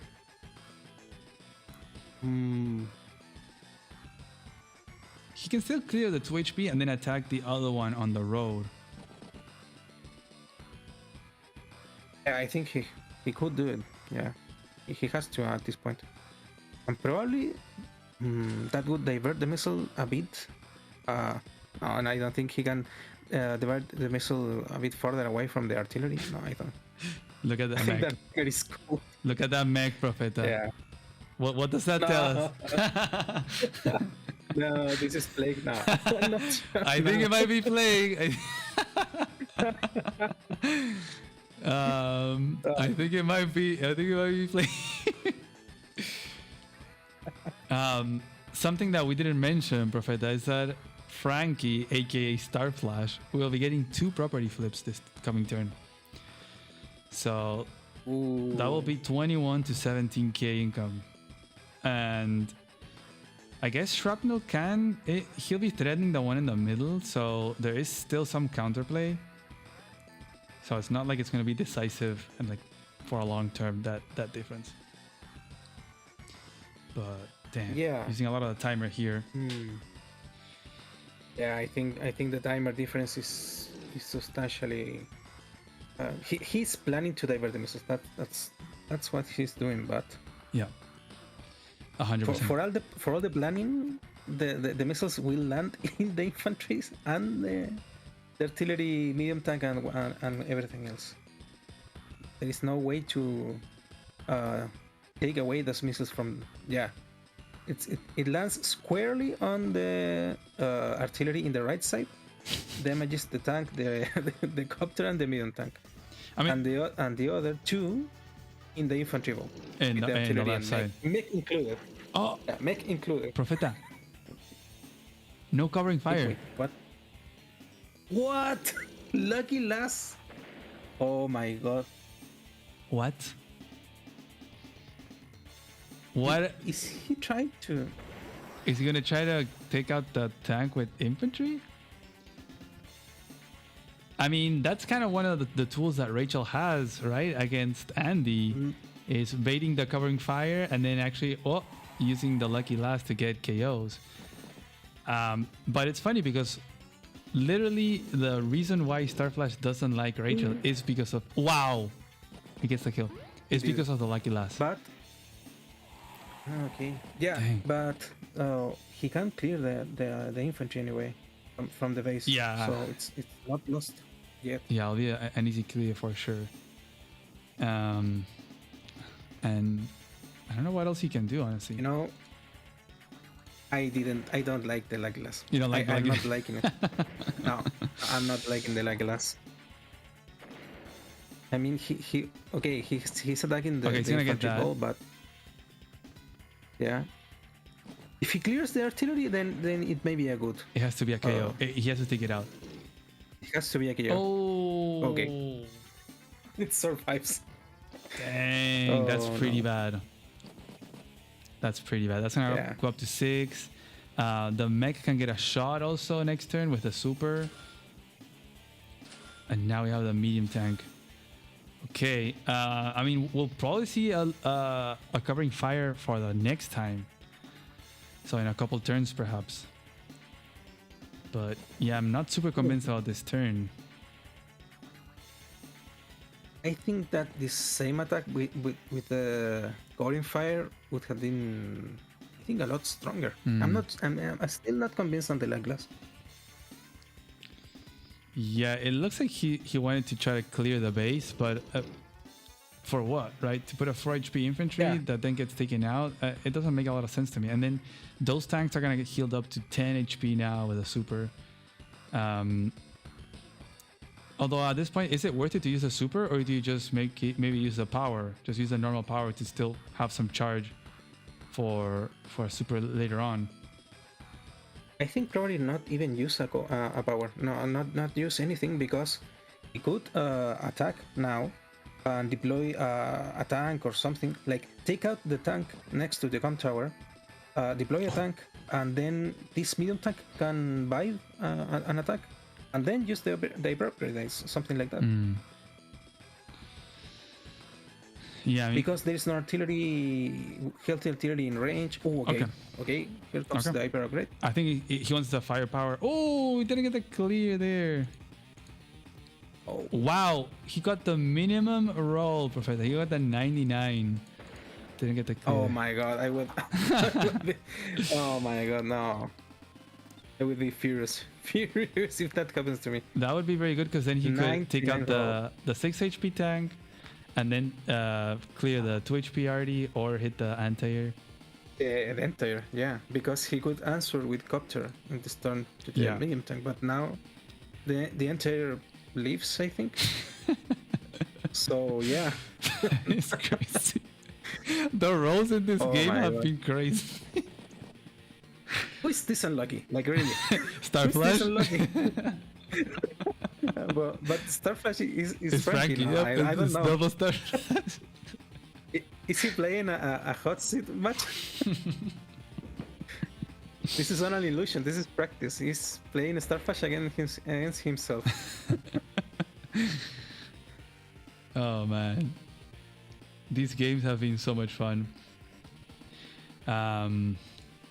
We'll probably see a capture here and another capture over here. It hurts to go and interrupt Andy with a super. His units are pretty strong too,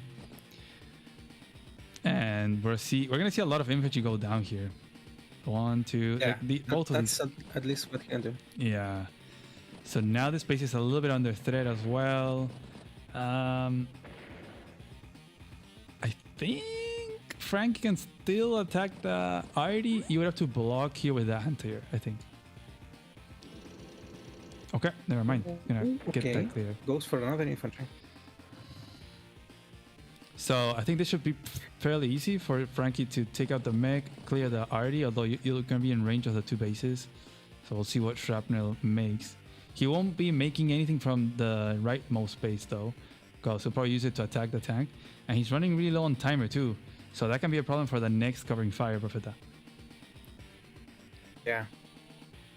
But as you say, he has to attack from the base to clear the 6 HP tank, and probably attack with the other tank, the 6 HP infantry from the forest. I think there's no other play, like, really. Yeah, there he goes.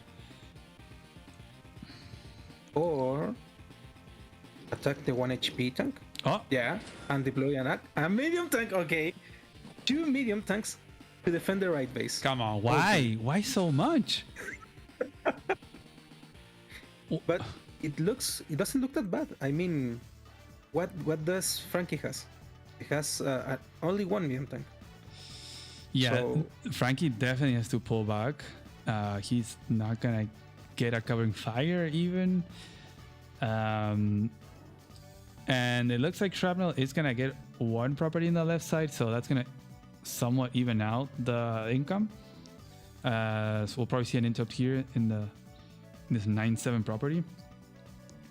Unit count is not looking very hot for Desperate Frankie either, and we have all these infantry from Orange over here on the left side. Dang. I think that hit on the artillery. See, yeah. I mean, the hit on the artillery was fatal for Frankie. Yeah. Like, he's exactly doing that. He has to retreat. He can't attack on the 2 medium tanks for now. Yeah, he definitely has to pull back, and he can make his own medium tanks to answer them. Fortunately, it's not a Neo tank, because that would be even harder to deal with.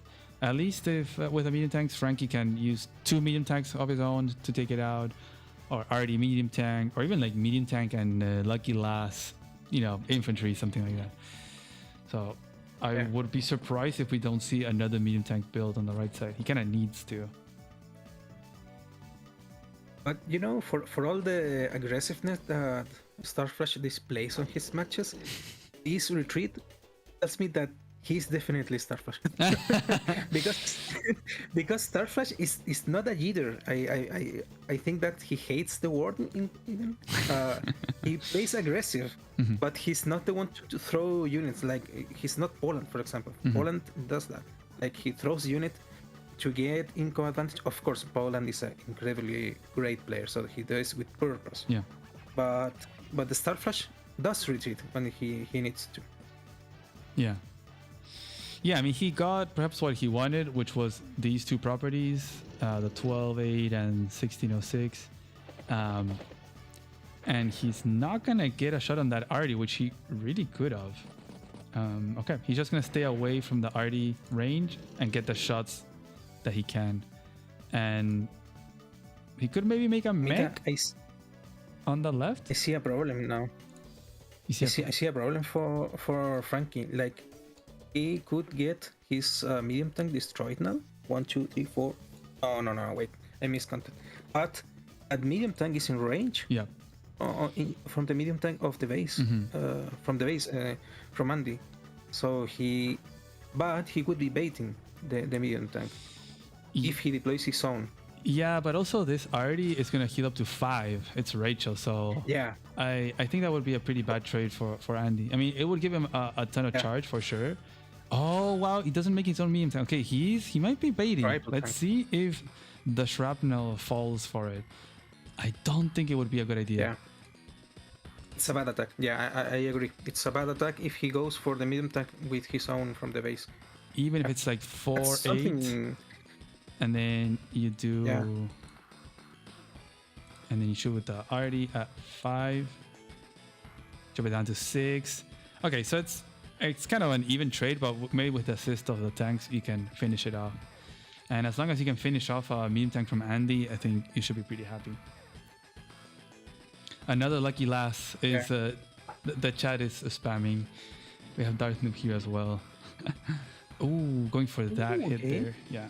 Oh, okay, going for it. Okay. He did get the 4 and 8, so that was lucky for Shrapnel. Okay, yeah. Yeah, we might see another lucky last. Do you think it's worth it? Lucky last here? Use the infantry to shoot at the medium tanks? Let's see. Legolas from... Wait. Well, if he can defeat the medium tank, the 8 HP medium tank with Legolas, then it could be worth it. Yeah.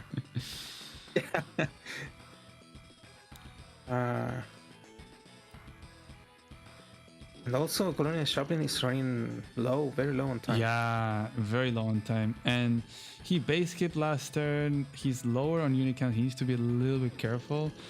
Hopefully he didn't overextend too much and overly greed with those medium tanks. It looks like he's retreating from the side and might want to go for the other property, which I think it's a good play because all the vehicles from Desperate Frankie in the middle and right side are very injured, so he's gonna have a hard time responding to the tank over there.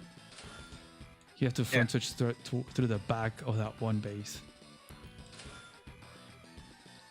But he'll probably pull back. The Arty will probably go and heal, and the infantry will maybe take out Purple's 7 HP infantry and then pull back. Something of that sort. He has to move. He has to do something. He has 20 2 seconds. Tanks. Like, he has to move. Go, go, go, go. One man move. Go, Plague. Go, Plague. Move.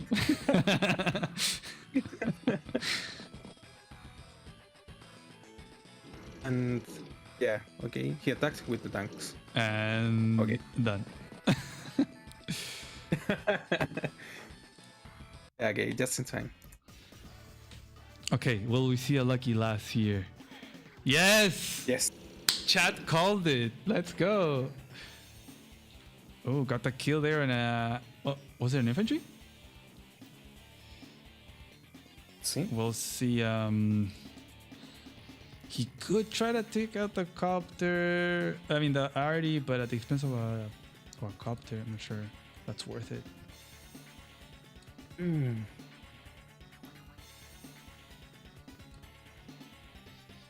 Okay. Okay, so now this is looking much scarier. The 5 HP RD can deal, wow, up to 4 damage to that medium tank. Okay, he went for the tank instead. Ooh. Yeah, he's finishing with infantry. Ah, didn't get it. Ooh. Close. Ooh, got the maximum now roll. goes- There Oh, goes. Okay, that medium tank is dead. The medium tank is dead. Dang. Yeah, the tank can just come in and finish it off, and he can try shooting at the other one. Okay, Okay, that was that was not very that good. was a bit greedy. And that will probably be it. This medium tank can probably go and heal or shoot at a tank. I'm not sure. But he doesn't have any property from which he could heal the 4 HP medium tank. Yeah. I mean, this forward city. No, he attacked with the what? Wow. I'm not sure if that was a good idea. Wow. Okay, that was bold for But sure. he didn't have anything much to do with the medium tank because he can't heal it. Okay. Yeah, what I don't like though is that it's not only giving charge for the super, you know, it's gonna go back to 10. So did you really do any value there? Okay, Yeah, I more didn't like that attacking the medium tank. more luck rolls. Okay. Oof. No, Looking he's very no. looking very I'm not desperate. good. He has to finish off the tank. Oof, with the anti-air May- attack. Wow. Okay, got Oh, it. okay, yeah. Man, what is this? Okay. Ooh, not bad attack there, but Still gonna go up to 9. yeah. I don't know what he can do on the left side. This copter can't really shoot at anything without it getting destroyed.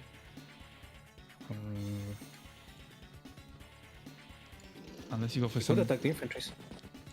probably yeah. Unless you go for some crazy roll with the anti here, but yeah, not even then. No, but I mean, he could I don't know, attack the infantry. Oh or yeah, something. back here. Yeah, you can shoot over here in the base. What do you do with the anti-air as Frankie? Okay, protect the He blocked. Okay. protect the artillery. Yeah, good call.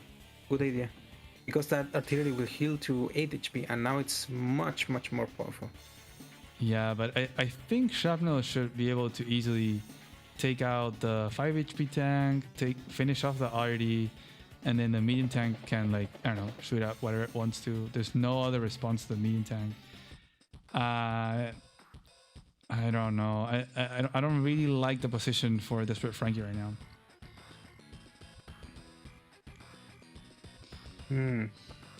So where does Andy get the charge from? Well, that's a good question, actually. Yeah. He needs what, like 9k. So if you take out this tank, it would be like 2k maybe. Yeah, he might not be able to get the charge actually, No, I don't think he has. I don't think he has the possibility. because if he goes for the RD shot, that's another 1k and a half. So he would get like maybe 3-4k here, and he still needs another 5. Yeah, he might actually not get the charge. Let's see, maybe the infantry shots. No, I don't think he's getting it. Attack on the land? No. Oh wait.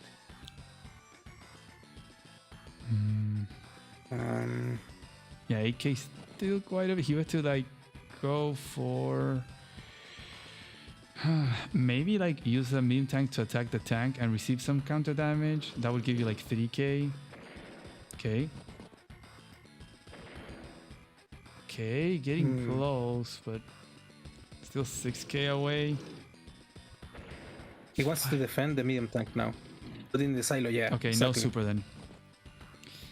Okay. Yeah. He wants to lay low and wait for the hyper upgrade and actually use the medium tank at 9 HP. Yeah, that's good. I think that makes sense actually. The Artie cannot shoot at anything this turn. He got some value hits, like he got some kills that he could, and he'll just wait next turn to get the super. No need to sacrifice units for charge. Another mech for shrapnel. Come on, Plague. We know it's you.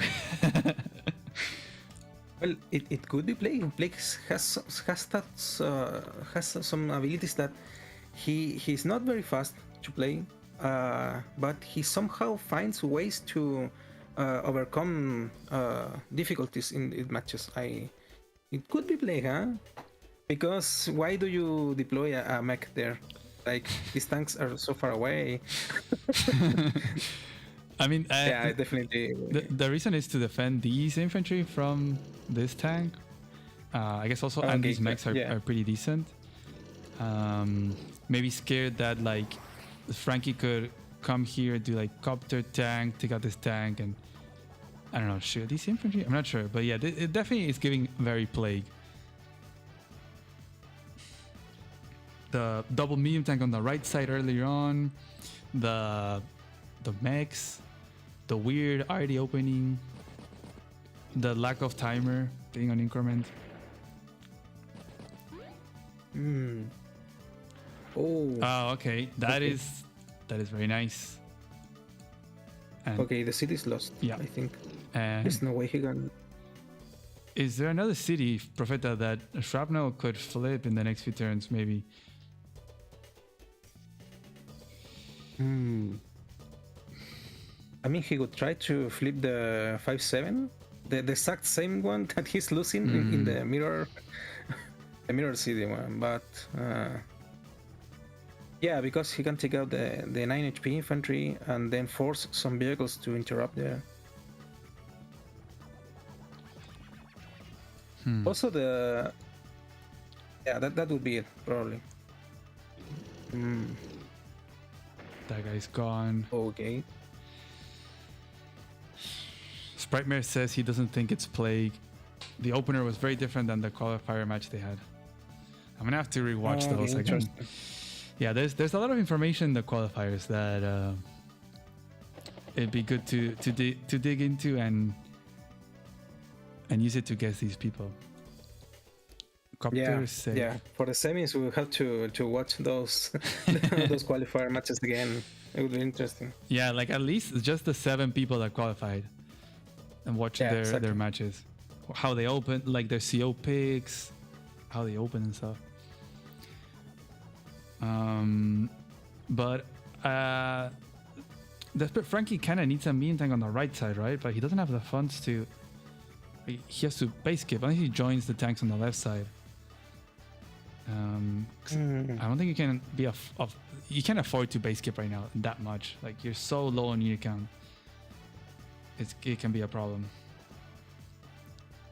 It might be a good idea to actually join the tank with the 7 HP one to get the medium tank on the right, because there is no answer to that. Yeah, I mean, I guess you have the 8 HP artillery, but yeah, that medium tank is soon to be at 9 HP. Oh, no medium tank. No medium tank. Wow. Okay. Medium tank's gonna go unpunished then. Well, seeing as this Rachel is using a lot of Lucky Glass, who knows? maybe he's thinking, I don't need a medium tank. I'm going to go Lucky Glass and then destroy you with tanks or something. Yeah, maybe. Surprised not to see the covering fire, but I haven't been super convinced of the Lucky Last either. The Lucky Last turns, I have to say. That's like the only thing that makes me think it's not Star Flash. Like the Rachel pick, I don't know. But does Star Flash really dislike Lucky Last that much? Yeah, he doesn't like Rachel in general. Okay. Okay, so do we see the super this turn or not? Or do you think maybe he'll hold the super? Is it worth it? If he holds the super, the medium tank is in danger, I think. I'm not sure if he wants to keep delaying the healing of that medium tank. But does he have enough? I'm not sure. He would be doing it for healing the medium tank, but he doesn't have too many attacks now. Like Frankie retreated the tanks. The copter is far away from the entire. Could be healing. Okay, he did it. Did the parapet. Yeah, he had to. 2, 4, 6, 7. I was thinking maybe. Ooh, he didn't clear the infantry. Was that a roll? Wait. Let's see. Was that a roll? Oh, it would have been a super high roll. Yeah. So that's interesting. Oh, and gets the log too. Ooh. I was thinking maybe the medium tank could go behind the base if he wanted to wait another turn for the super. That could have worked. But yeah, this log seems pretty strong. Okay, gonna get a shot at the anti. I'm not convinced about shooting the anti-air. Okay. Just because. Okay. Now yes, because he's making a copter. Yeah. How about the mech in the middle base? Oh, no. Okay, tank. Yeah. Another mech. Very. Yeah. Oh, he forgot he had a tank on the lander. He didn't unload the tank in the lander, Profeta. A tank in the lander? When did that happen? Also, why does he have a tank in the lander? It didn't get healed up either because he used the super before unloading it. Oh no! But I'm looking at the match and it doesn't say the HP of the tank in the lander. Yeah, when it's inside, it doesn't say until it's dropped off. Oh, I didn't know. Oh, maybe it's a bug. Oh, you learn things. Oh, even after playing years of this gaming, it's incredible. Still in there. He must have forgotten about the tank. Yeah. Yeah, probably. Oh, we have the response already logged there on the base from Desperate Frankie. But I like much better the position from Colonel Shrapnel, the log there with the mech and the tanks. Just the lack of Unicam from Frankie overall. The infantries from Shrapnel. He has many infantries to capture. Frankie doesn't have any. He doesn't have infantries in range to capture the base. I mean, he has these infantries that are in the cities, but they are too far away. Like, Shrapnel can start capturing the next turn if he clears the base. Oof. Do you think he'll make a medium tank? Will he deploy a medium tank? Yeah, without the same thing. But he needs 2 medium tanks. He needs one on the left side, and then he needs another one on the right side. Okay, so he's... Okay, medium tank on the left. Okay. So, Desperate Frankie, definitely not Plague, because maybe Plague would have left that go. I don't know. He would have made the medium tank on the other side. But yeah, that medium tank from Andy on the right side is gonna get another shot. It has 2 more shots left, Profeta. So it can shoot at 2 more tanks and get so much value. The hero medium tank surviving, the lucky lass. This point is going to run out of ammo. It's shooting so much it's going to run out of ammo. It would be very fun because he can't replenish ammo. He doesn't have any CD. He would have to base keep to replenish ammo. Incredible. Yeah, he'd have to he had to base lock over here. I mean, you have the RD2 here, so I'm assuming it's gonna get 2 shots and then maybe go and heal up or just be an annoying blocker of some kind. Yeah. Someone says, do you build an APC? Do you build an APC to refill the medium tank? That would be hilarious. Oh, that would be so fun.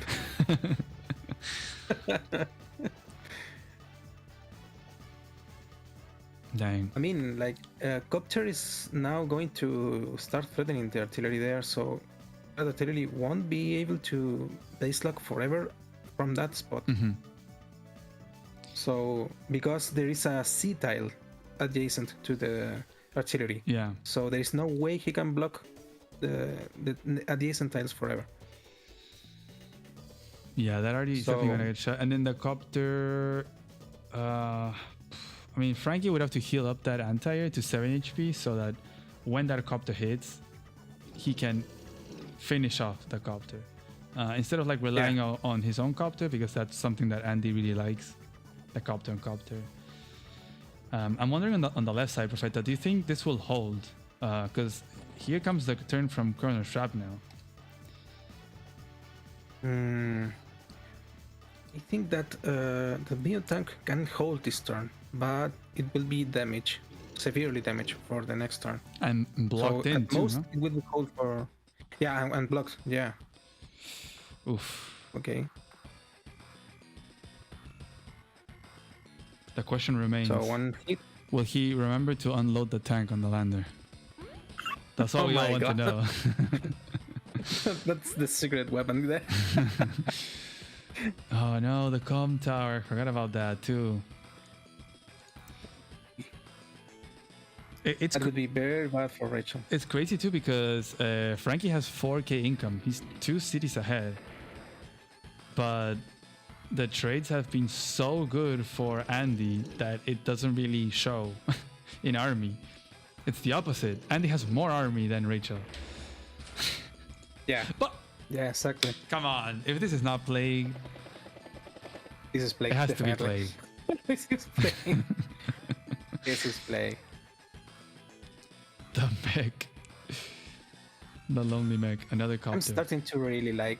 If this is Plague, I'm starting to really like Plague playstyle. Like, I don't know how he survives and manages to find solutions that... and in live play. Well, he's running out of time, of course, but... he has to move that now. He still somehow does. He finds a way. No, yeah, Plague is easily one of my favorite players out there. How he plays is so funny and so unique too. It's insane. Yeah, his Days of Ruin experience is showing up. Yeah, we weren't convinced of the early RD build, but he somehow brought it back. I think maybe the too much desperation from Frankie. Maybe he needs to calm down. You know, don't attack so much and don't use Lucky Last too much. You know, I have a theory. I think that Colin Sharpen deployed that artillery and said, I'm going to throw the match a bit and lower Frankie's guard, and then when Frankie, I'm going to attack Sharpnel because my opponent is throwing the match, but he increased his level the mid game and made a comeback. Okay, here goes the third Lucky Last, Profeta. Will this one do it for Desperate Frankie? Not a single covering fire. Okay, can he reach that RD? But if he reaches the RD, he can't stop the comm tower cap. Okay. Actually, I was expecting to kill that. No way. It was not a kill. Maybe he needed the medium tank. Oof. So you have to put the medium tank or tank here to stop the comm tower cap, but get shot by the RD. This has to be Plague. This is so Plague. Using these mechs right like that, the mechs and RD. I don't want to convince myself too much because then I get it wrong. But this is everything is telling me Plague. Not enough funds for a medium tank. Yeah. For another medium tank. The left dice. So. Okay. Okay, he got the roll. Probably not Starfish then. He got the roll. Wait, was it a roll? I think it was. Oh yeah. To... Dang. Yeah. 50% chance, almost. Yeah. Okay. Dang. Is he gonna go for the medium tank? You probably just let the medium tank be and take everything else out? Yeah, I think so, because the medium tank will hit something and then it's out of ammo. it would be like a glorified blogger or something, but yeah, you can start chipping it away with other light tanks. And I was thinking perhaps he could sit on the base, but it's probably not worth it. Ooh. No. And no, he destroyed Andy's army there, and not enough charge for a hyper upgrade. Okay, there it goes, and then the 1 HP is gonna go down as well. You can probably take out the take the mech out. This is Plague we're talking about. Take the mech out. Don't let him have those mechs. Although no, probably he's gonna save it. He has to save it because there's a copter coming, unless he makes another anti-air. But then it could get shot out by the medium tank. And that copter will probably shoot at the arty, so you have to heal that guy, I think. Oh, and he didn't unload the tank. Profeta, there's a tank in that lander still. He hasn't unloaded. Oh my god. So he's behind. Tank in the lander. Oh my god. He's not going to see action now. I'm sure. he's surviving the war. He will stay there for the entire game. I don't want any conflict. I'm out. Yeah. Oh. Desperate Frankie. So he burning down the timer. Also now he's at 6 minutes. He no longer has above 10. Yeah. Yeah, but this is day 17. Like, what is the day limit here? Let's see. Day 30. 30. Day 30. Okay. And he's ahead on income also. So yeah, and this cap, although this cap will go, yeah. So Crown and Champlo will be at 18. They'll be at 80 and 20k. Oh, yes. Okay, we have another thread over there. Oh man, this is all over the place. Do you take out that medium tank, and can you take it out? It's on a road. He's gonna go for the copter.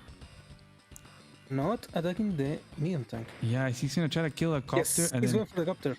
Wow. Okay.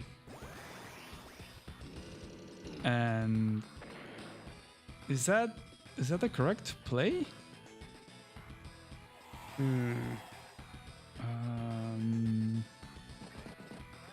mean, I guess the anti is safe, right? And then you still can't clear the base unless you sacrifice the 2 HP tank. You leave it down. And then go and attack with the medium tank. Yeah. Yeah. I'm not sure if that's enough. Could be. Depends on the chip. I'm not sure.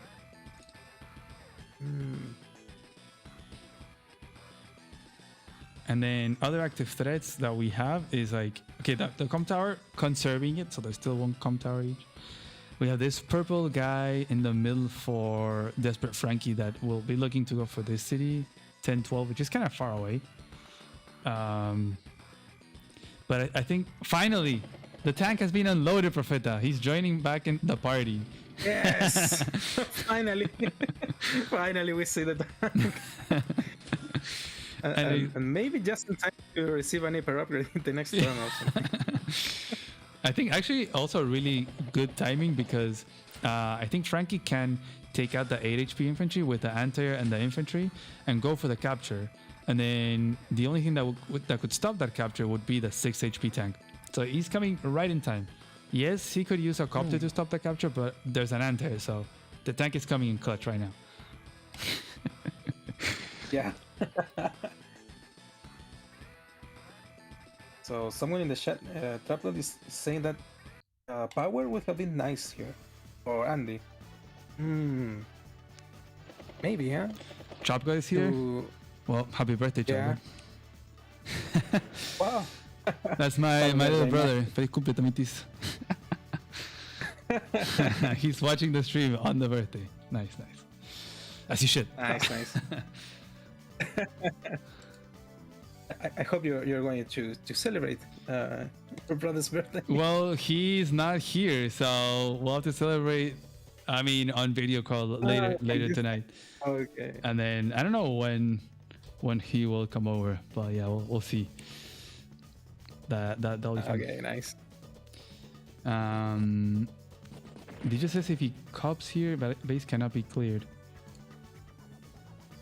Oh, okay. So I guess to block the base, the purple base. Ooh. Wait. Frankie attacked with the medium tank. What was it? An infantry. Why? Is he gonna attack the Arty? With a 7 HP tank? I'm not sure if it's a good idea. Gonna get shot by the Arty again? Oh. Power secured base lock.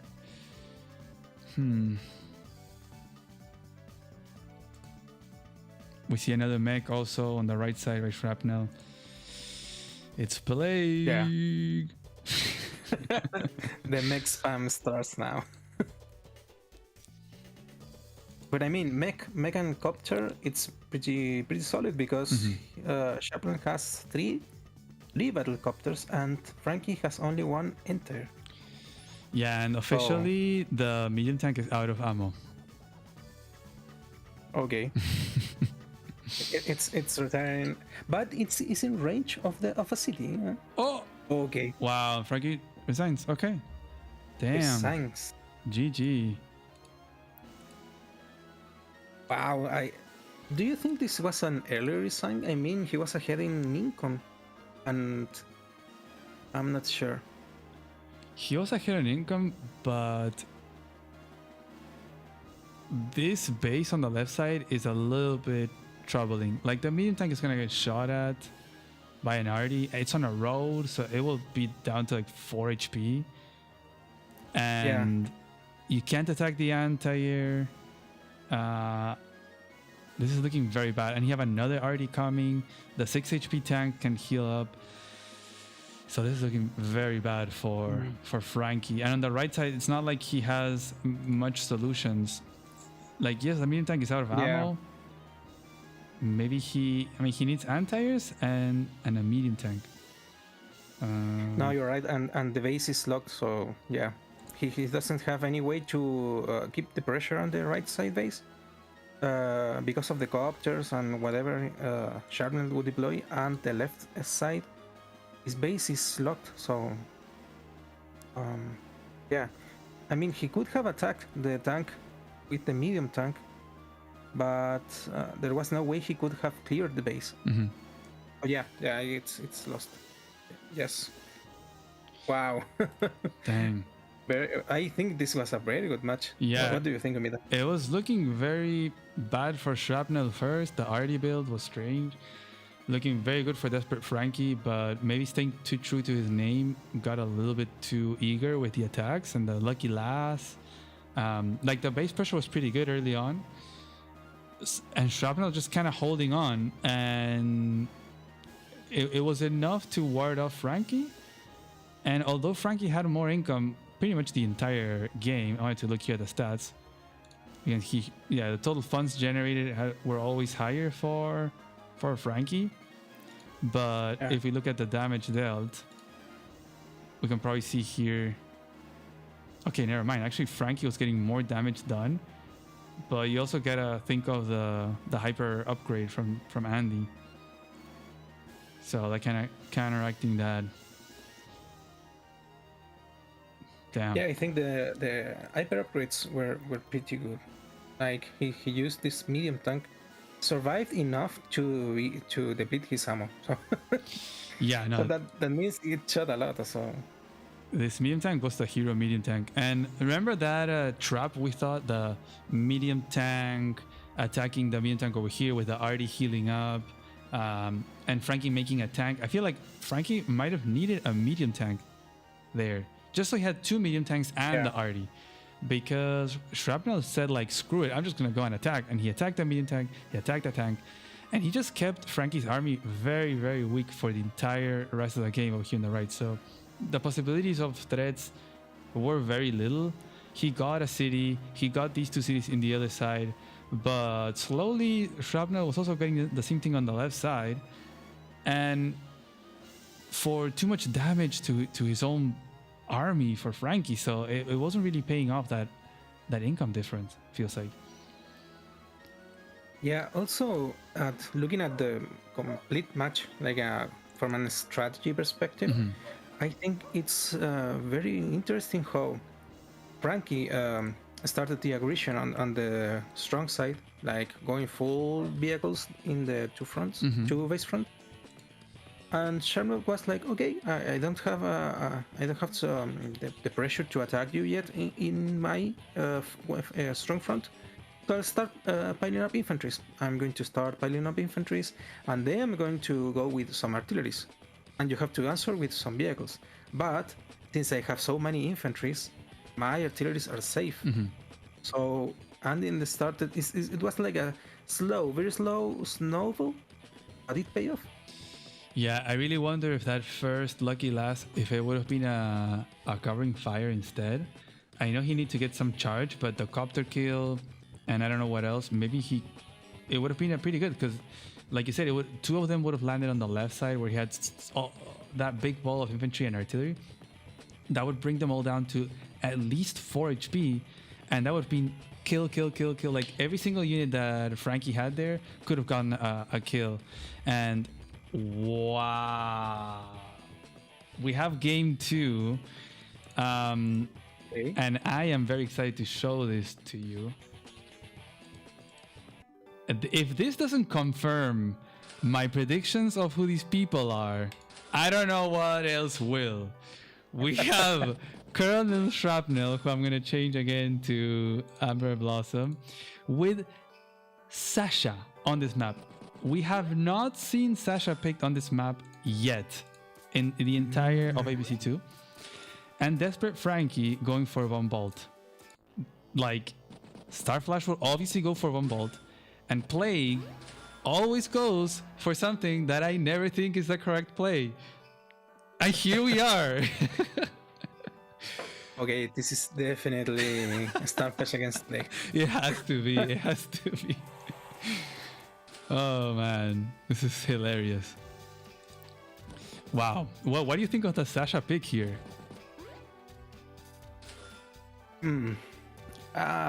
I don't like Sasha going into Von Bolt, honestly. More than only the Sasha thing. Sasha against Von Bolt, I'm not sure. And this is The recon. This is a map where you, recon to recon. Oh, Okay. but this is the weak front, so. Wow. Okay. Yeah. Yeah, it's gonna slow down this has to the. be Starflash. Yeah, very aggressive here. I guess in a sense, like the early tanks on this map don't do too much. They're kind of a standard build, and we have seen players skipping on the first tank and just like building more infantry, and later on just kind of answering the tanks of the other, because the early tanks don't achieve a lot of pressure. So it's more about the build-up of the army, and perhaps the recon is kind of that. It's like, okay, he won't have a tank. Maybe this recon can go and shift around, and perhaps stop some of these middle captures, or get behind here. I'm not sure if it's going to be that fast, but it's definitely going to hurt him economically, because it's going to slow down these back caps near the HQ.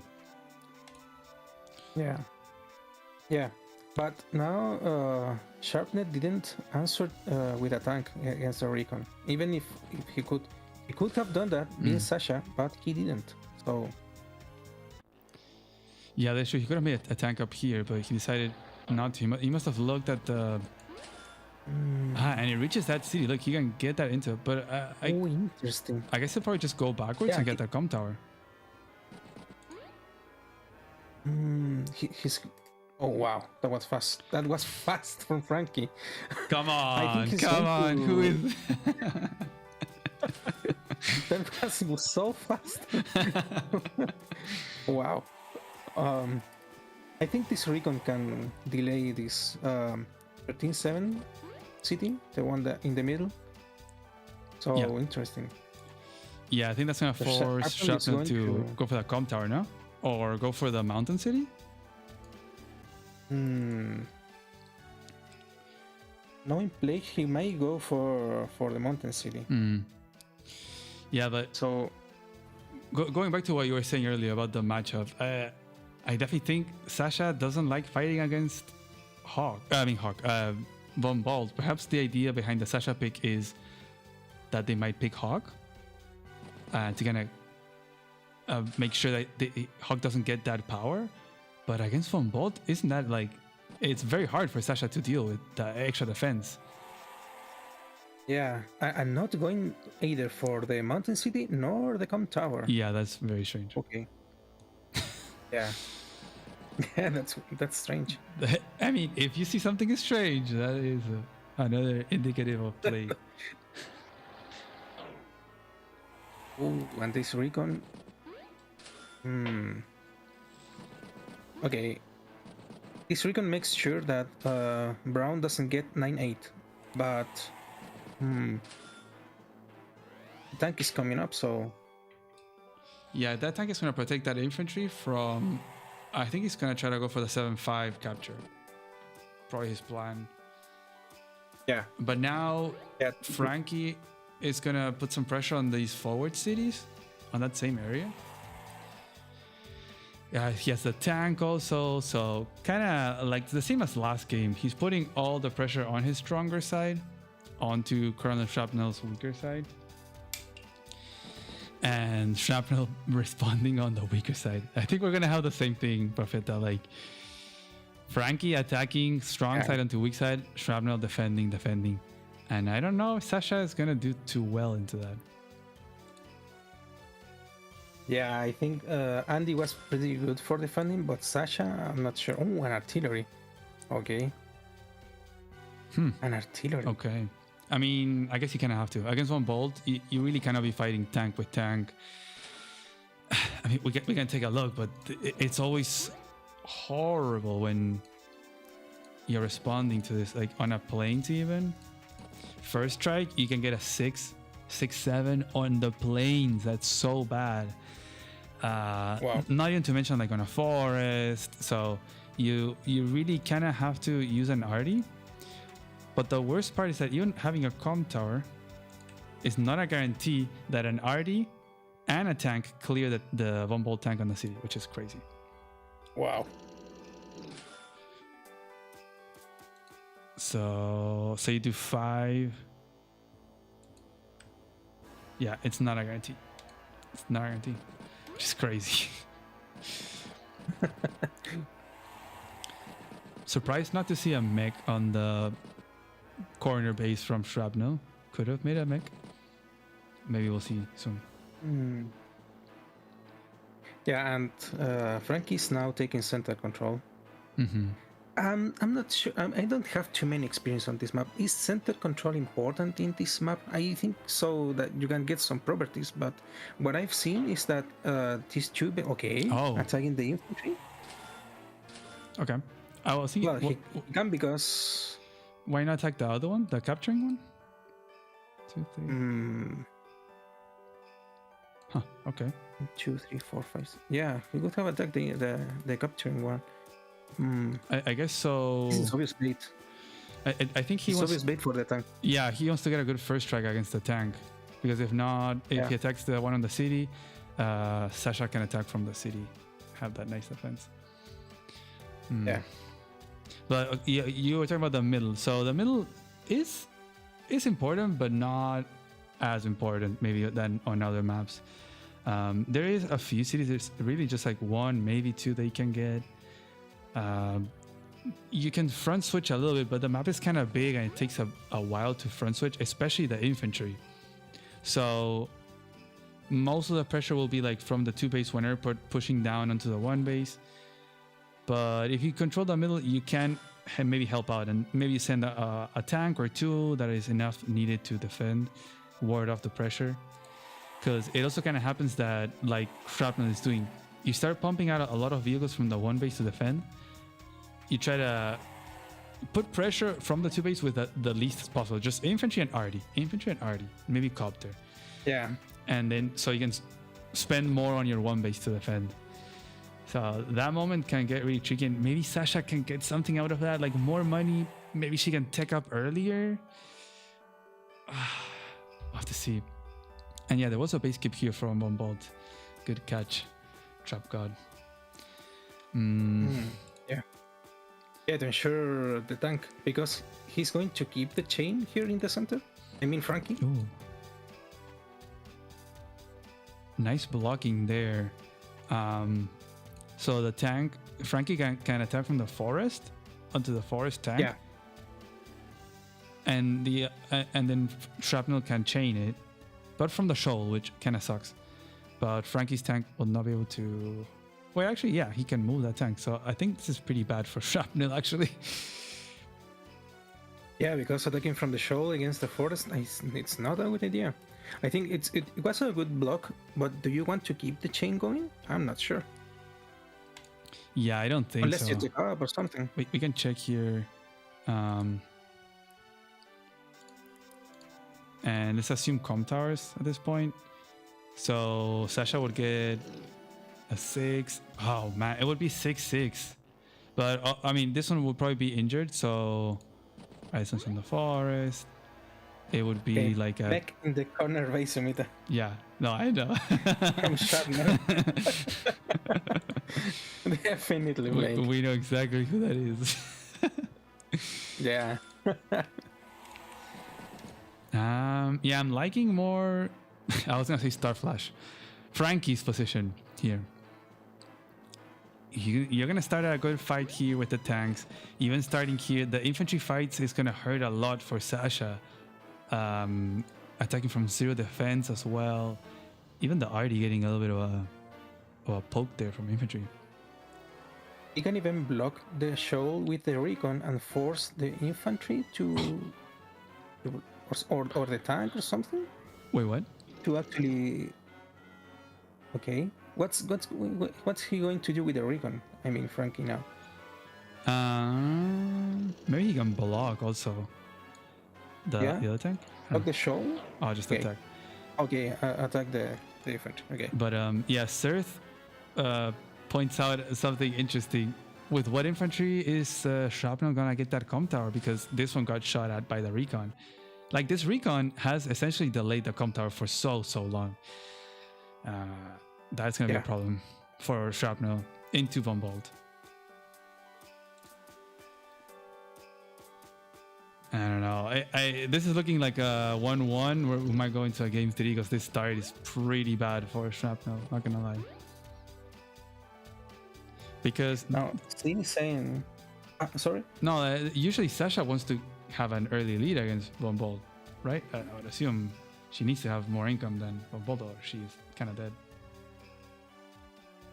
Yeah, and the RT, I'm not sure. I mean, he can pressure those infantries, but it seems like the initiative here is totally from Frankie. Yeah. So in the chat, Sin is saying that attacking into one turn base range seems suspicious as well. What do you think of it?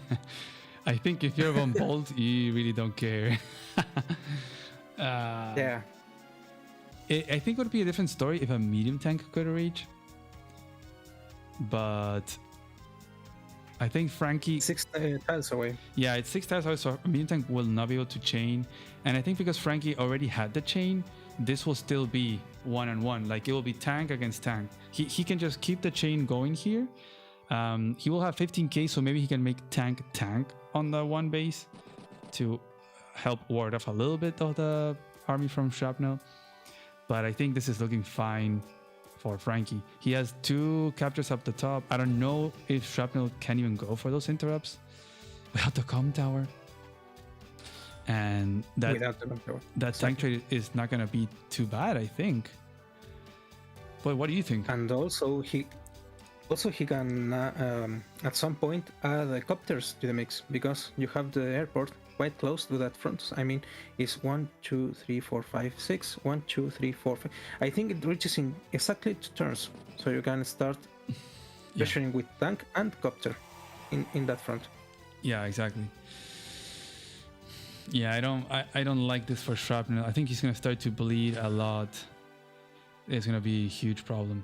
We're gonna see Von Bolt next turn with a com tower, and this tank is gonna blast this one out of the beach, the water. Yeah. You could potentially block. maybe not now, but yeah, this is gonna be a losing fight for Shrapnel for sure. And look at that 6-7 interrupt on the city. Pretty much guaranteed, I think. You can check with no com tower. Yeah, 3 guaranteed. Ooh. It's pretty bad. And he attacks with the infantry. Oh yeah. Dang.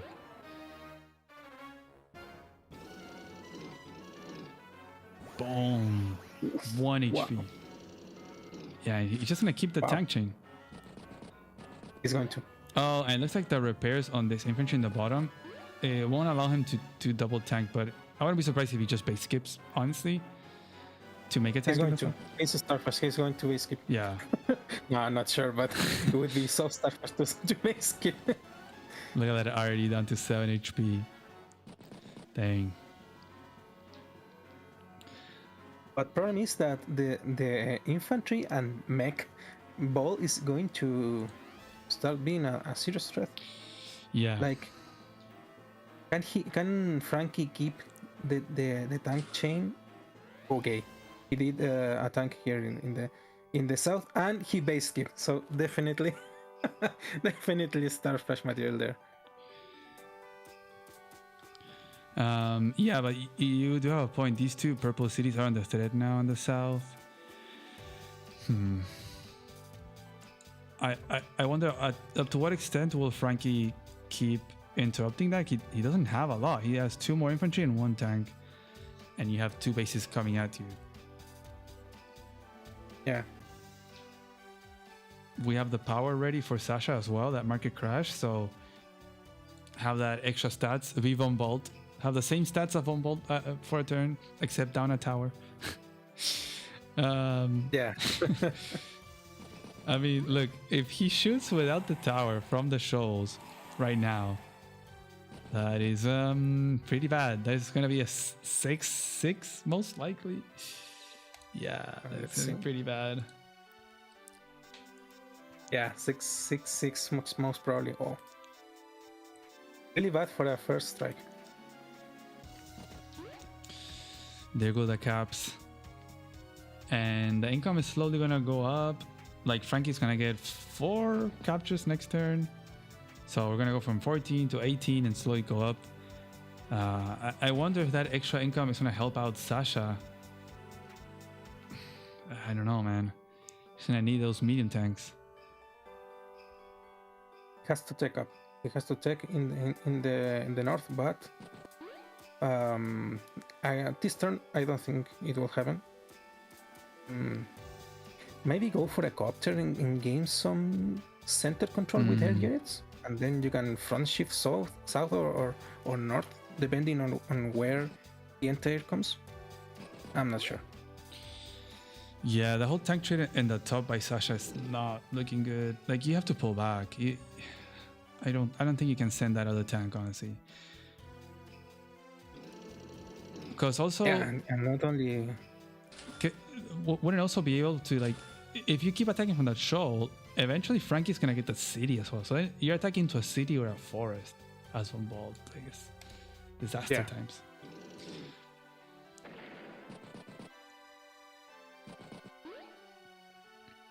Now, will Frankie delay the com tower? Can he? With a 2 HP tank? With a 2 HP tank, yeah. Maybe. That would be really annoying. Yeah. Oh, okay. Yeah, he's definitely not going to attack that tank. Now that he moved off from the city. Yeah, absolutely.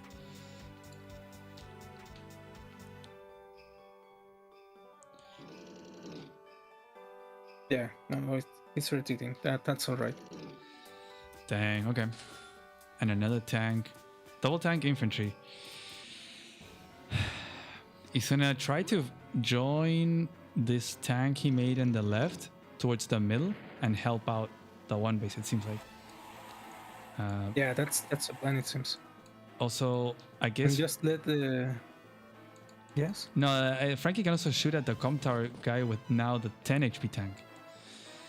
So that can hurt as well. And it would be worth it, right? Like, just keep Sasha without a tower at this point.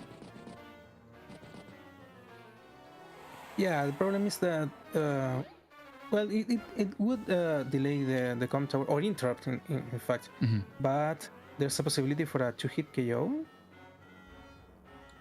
with the tank. Yeah, you're right. Yeah.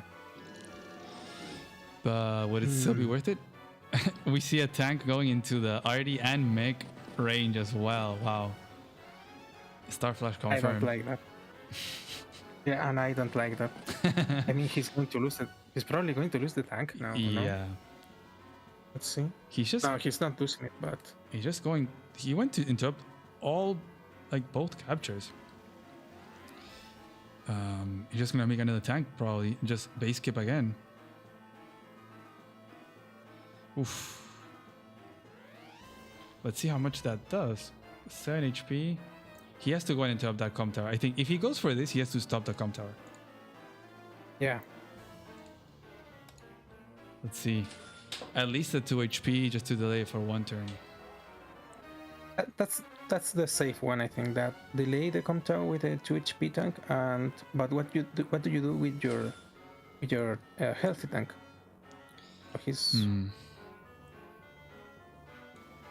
But if he attacks with a 10 HP tank, then I don't think that com tower will ever be in Sharpnell's position. I don't think that will happen. Oh wow, because he made tank infantry and he didn't have funds for a tank in the bottom. Wow, so no tank.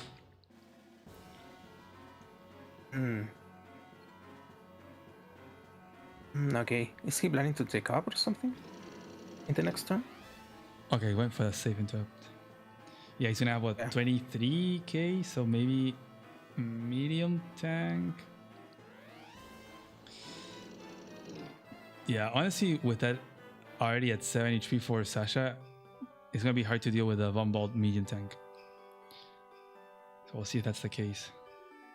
But it's looking very strong for Frankie. Taking the middle control, he has the 2 cities in the middle, denying shrapnel from a few captures, including the com tower in the middle. So now he could actually rotate down. Frankie could front switch these tanks down and assist with that south. Yeah.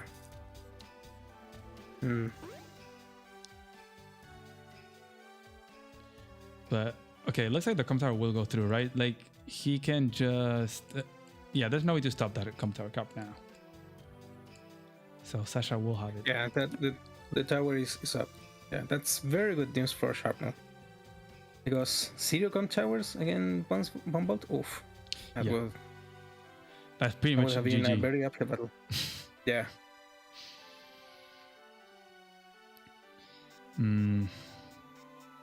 So would you have sacrificed that tank? I think it would have been a good idea actually. Now I am the general after the battle. I mean, let's see. I want to see how much it would have done. Okay, leaves it at 4, which delays it even more. But you probably... Do you lose that tank? If it goes down to 5... Yeah, you might lose it. Maybe it goes down to 1, which would be hilarious. And then there was only 1 tank from Frankie to respond. But it might have not even been that bad, because then the other 10 HP comes in and attacks what's left of the first tank that attacked, or attacked from the forest. So it wouldn't have been horrible. It is like 3 turns away for this base though, so it would be hard for him to sustain that attack. Yeah, Sasha could always take up and that's it. Okay, I'm wondering now if Shrapnel is gonna attack down south, like use the tank to take out one of the infantry and just like overall take out these units. The mech will be happy that it gets some action right now.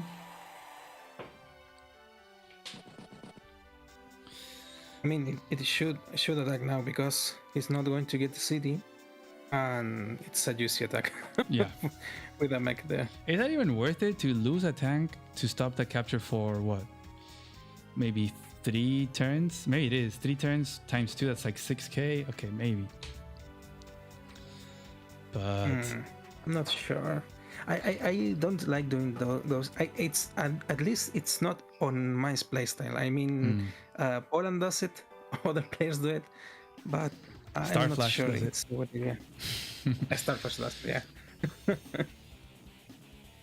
Well, if they do it and they have been so successful up to now, maybe it's a good idea to do it.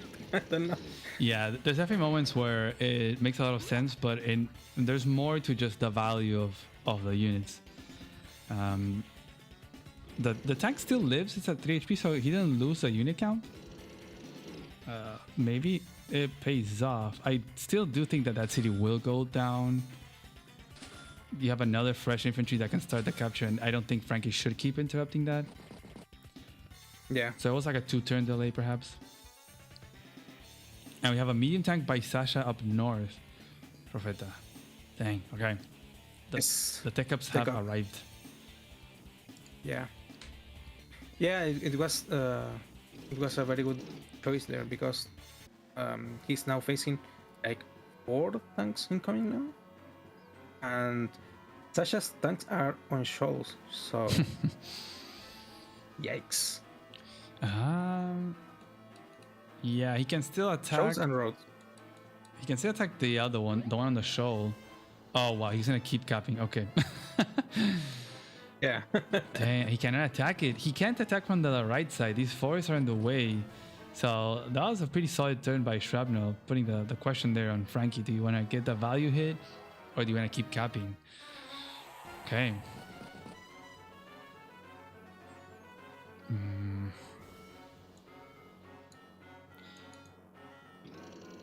Oh, wow. Okay, go for the attack. In the face of the medium tank. To guarantee the capture, perhaps? 3, 4, 5? Man, if this isn't Starflash. Yes.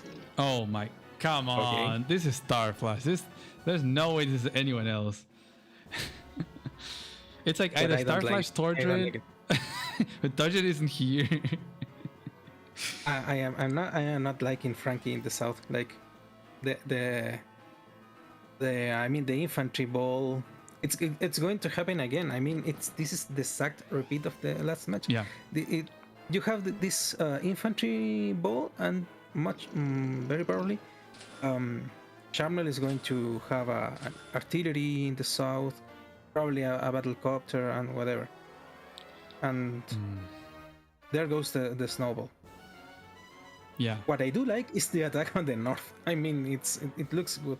However, Sasha will attack from the city, the tank in the forest, and there is another attack from this tank in next to the capping infantry. Yeah. That can attack the tank. Yeah, Shrapnel can get 2 tank hits here. Which if it would have been just 1, then Frankie would have been good because he took out 1 and then lose 1. He's even. But he's now preparing for RD copter, so he's like thinking more long term to pressure that base, and also like to deal with a medium tank as well, and has to make that tank on the south. It's gonna be a bit of a trouble. I think he might have to front switch the tank in the middle as well towards the south. Maybe just put it on the captured city and just hold on. Yeah, that would be a good idea, I think. And shift the middle tank to the south, and defend the south base. I mean, can he block a potential 2-hit KO? Yeah, at 2 hits. Yeah, he can put the tank in the forest where the infantry is now. Yeah. Oh, okay, that's kind of cool. So that it doesn't get 2-hit. Or put it on the city. Yeah. That's true. Yeah, no, in the first he could still get 2 KO. There was you have to put the infantry, like on the plains or the forest to block. But I think this works out. Okay. Here comes a medium tank. This is kind of the stuff that Sasha needs. Either using tech ups or using just not the same unit. Not same unit against the same unit, because hardly will be a winning battle. Yeah, and the north pressure is kind of falling apart. Gone for now. For Frankie, like the medium tank is defending well, and Sharpnel probably wants to deploy an anti-air and would be fine for now, at least until the artillery arrives. Yeah, the Frankie is temporarily ahead on income. I guess 19. Shrapnel has 18 properties, but that will soon change. I think this southern city should flip for orange very soon. Although you also have the same thing here, so I guess Frankie will remain ahead just because he has the middle. He has those two cities in the middle. He's denied orange from getting the other one. I wouldn't be surprised if Frankie gets the orange city by the mountain in the top as well, with the support of the artillery. So all in all, it's not looking too bad for Frankie. And the one that's actually on the clock is a Shrapnel. So Frankie's more the late game right here. Yeah. Yeah, I think that the matchup doesn't suit the same playstyle as the first match. Like, you can stall with Andy or something, but you can't do that with Sasha, I think. Yeah, she's not going to be good stalling. It almost feels like Sasha should be the one making the recon early instead of on Bolt. Yeah, indeed. Now we see the copter, okay. Wow, and Sasha went to not to hit KO, but to hit the tank on the city. Do you think that's a good idea? That you received a lot of damage back on the tanks. Yeah, but he's trying to wrestle the center control from Frankie actually. So it might not be a bad idea. Because now this medium tank from Sharpnel, okay, he's saving his north base, and it's going to turn into a center battle because he's not pressuring the south anymore. I mean, Sharpnel. Yeah, I'd be very surprised if Frankie goes for the interrupt down there in the south. It shouldn't be very good for him. We'll see, but yeah, it does look like the middle is now under dispute with the coming medium tank. I think we're gonna see this. Yeah, the little setup for the cap and the arty. And what do you do with these tanks in the middle? Okay, so he just shoots back there. Okay. Man, this is Star Flash. This is he's losing the tanks. Yeah, definitely. Oh, okay. Goes for the interrupt. This is so Star Flash. Yeah. You do have to block the arty, but it shouldn't be that hard. You're on Bolt. Sasha's gonna have a hard time breaking through. Okay, I think that that's good enough. Only 2 units. Probably fine. And then that tank can probably go towards the middle and help out there. Yeah, tank has got to go towards the middle because those tanks are lost. Dang, and you know what, Profeta, if you look at the contested properties, like this whole diagonal in the middle, there is one orange. Yeah. And then the rest, except for one neutral, are all purple. So Frankie is about to flip the only orange city that is contested. He used the tank to interrupt that capture, so he's gonna get shot by that mech, which as von Bolt and Asylum is probably not even that bad. But he really is trying to maintain that income advantage. And as someone pointed out, he still has 2 back caps to get. So he's gonna be like 22, maybe 23k income against 17 as Sasha, who gets extra income. So wow. Very, very bad for Sasha. Just falling behind a lot on income. So for all the critic I said about interrupting with the tank and getting hit by the mech, he's going to save the city. He's going to save the city because this mech. Okay, this is the hero mech for Plague, but it ends there. I mean, yeah, it's gonna. Let's see how much it does. Oh, it's gonna do 3 damage. No, poor mech. Yeah. Yeah, that city's gonna hold. And yeah, it's gonna hold because there is no other vehicle there to support the mech. So yeah, it paid off. Incredible. It's crazy. I think this match might be over. Like, what does Sasha have? Nothing really. The stats from Bolt are just better. Like, she has to use the power to equalize the stats, and usually what she can do is have more money, right? More money equals more army. Yeah. Sasha is starting equal in army, so Sasha is a little bit more ahead, like half a turn ahead. But that income is it is hurting a lot, and long term this can be very problematic for Sasha. It's going for joint cup. It didn't attack from the city. Yeah, joint cup. Poor mech. Although the mech did its job. It's now 3 HP, out of ammo. It can go rest. Rest in peace. Rest in peace.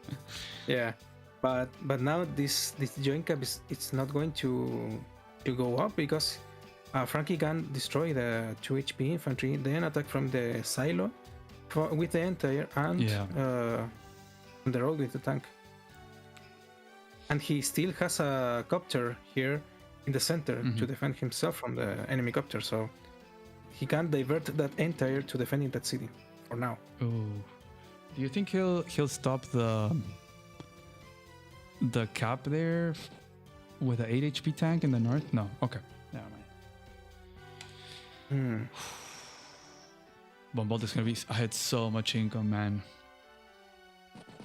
Yeah. Yeah, like 21, 22, 22, and he still has to capture these 2 wet cities near his HQ. So. And he also stopped this city, the one on 9-8 for Shrapnel. He's just keeping Shrapnel starving for income. It feels like the dynamic is very similar to last game, but in this case, it is working out very well for Frankie. It looked kind of sketchy, but it's working out. And the map dynamic, it's not so different, I think, because it's a damage race towards the lone base, but the CO matchup, that's the main difference. Yeah. The CO matchup, I mean, you can't play defensive with Sasha, and you can't bide your time, take or something. No, you have to play aggressive. Don't let Von Bolt take your cities. Like, for example, in the last match, Rachel, which was Frankie, had more income, but as Andy, he could heal his units, Sharpnel. Yeah. But now, what do you do with a Sasha with lower income? Like, the whole purpose of Sasha is having more income. So. Yeah, I think pretty much if Sasha is lower on income against Von Bolt, it's GG. Unless Sasha has a huge army and like a lot of potential to do a lot of property flips, but that's just not what we're seeing here. There's maybe one, and not even, because this anti is gonna shred the infantry there in the south. He will try to get this neutral city in the middle, and that will put Shrapnel back at this 18,700 after this flip in the north. So yeah, this is gonna be very bad for Shrapnel.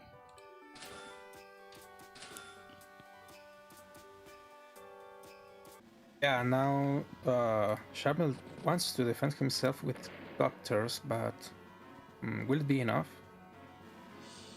I think at this point Frankie can just go for the kill. There's either making more arties from the 2 base and pushing the 1 base, or just turtling up and like defending the properties. Not like maybe just spamming tank copter, making a medium tank, and not really like going for the kill, just holding all the income, just holding all this diagonal of properties, and accumulating army. Block the medium tank. I'm attacking the 9 HP tank. Nice. The copter. Very nice. Do you think he really needs a medium tank to answer the medium tank, or can he rely on the copter? Maybe already. I think he can do it with copter.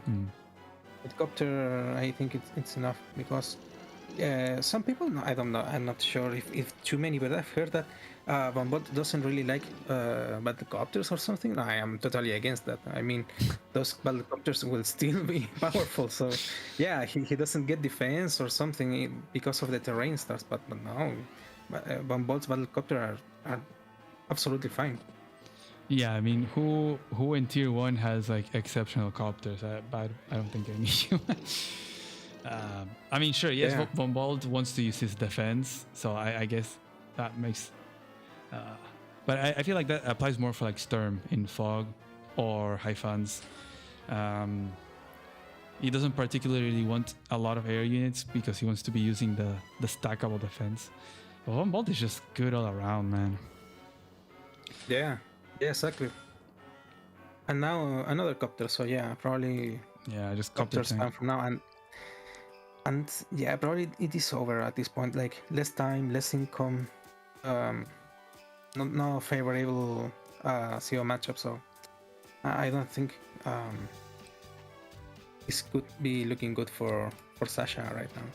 Yeah, it's probably over at this point. It feels like Sasha doesn't have a lot of comeback tools, mechanics in general. She kind of has to be ahead from the start and press that advantage. And it's not even like they're even. This is a 5k income difference with Sasha's day-to-day. So it is very massive. I think Frankie could get into bad trades and still win. It really is that bad. Yeah, exactly. And well, probably Sharpnel wants to use his copters to do something in the middle. I mean, the middle is still kinda contested, but I'm not sure. I mean, Frankie can actually deploy some medium tanks from the middle base, one next to the mountain. So if he wants to. Oh, okay. Oh, it's gonna attack the artillery. Dang. Yeah. Okay. Well, that's a good attack. Yeah, that's a good attack. That's a very good attack. I mean, if Sharpnel is plague and he makes a comeback in this match, then I'm going to start a church. The plague I'm church. going to be the plague church, exactly. I mean, it would be pretty epic if Sasha can come back from this. Even with his attack, I don't know, man.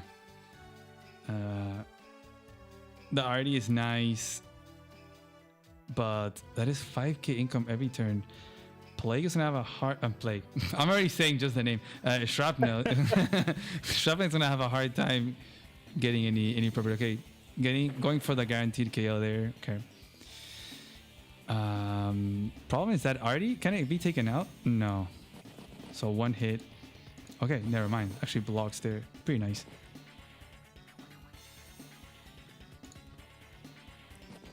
These engagements, like Frankie is going to lose material in the center. I mean, the tank is out, and well, he's going to recover a property or two. Maybe we just gotta believe in Shrapnel. Maybe he really can get a comeback. If he is who we think he is, he does not give up easily. That's something that I know. I mean, I'm starting to believe right now. I'm starting to believe right now. Like he will get a city. He's forcing now a vehicle to interrupt this 11-10 capture. But that is what Plague does. So, I mean, he interrupts here with a vehicle, but then you get your vehicle shot. Mm-hmm. And he's punishing these interrupts. Do you think maybe Frankie should make... I was thinking a medium tank, but maybe a neo tank. He could make a neo tank in the 2-base side. And then what does Sasha do about that? Like the medium tank... Oh, come on. Another mech.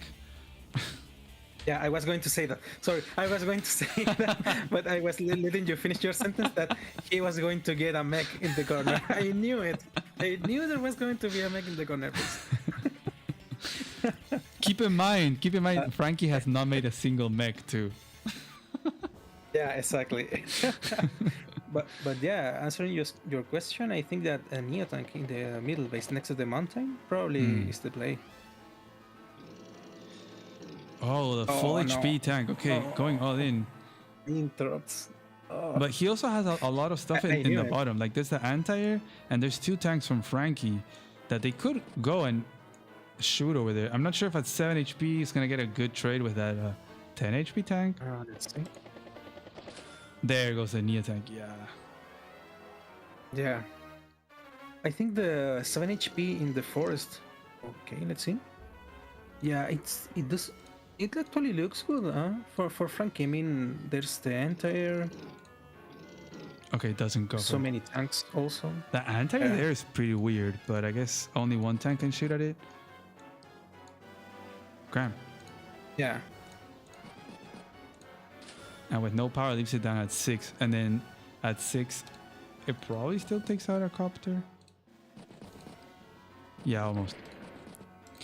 So Frankie not backing down, has 15 minutes in the timer. Who could it be? Interesting. That's the another important aspect of this match, the timer. Yeah, Shrapnel again very low on that timer, but I mean from what we've seen, it's not like he plays that much worse on increment. Yeah.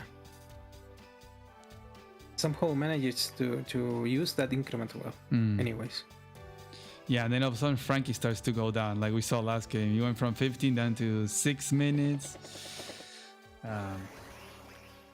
But the problem is that if Shrapnel doesn't get that advantage, this is too much. 7k, man. 7k income. Okay, soon to be 6 because he's gonna get 1 city. Yeah, but still a lot. It's a full tank almost a turn. Okay, he wants to attack from that silo, it looks like. He's going to take out the tank and make sure that the enter is safe, I think. Goes for another flip. Can Shrapnel come back? What do you think, Chad? Okay. Chad, if you think Shrapnel can make a comeback, you have to put Shrapnel. No, didn't get the kill there. Okay, he will have to step off from the city and attack from there, I think. Dang.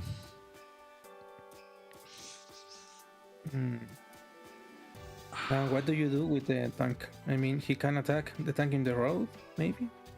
But you will be attacked next. Or do you retreat? Yeah, also this 3 HP artillery is not going to do anything. It's so low HP. There goes the mech.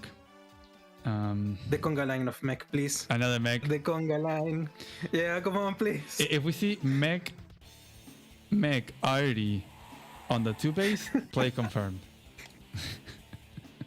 Yeah. Believe in Shrapnel. I don't think anyone in chat is believing in Shrapnel right now.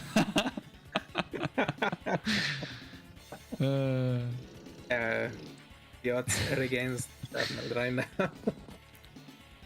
There goes that market crash. Kinda has to. I don't remember what the charge was looking like, but yeah, kinda. If Von Ball gets a super, it is 110% over. You really cannot allow Von Ball to get a super in this matchup. But I also think this Neo tank is gonna roam around for free because can Sasha get a hit on that on a plains? Probably not. Gets a 6 and 6 or 6-5 and then it gets taken out. So I think Frankie can be very comfortable in just putting the Neo tank wherever and he'll win that. Yeah, because there is only one copter, but it's going to fall to the enter now, so no copter from Shrapnel to harass the Neo tank also. Yeah. If only Frankie. I mean, I guess good job there by Shrapnel, because no tanks means this anti-air will live, and so now the copter from Frankie can't really shoot for free anything. 8,900 in the bank. Oh yeah. Probably for the Neo tank buy next turn. Yeah, that would make sense. Or maybe Bomber. 24. Or maybe 26k. A bit more, 27.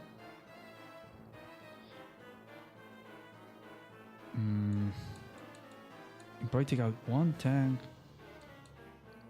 But yeah, it's full on middle brawl, and probably Frankie will go and interrupt that southern city with the infantry. Yeah.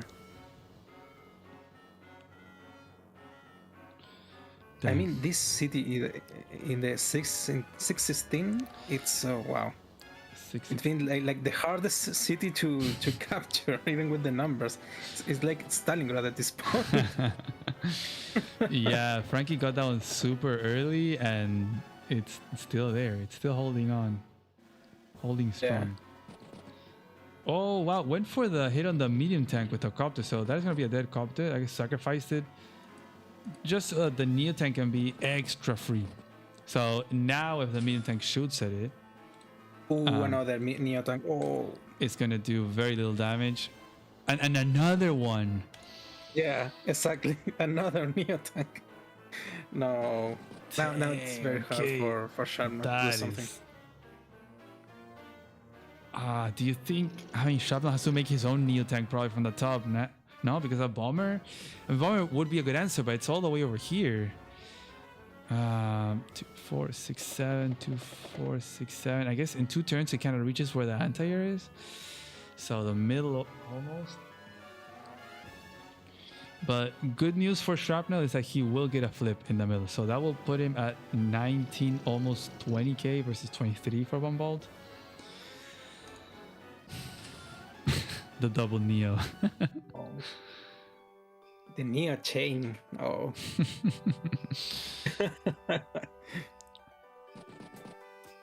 27k. What is he gonna make?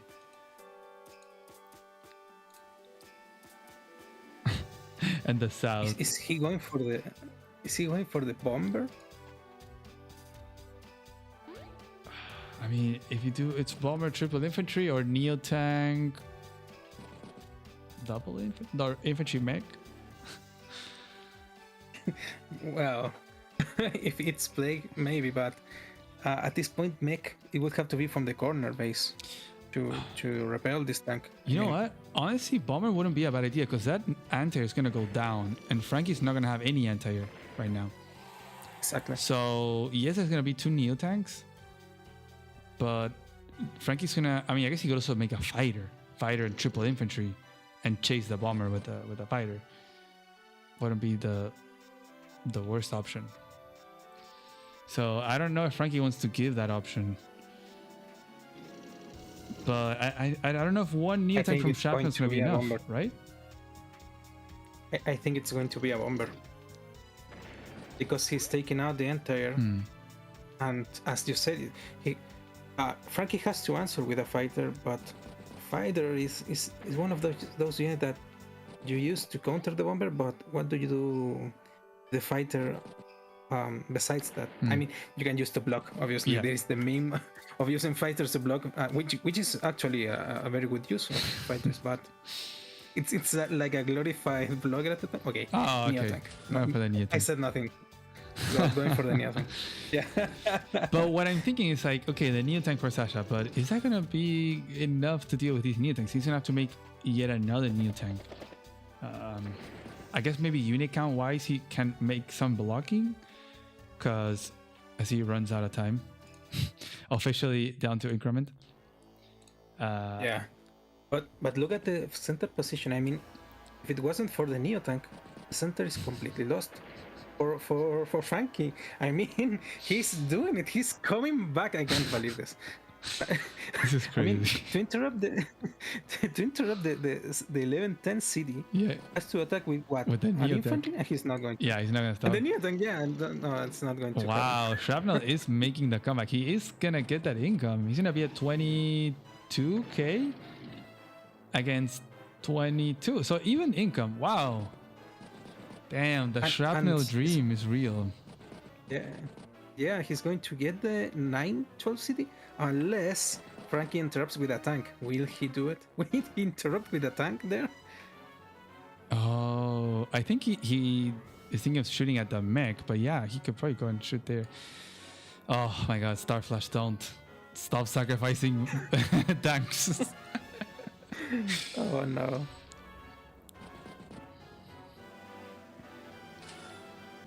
Oof. I think he will do it.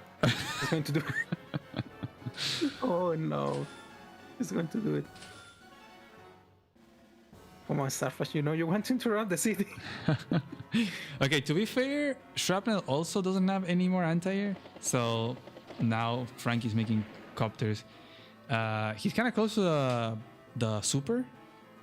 So Shrapnel has to probably use the power this turn. He's going to have to find a somewhat good turn here. You don't want to risk Von Bolt getting that super. Landing on that Neo tank. And bye-bye. Yeah, exactly.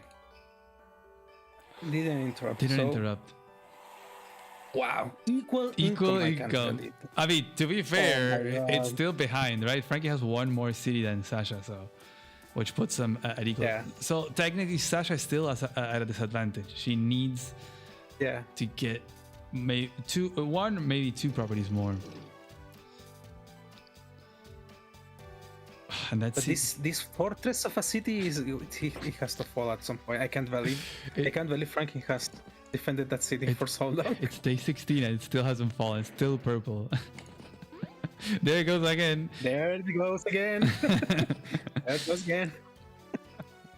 Man, Shrapnel needs an arty here like yesterday and just shoot at whatever gets sent. And now he has double tank, mech. Okay.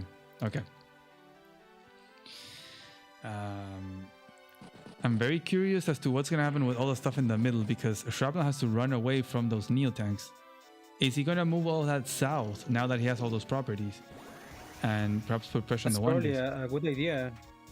That's probably a good idea because now there is no infantry from Frankie to start capturing those cities very soon. So yeah, it's going to do that. And try to avoid the Neo tanks from getting any value, I guess. I see he's not going to use the power. I think he's going to save the power for next turn. Ooh. Combat. But okay. Oh, yeah, no, that was dangerous. Yeah. And they already there.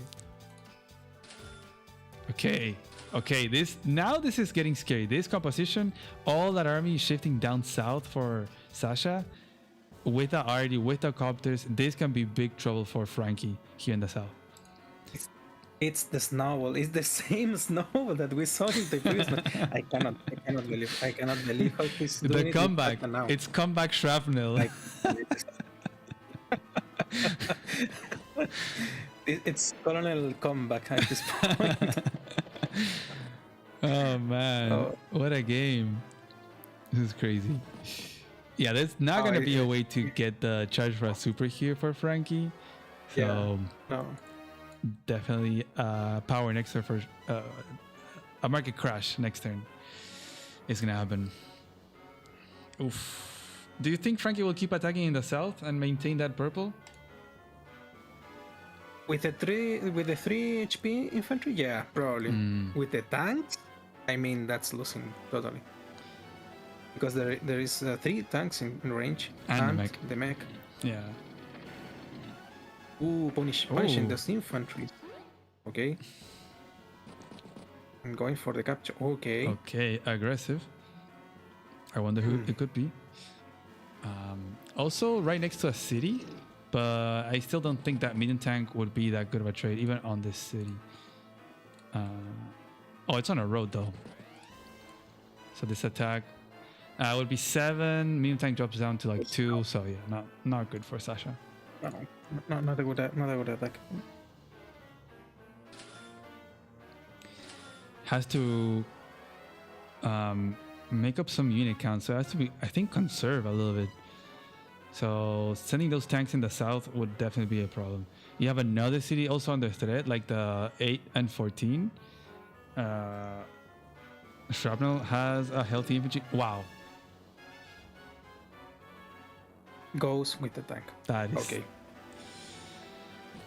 Man, this dude is double tank, bro. I don't know what to say at this point. I don't know. I don't know. I don't know how to play this game. I think people will say, oh, but Advanced Noob would also do that. No, I don't think anyone from these 8 players except Starflash would do something like this. He does look at the game very much as a value game, you know, like interrupting and the trades and just keeping that income advantage. This is just insane, man. Double tank there. He's gonna lose both tanks, I think. Yeah, I think he's going to lose both tanks. Or no? Oh. Okay, means. Oh, more money, more market crash. Yes. That's Plague. Mm. He has to drain a lot of charge though. Ooh, that Neo tank. There it goes. Okay. Okay, that drained a lot. Okay, he's good. I wonder if the RD is gonna go back and defend the Neo tank, because there could be a first strike there. Yeah, probably that's the plan. Oh, he doesn't kill. 1 HP. Oh. What artillery is doing there? That is a bold artillery. To lock down the city? Wow, okay. Probably, and deploy a Neo tank from the base. A base cube Neo tank. Or a medium tank? I'm not sure if medium tank it's the correct choice.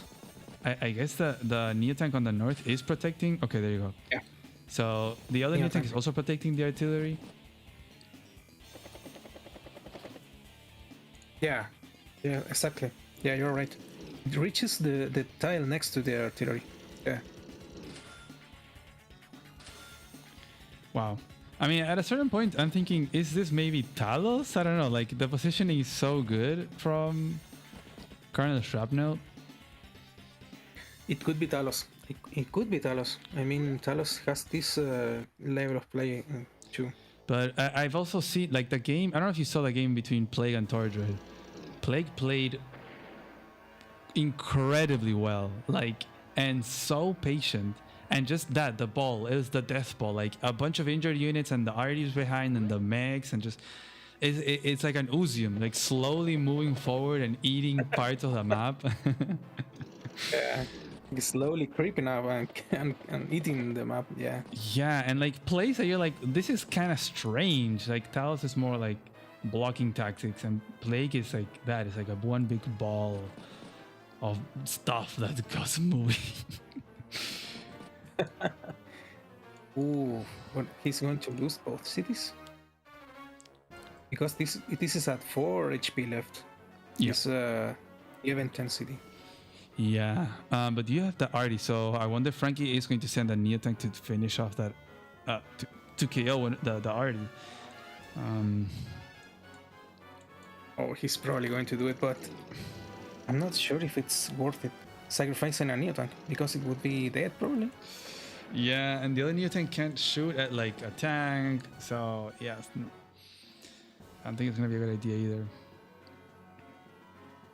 And the RD, let's see if the RD does enough damage to that infantry. It doesn't. Okay, it will deal 4, so Shrapnel would need 1 more hit. So RD and infantry. Yeah. At this point, he kind of has to, right? He joint capped. He has to. I don't know. Maybe just fall back. Just let that infantry die. He's going for the other flip, so maybe just be happy that he can get that.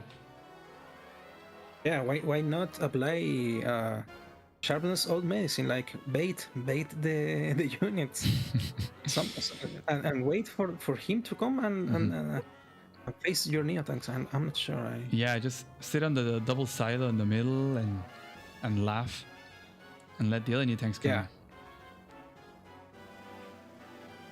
And you have 25k, so you can actually go for neo tank and 2 infantry this turn. Probably neo tank in the bottom and then double infantry at the top. Yeah.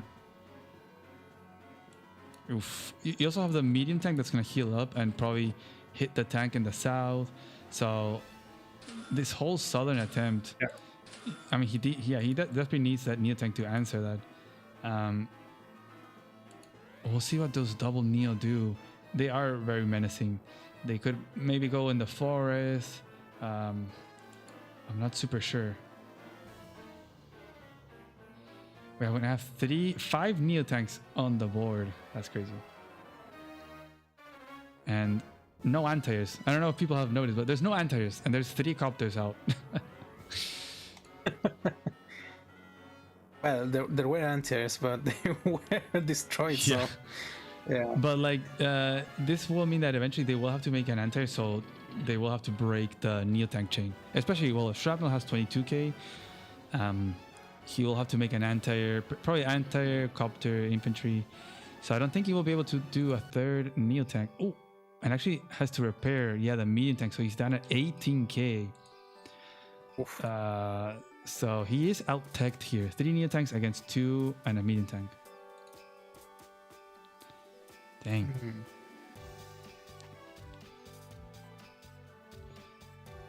There goes that capture. Yeah. And no infantry in close range of that city, so it's well defended now. Yeah, for sure. But the other one is gonna go down, so Frankie is gonna be ahead by 2 properties.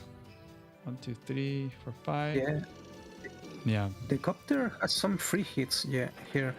I mean, he could attack the tank, the 9 HP tank. There is no anti-air or copter in range. Or attack the infantry. He's gonna start capturing. I'm not sure that is a guarantee though. That is a Von Bolt infantry. And it was a 9 HP infantry too. Ooh, okay, goes for that. And he's gonna bring this other neo tank. But what is he going to deploy? Oh, okay.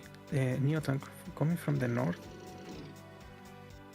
Would you attack the medium tank with the neo tank on the city? And also destroy the artillery, if you're going to do that. Yeah, I'm thinking about that. He makes a medium tank, so no anti-air.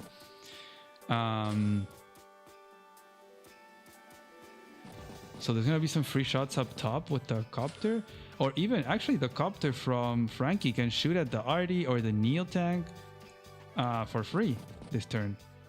Yeah. There's no answer.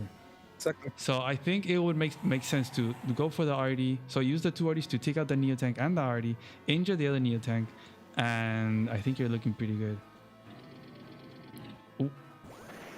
He goes for that. Wow. Okay, that was crazy. The 9 HP medium tank evaporated. Obliterated. Yeah. Dang.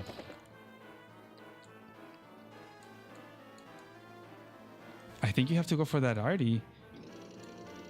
Oh, with the tanks. Okay, I guess that works too. Oh. Yeah, the arty, it's pretty much useless now. Yeah. At 6 HP, it does only one damage to the neo tank on the city. Dang. Yeah, you have to put it there on the city, preventing the other neo tank from attacking from the city. Look how many neo tanks there are. This looks very like the campaign where when you're playing against the black hole and they have like 4 neo tanks in a row. You know, that's what we're having right now. And he has to build an enter now. I think this copter will still poke these neo tanks. Oof. Yeah, that 2 damage, 3 damage, high roll. Dang. Okay, that is a lot of value. That's a Von Bolt copter for you. Yeah, this is not good. Nice. Yeah. Wow. I think the comeback for Shrapnel might be over. This is a bit too much. That income difference coming into play, the double Neo, finally having some value.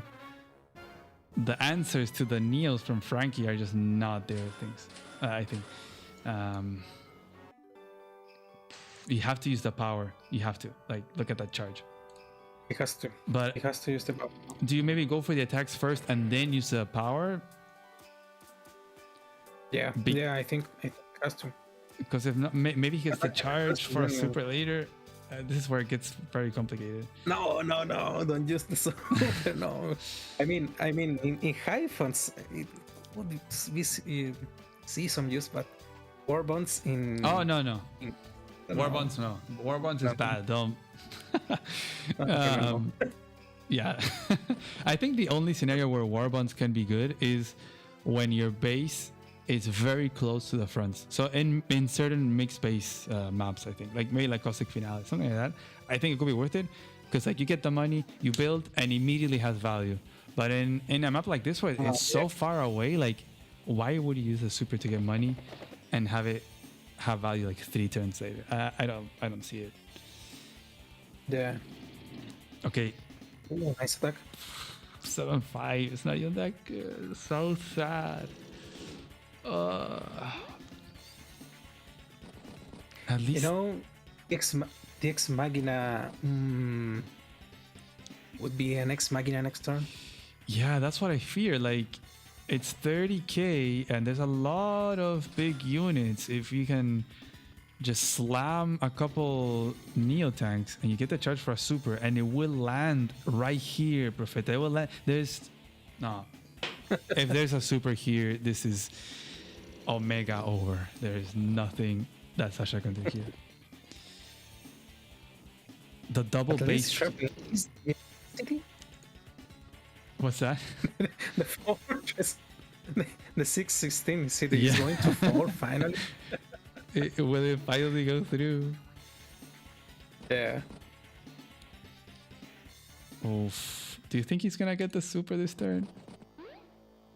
Oof. No, I don't think so. But he's getting some good attacks. 26k charge. You slam a Neo into another Neo. Or to the medium tank. You clear the 6 HP. It will land right. Infantry. Let's see. No, don't tell me he's gonna keep interrupting, bro. Oh, should have sacked the other one, the 1 HP. Wow, the fortress will finally go down. Dang. Finally. No way! I don't believe this. Okay, he's not going for the super. No, but why? Why is that so important? Well, I guess it's important because there is no way that Frankie can capture that again, but wow. This is so funny. This is... Oh my god. It's obviously Star Flash, come on. Oh, it's a little bit bugged. Oh my goodness. Oh, it's still kind of bugged. Oh no. And another Neo tank. Yeah. 4th Neo tank. There's also been a lot of base skips from Shrapnel. He double base skip for that other Neo tank. The mech is out of ammo. The hero mech. That's super. Okay, he has to get the market crash, but he's 600 away. Yeah, that'll be easy. It's a 19k funds. How much it deletes? How much burn it deletes from Bombot? 19 and 8k fund. Wait, what? 9? Sasha has 19k funds, and if he uses market crash, how much burn? Okay, 4 bars. Yeah. 4 bars. That means 40, 35, 35k, 45k, and there is a few 35k away from the power, I think. Yeah. No, it's still quite a bit. 45 is kind of tough. But I think he'll be able to clear the 5 HP Neo tank, the 6 HP medium tank. I think we will finally see, unless the 8 HP copter goes for the capture. I think that might be. I think he's gonna sacrifice the copter to take out the 6 HP infantry before that. I think that city will remain purple for another turn. Oh my god, I can't believe this. And he gets another flip. He gets back the 11-10 that Shrapnel had stolen from Frankie. There you go. Exactly. That's so funny. Dang, okay. So 24 to 20k, that 4k income difference. Bye-bye. I don't see how Shrapnel can get back into this. At the top, we do see a lot of infantry and RD tank from Shrapnel, but there's infantry from Frankie defending. So And these attacks. Oh. Now there's only one Neo tank left for Shrapnel, and you have 2 left for Frankie.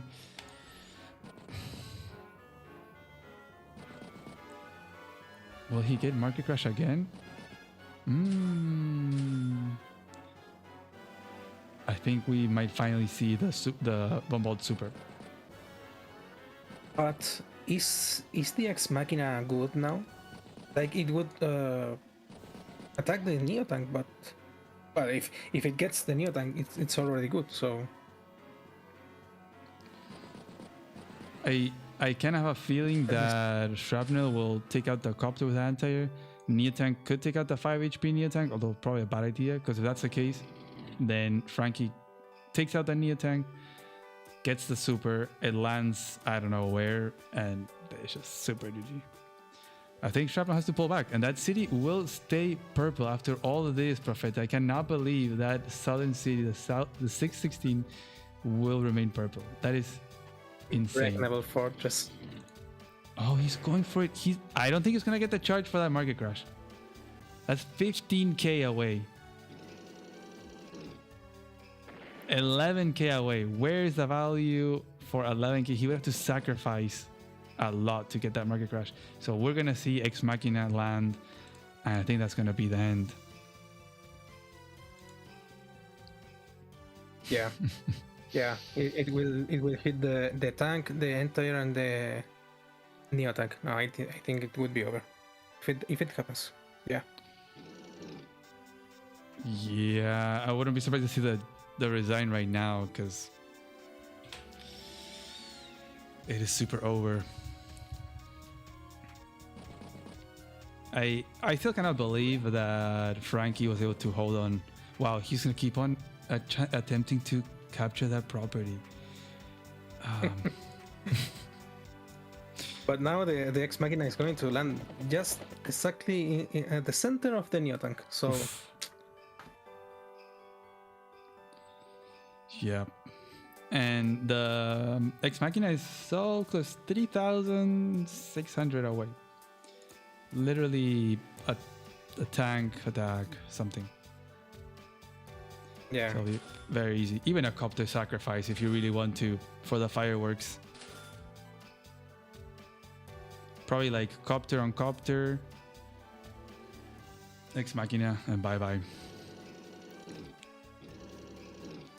Dang, we're gonna go to a game 3, Profeta, it looks like. Wow, this has been I don't know if there was a better set than this one. Yesterday, what do you think? Because this has been such a great set. Yeah, like, really. I mean, definitely, this one has been very entertaining and very different players. Like that for sure, we can say. One is hyper aggressive, very fast. Sometimes, I mean, does anything to conserve those properties, the income, and sometimes too much. You could even say it's Poland, but Poland's not here. And the other is just more of a slower, methodical player, runs out of time, can take some strange decisions sometimes. And in the first game, it worked out, right? In this one, I think just the CO pick really wasn't it. I think Sasha is in big trouble here. If she faces, I don't know, Javier, Bombald, she is in trouble. Hawk, maybe. But even then, I think Hawk should get a power out. It's not gonna be that hard. There goes that Ex Machina. GG. Yeah, this is all. It's over. What a great match. I think it doesn't show, but I think the Neotank is also paralyzed. Van Bolt's Neotank? I'm not sure. Unless it just landed here. No. It landed. If it landed in 515, then he's good. And now you have the base under threat because you have a Neotank, potentially 2 staring at it. Dang. And Shrapnel's gonna keep playing Market Crash. The post Ex Machina Market Crash. And there you go, the resign. Resign. The KD. Wow. Look at the KD, the unit One count. game apiece. Dang. I mean, you had another flip here for Frankie. It was going to be 25 to 19-ish K. This city never fell, incredibly. There was going to be 2 flips, actually. So that was going to be 17, 18 to like 26 as Sasha. If it was Hawk, it's like, okay, maybe, but no. Not the case here. I think a very good attempt from Shrapnel. I think there were moments where, there was an attempt of a comeback. We could feel it. We could smell the possible the Shrapnel comeback with the medium tank. Maybe Frankie exposing the Artie. But that extra income from Frankie really, really paid off. Yeah, the Neotanks were totally unstoppable. Like once those 2 Neotanks started wreaking havoc on the center, there was no stopping them. Like and the 3rd Neotank and then the 4th. Whoa. Yeah. Let's see at some stats. Total funds. It looks like Shrapnel was ahead at the beginning.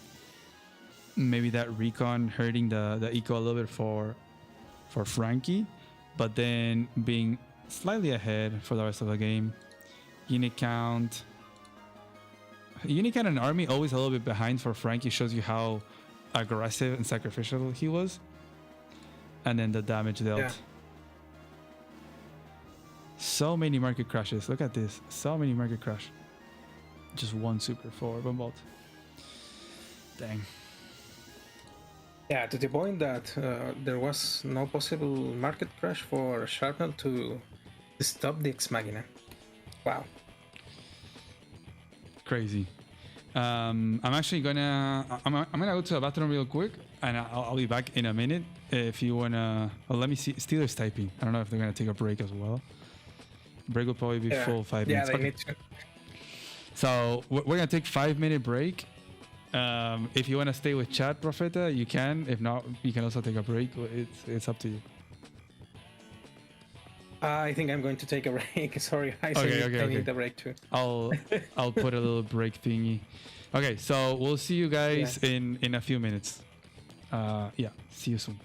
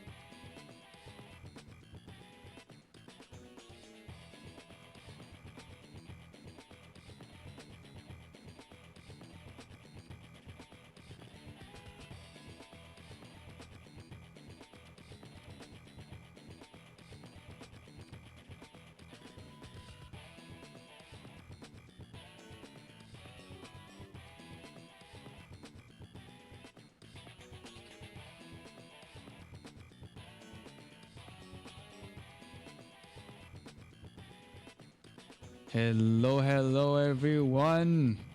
Welcome back to the last match of today. The last match of the quarterfinals overall. After this, we're going to be looking at the semifinals next weekend on Saturday. What I said, we've just witnessed no Profeta between who we think is Plague and Starflash. I am pretty sure it's Plague and Starflash. What a great set. These matches were not only like the very high level tactics and so on. It's like there's been room for aggression, comeback. Like it's not just that you high level play and that's it. No, I mean, during the entire match you don't know exactly who is going to win. So very even set. Yeah, and I think we can clearly agree that they're both very different. They play very differently. Yes, totally. Wow, and here we go. We have and it's and you can notoriously identify each one of them. Yeah. Wow. Wow. We're gonna ask for more. I mean, the Colin Sharpnel, it's going to get some mechs on, and Frankie full aggression. I wonder who they are. Dang. Yeah. I mean, I think if Frankie is Starflash, I'm not super surprised to see Max. If Shrapnel is Plague, he would definitely pick Sammy. Oh my god, I can't even speak now. We will have to see. Yeah. The thing is that for player 2, the recon for Max is not going to be as strong, although Shrapnel didn't go for the forward city, went for this other city, so Frankie could still go for a recon here, I believe. Maybe not, I'm not sure. But he didn't go for the recon, so probably playing it a bit more safe. Interesting. Yeah, it does look like it. Maybe just gonna open standard with tanks and try to start brawling with tanks against Sammy. I believe. Let's see who gets first tank. Is it player 1? Okay. Yeah, let's say I think it will be player 1. So Frankie will be able to get the tank chain. So it doesn't matter where Shrapnel makes the tank. Frankie could just tank chain and just bully Sammy's tank with Max's incredibly strong ones. Yeah. Wow, Frankie playing like again way too fast. Yeah.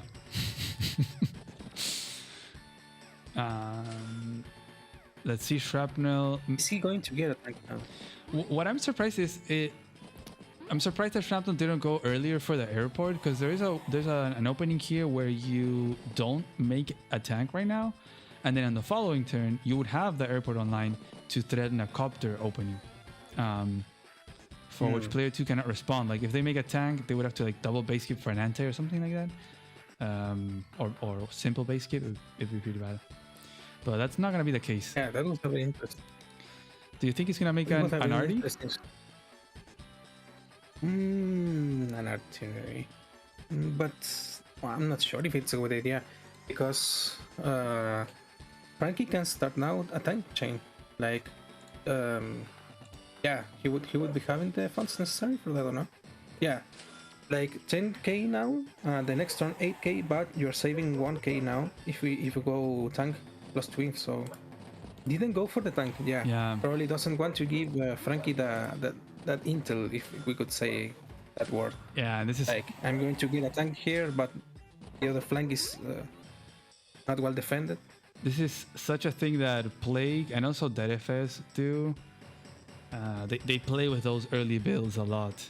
They kind of are like, oh, maybe I won't make a tank, maybe I'll skip. Like they keep those options open, and Frankie didn't even miss a second. Just boom, boom, moved, make a tank, gone. Next. Yes. Yeah, in the 2 base side also. So yeah. We're gonna have it looks like an infantry stair up here on the right. Only one Sammy infantry in that right side, and 2 infantry for Frankie. So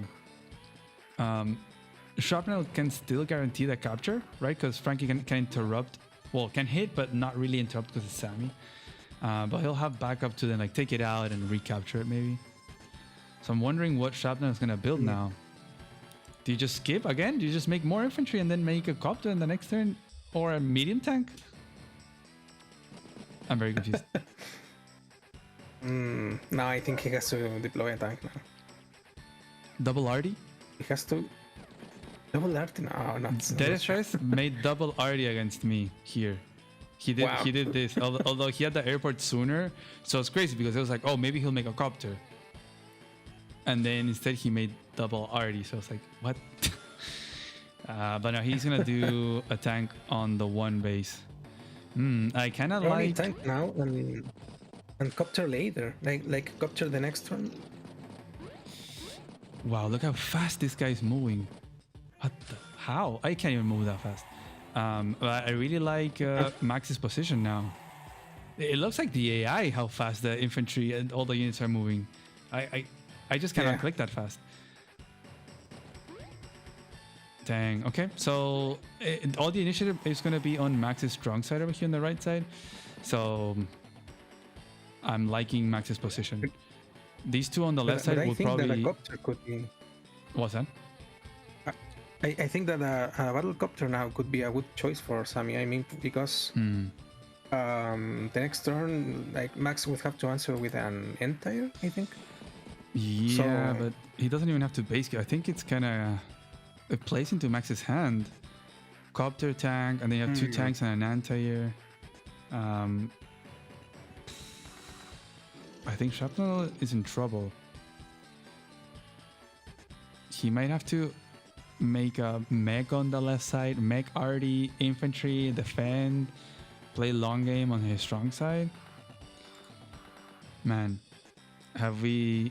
Isn't it crazy this set we've had? Not only the players are very different, but they've also always picked different COs. We haven't had a mirror. It's just pretty wild. Yeah, that reflects the different gameplays, I think. Yeah. The game style. And one playing really fast and the other really slow. Yeah. Even now taking his time, yeah. I mean, it makes sense. I don't know if Shrapnel wants to keep making tanks. Okay, he opted for the copter line that you mentioned. So Frankie... So he went for the copter. I think Frankie's going to be pretty happy. He's going to not have to base skip for an enter. I think he's just going to straight go and attack. Yeah, like he's Max. Has the comm tower. Sammy doesn't. And he's going to make... How fast this guy moves.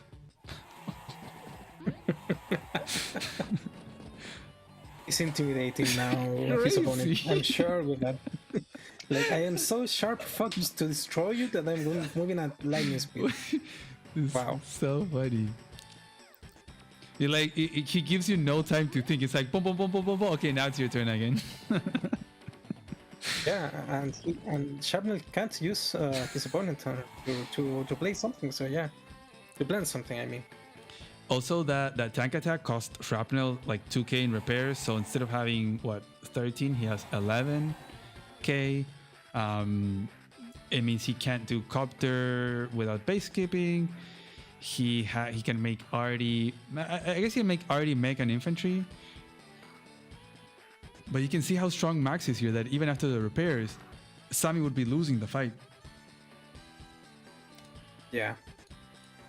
Now I think this is a lost fight here for this tank. Probably you have to retreat to the HQ or something. Yeah, probably HQ. I will see the tank standing there. Probably put it on the HQ and make a mech to defend it as the cheaper option. Yeah, exactly. But now the Orange City, the 28, is under threat as well. You're kind of forced to make a tank as Shrapnel because he attacked now the tank, so he kind of has to make a tank there to respond. Do you think... Okay, so the tank remains there. if you're Frankie, would you send the full HP tank to finish off the 5 HP? Or do you just retreat the 4 HP and just be happy with this trade? That's a good question. Because Sammy would lose funds in the repair next turn, so it's still like a good economic damage, but so yeah, here's the thing. Yeah, I mean, if Frankie destroys the tank, then Sammy can now has to deploy a tank. Yeah. It has to be a tank now. So wait, let me see if, yeah, it's a tank. So here's the thing. If Sammy keeps this attack here, mech. But I mean, Sammy can defend with copter and tank in that front. Is it possible? What, on the right side? And eventually take up? Yeah, in the right side. So, I guess so, but I wonder if Frankie will pull back the 4 HP tank to heal and send the full HP to attack, which I think would be kind of bad because then Sammy can respond with her own tank, and then there would be no more tanks for Frankie, right? He has an anti coming. Exactly. I think he'll probably just pull it back. This was still an even trade, like 3-5. Okay, wow. Never mind. Come on, Star okay. Flash, what are you doing?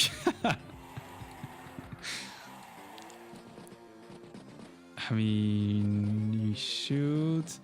He's gonna have the comm tower too, so it's gonna be a 5 or a 6. So it'll be pretty bad there. It'll be like a 4-8. Dang. Okay.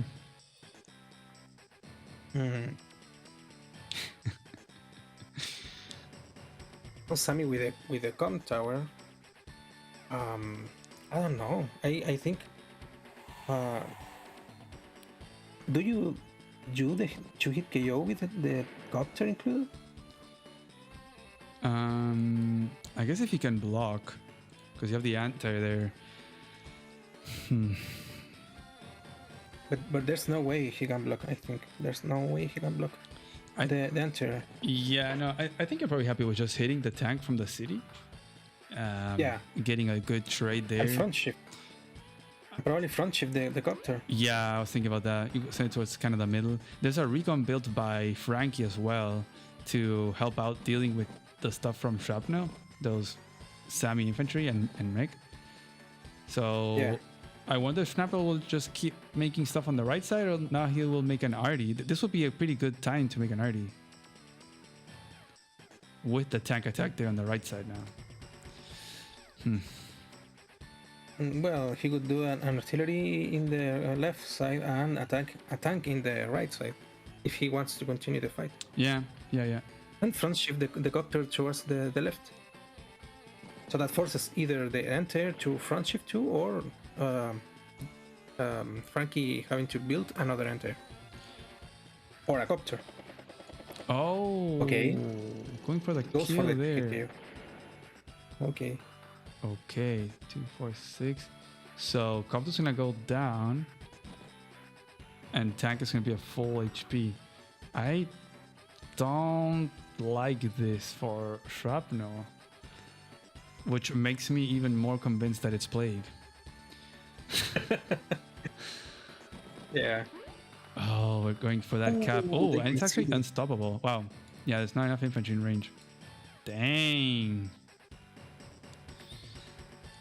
Do you send the anti to stop that capture, or do you go for the copter kill? No. No, I was going to say the same thing.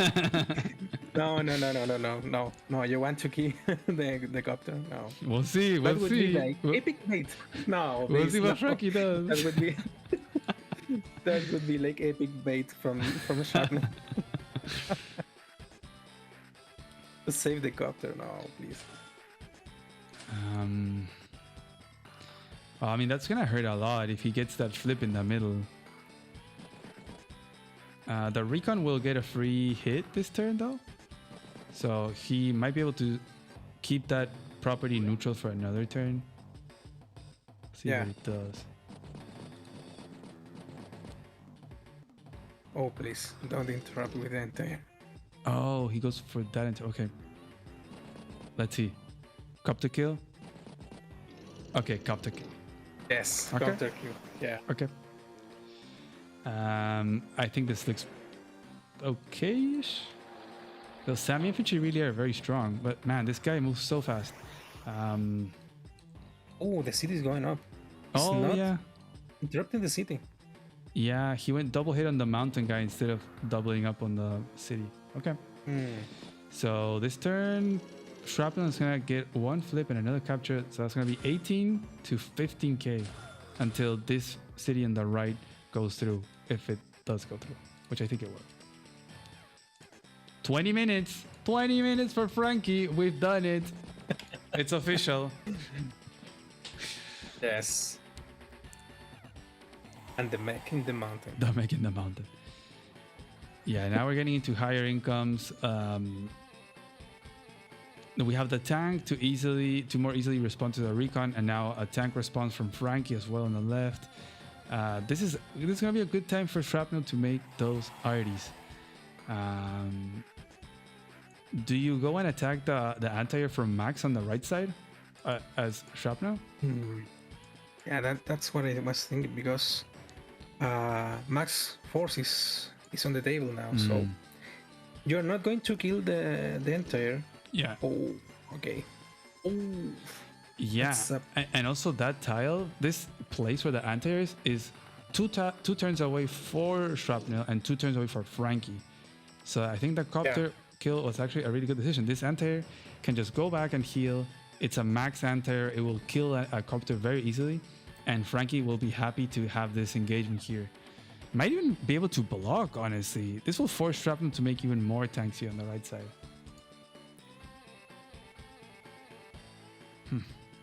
Oh, this doesn't look good for Shrapnel now. Yeah.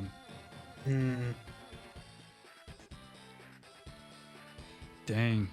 On the other hand, here in the middle, I wonder if these infantry fights are gonna go Frankie's way. There is no 10 HP, so it might be delayed enough, the recapture, that maybe Shrapnel can hold it. There's an infantry coming over here. Yeah. So we'll have to see. Yeah, that's a positive thing for Shrapnel. Like, the infantries from Frankie are not going to capture any city now. I mean, they can start captures, but they are going to take three turns at least. So yeah. He's going to get the 28, so the one. Oh yeah. Over the forest, yeah. Yeah, he's gonna be pretty happy about that. That's gonna be 16, 17k. Which is pretty good. Another mech. I actually another mech. Actually, stopping the 13-9 city by Frank is pretty good. We'll see what Shrapnel does here. There's also the double time on the table. Gotta be careful of that. A lot of infantry sniping other infantry can be a problem. The mechs reaching an extra tile can be a problem as well. Double time, you mean as Frankie having the double the time? 22 minutes. Dang. Okay, so he's gonna try to recap with the 9 HP most likely. And yes. The recon might help to secure the middle a little bit, forcing a tank from Shrapnel, releasing some pressure over here on the left side. Honestly, the property that Shrapnel wants to recap is this purple city where the recon is sitting on. So that is what he's pointing at. Frankie's going to be happy to keep that under the purple color. Looking very good for Frankie, you know?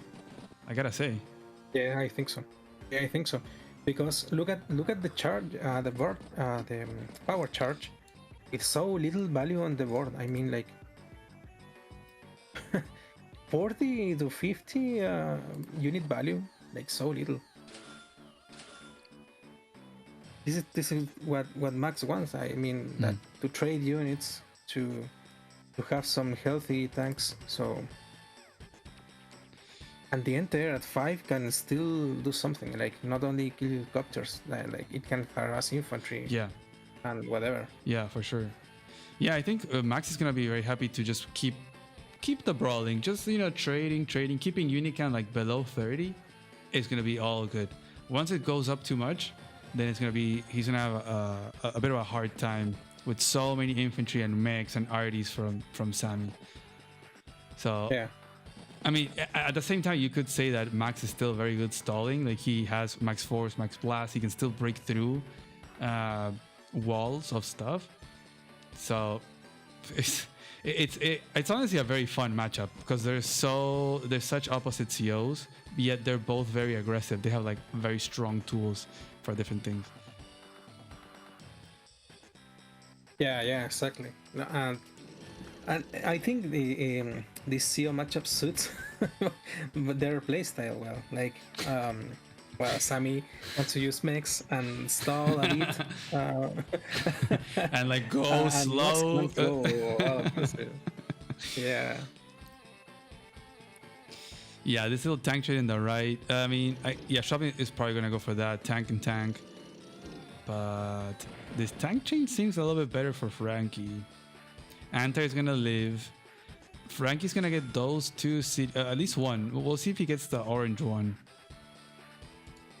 But yeah, we're very close to a Max Blast too. He's also deleting Sharpnell's infantries on the right side. Like there are 3, and not much else. Yeah.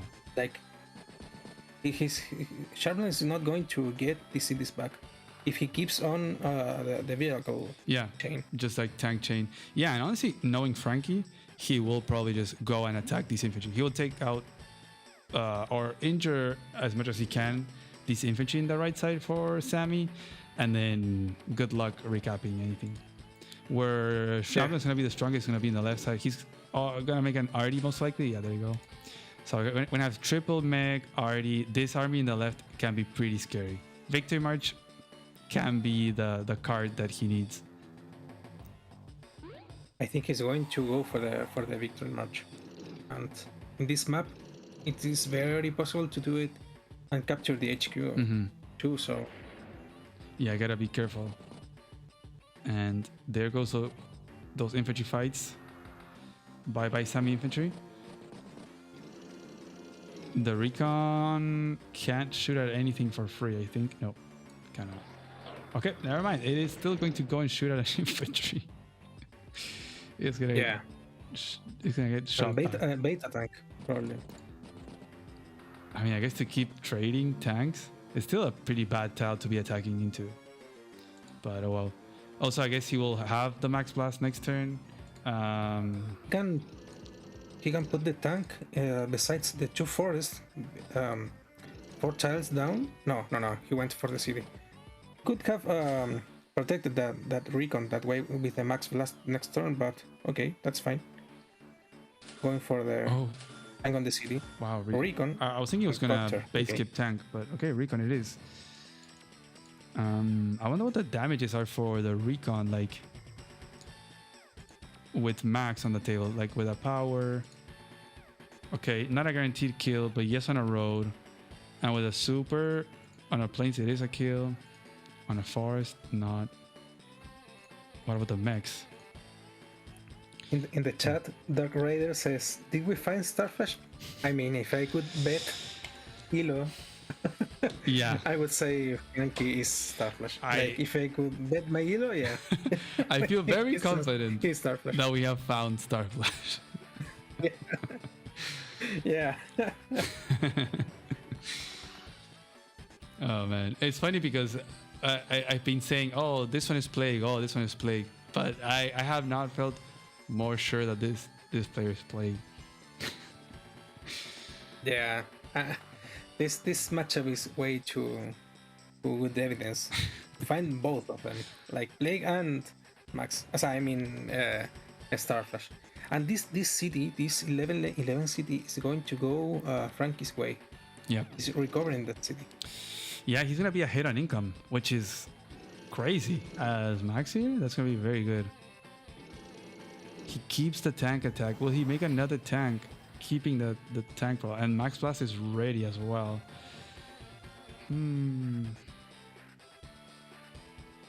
I would still be very scared and respectful of the victory march, because all those properties can go away like this, and even worse, the HQ could be under threat. So gotta be careful there, Frankie.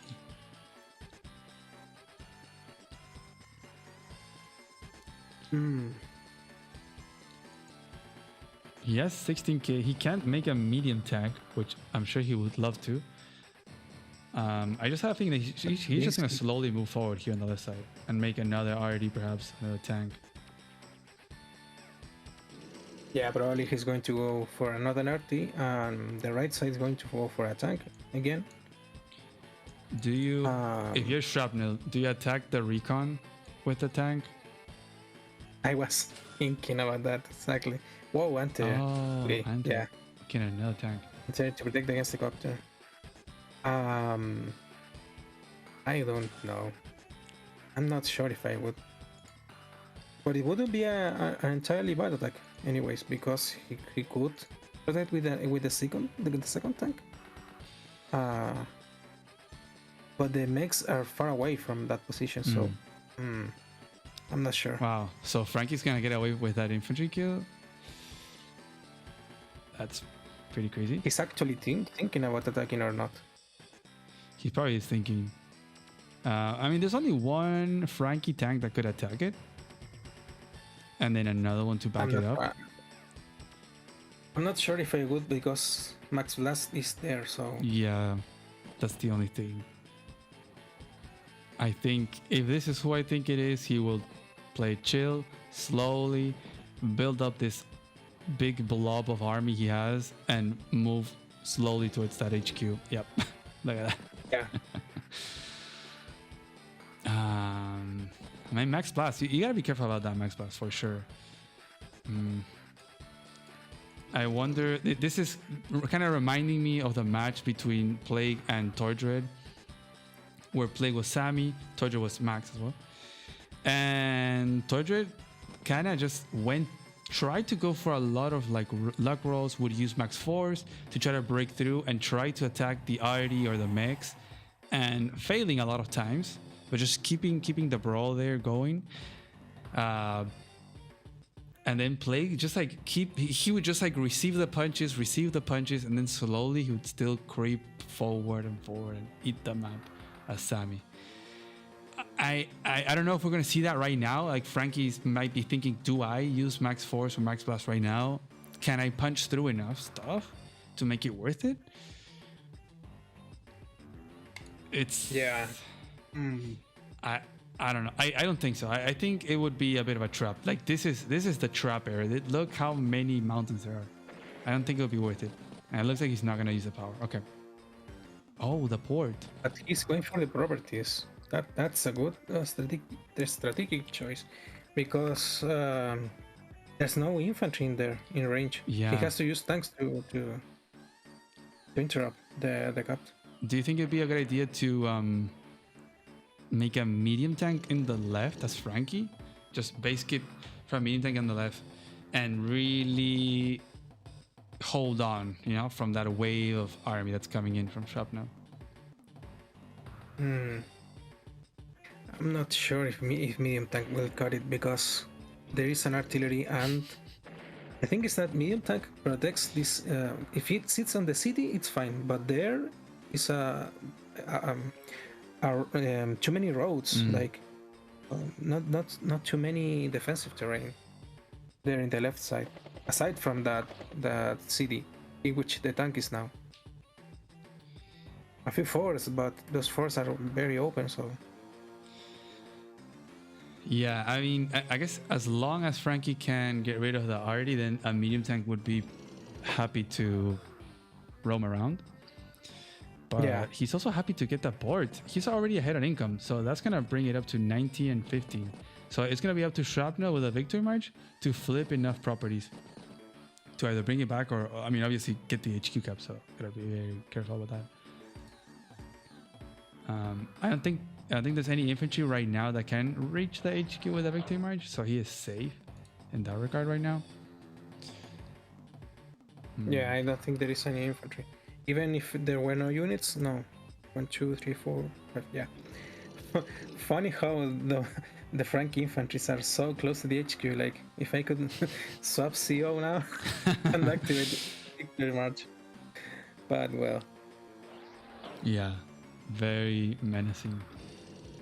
And okay, so go for the medium tank. Will he make the medium tank? I think it would be a good option. Okay, no. Okay, copter. Okay.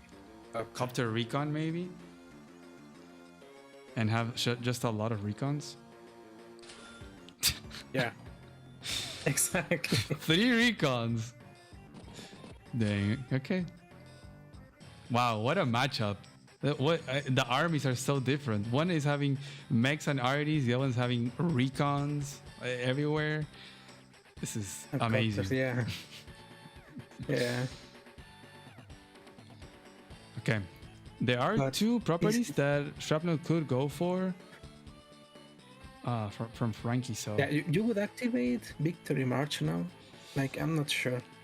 I don't know. There are 2 properties, as you said, but not much else. I think that's it. Yeah, just 2. I think you probably hold it as the threat and slowly advance. Yeah. Yeah, it's not worth to activate it now. But as Frankie, you would activate Max Blast. I mean, next turn. I think it just depends on how Shrapnel positions. Shrapnel also has to make more anti-airs because Frankie looks like he's just going to be spamming copters. Now that he's going to have more income, he can make copter tank every turn on this left side. There's no infantry. Absolutely no infantry for Sammy in the middle or the right side. So Frankie was able to finish all of them off. So there's no capping there. He can just pull back everything. He's going to lose that tank, whatever. He's just going to amass everything in the left, I think. It is all going to be about who uses the best super right now, either Max Blast, Victory March, and how they prepare for each other. This is going to be very tense. Oof. And we see the cap attempt there. And the mechs.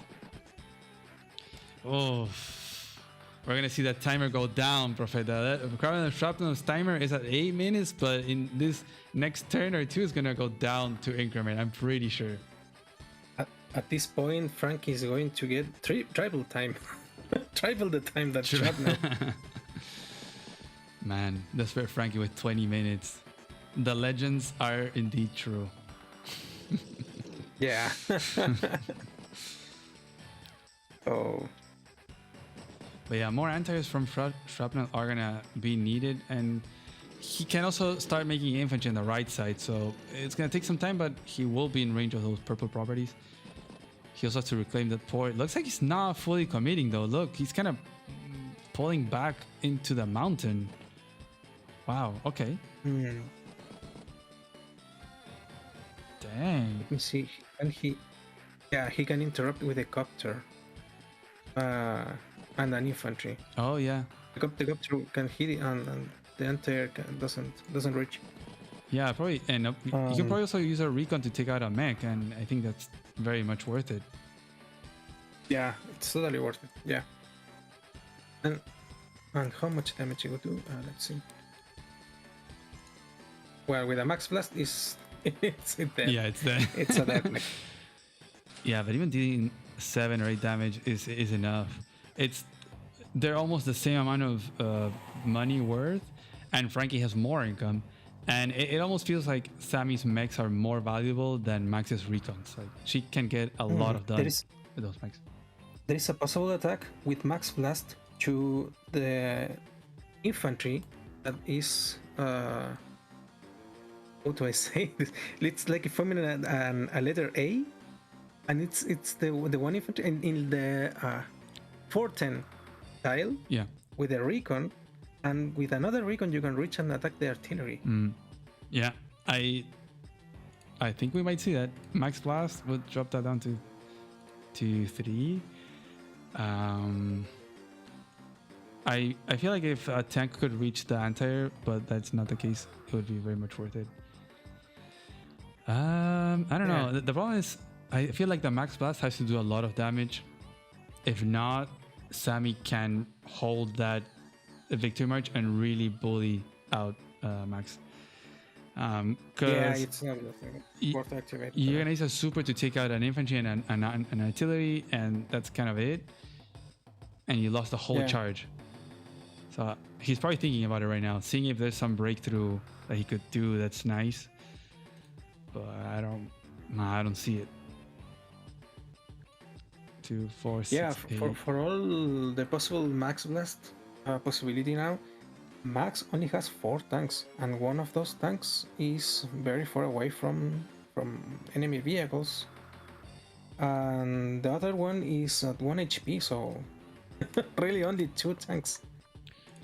Yeah. Yeah, I guess, I mean, you have a copter that can shoot at a tank as well, but I don't see how you can break through this infantry on 8-8 blocking the tank. He's definitely spending some time to think about it. But I think I'll do what you said. Like, you just interrupt the capture of the infantry. You maybe trade the 1 recon for the mech. You're good. Yeah. Done. Keep removing Sammy's foot soldiers in general, and make that victory much less scary. Oh, okay, never mind. Okay. Goes for the max blast. Mind. Here it goes. He's going for the attack. He's gonna go on the one R2. attack I told you. He's going for it. Oh my god. No, wait. Oh, using the tank.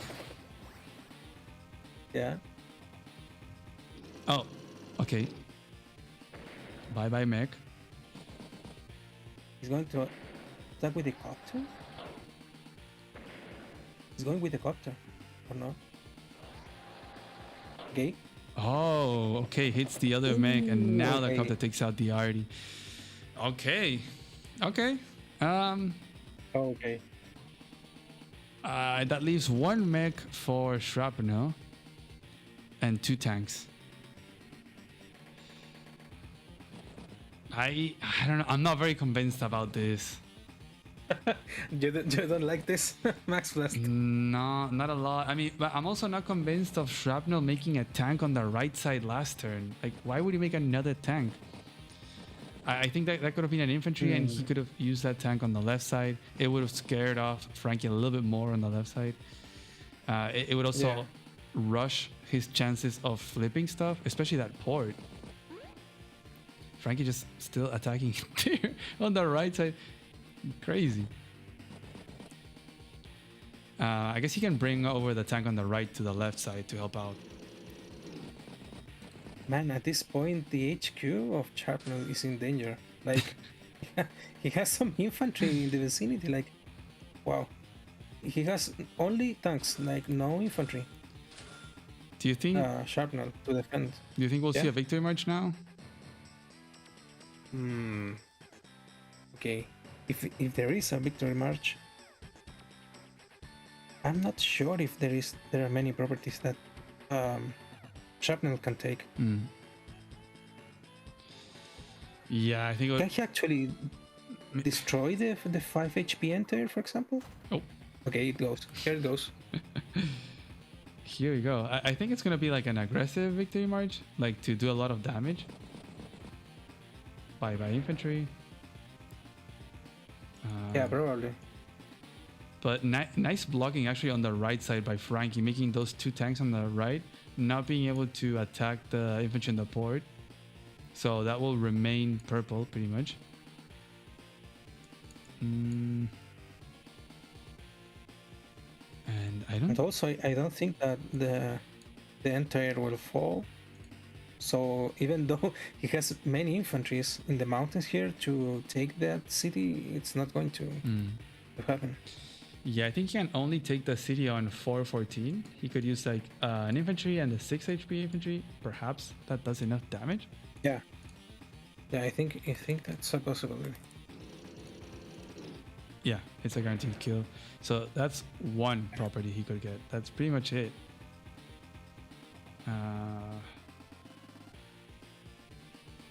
Okay, so I guess it's a bit of a trade of powers too. Like it wasn't an amazing max blast, but it gave also a not amazing victory march.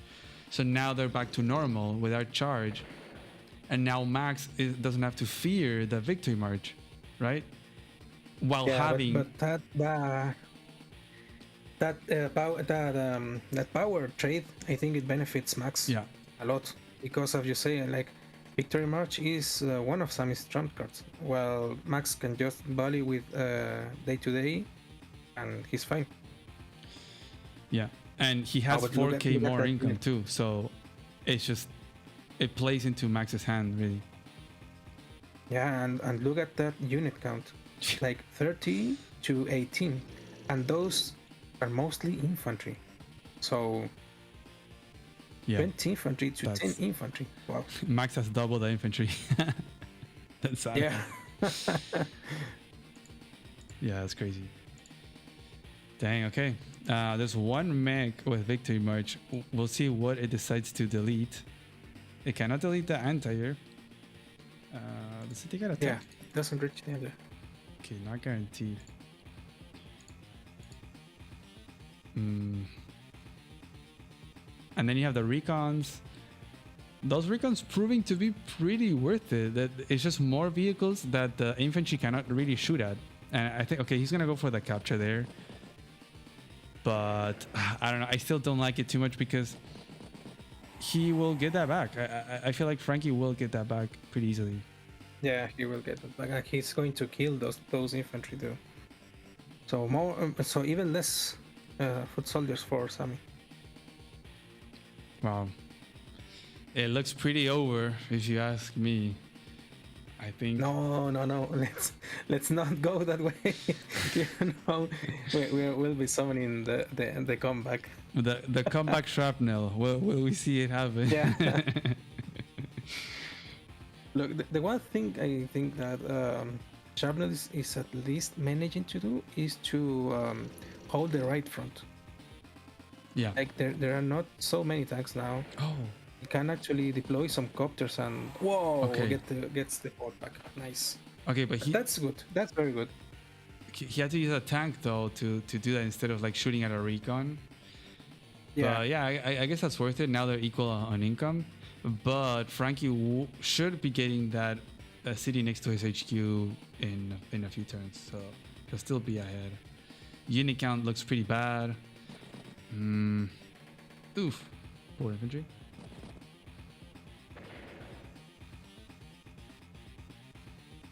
I really think there's too many tanks from Sammy in that top right side. Like, there's one too many tanks.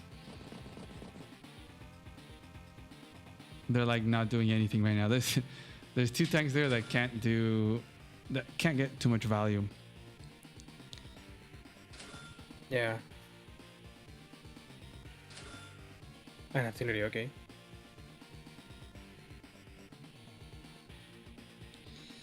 Dang, okay.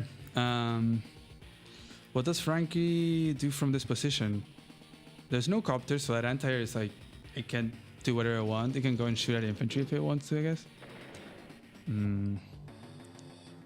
Funnily enough, Sammy has more tanks than Max. So Max has more infantries. Yeah, it's like than Sammy, and Sammy has more tanks than Max. They inverted their roles there. Yeah. I wonder if Frankie here can take out the anti-air and then get a shot on the mech. Might be worth it, but yeah, you can see how quickly those 3 infantry for 1 capture. Oh, okay, never mind. Maybe the 4 HP recon. But that's gonna go down, and he's gonna start threatening another city as well. Looking so strong for Frankie. Yeah, but there's so little tanks for Frankie. I mean, right front is actually holding up for Sammy. Like 4 tanks against 1. Yeah. Yeah, you definitely will have to make some tanks now on the right. Pull back. Yeah. Perhaps injure the infantry so to slow down the captures, because there is a few on the threat. Wow. Okay, goes for the tank instead of the infantry. Interesting. He'll probably fight with the infantry.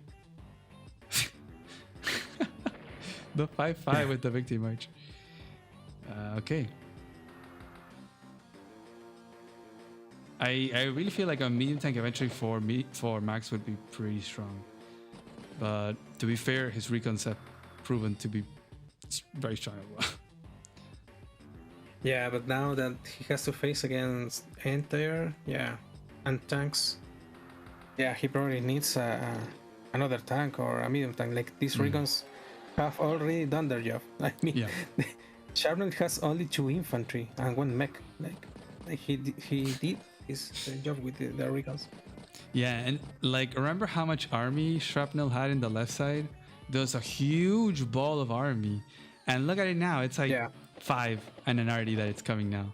So it's definitely not as scary as it was, and it's gonna take some time for it to be as scary as it was. Oof, this is looking very good for Frankie now. In the middle is pretty much Frankie's.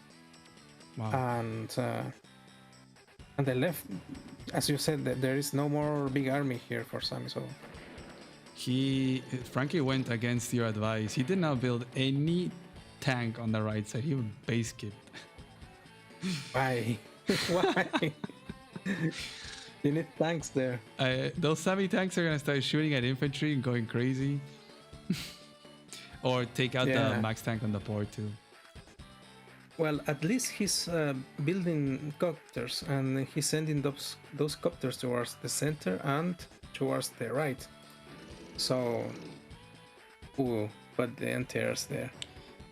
Yeah, I feel like Shrapnel is gonna take out that max tank on the board, and then that anti can zone out Max's copter, and then I think it's becoming a problem because those infantry from Sammy are slowly getting into position. There's been 2 made from that base, and now a couple that came from the left side. So it can be a threat on those purple cities from Max. Maybe Max will just fight them off with his own infantry, just sacrifice infantry and trading down infantry. Problem is that we are so far away from a victory march, so and those infantries are damaged. No, well. Yeah, too much tank presence from Sammy in the middle. Yeah. But so few infantries. Like so few infantries from Sammy. Yeah, I wonder if okay. Yeah, Frankie Shrapnel side, he's keeping that infantry in the left to make sure that Frankie doesn't flip that on the left side. Is there a way to block? Yeah. No. There's no way to block. That could have been interesting.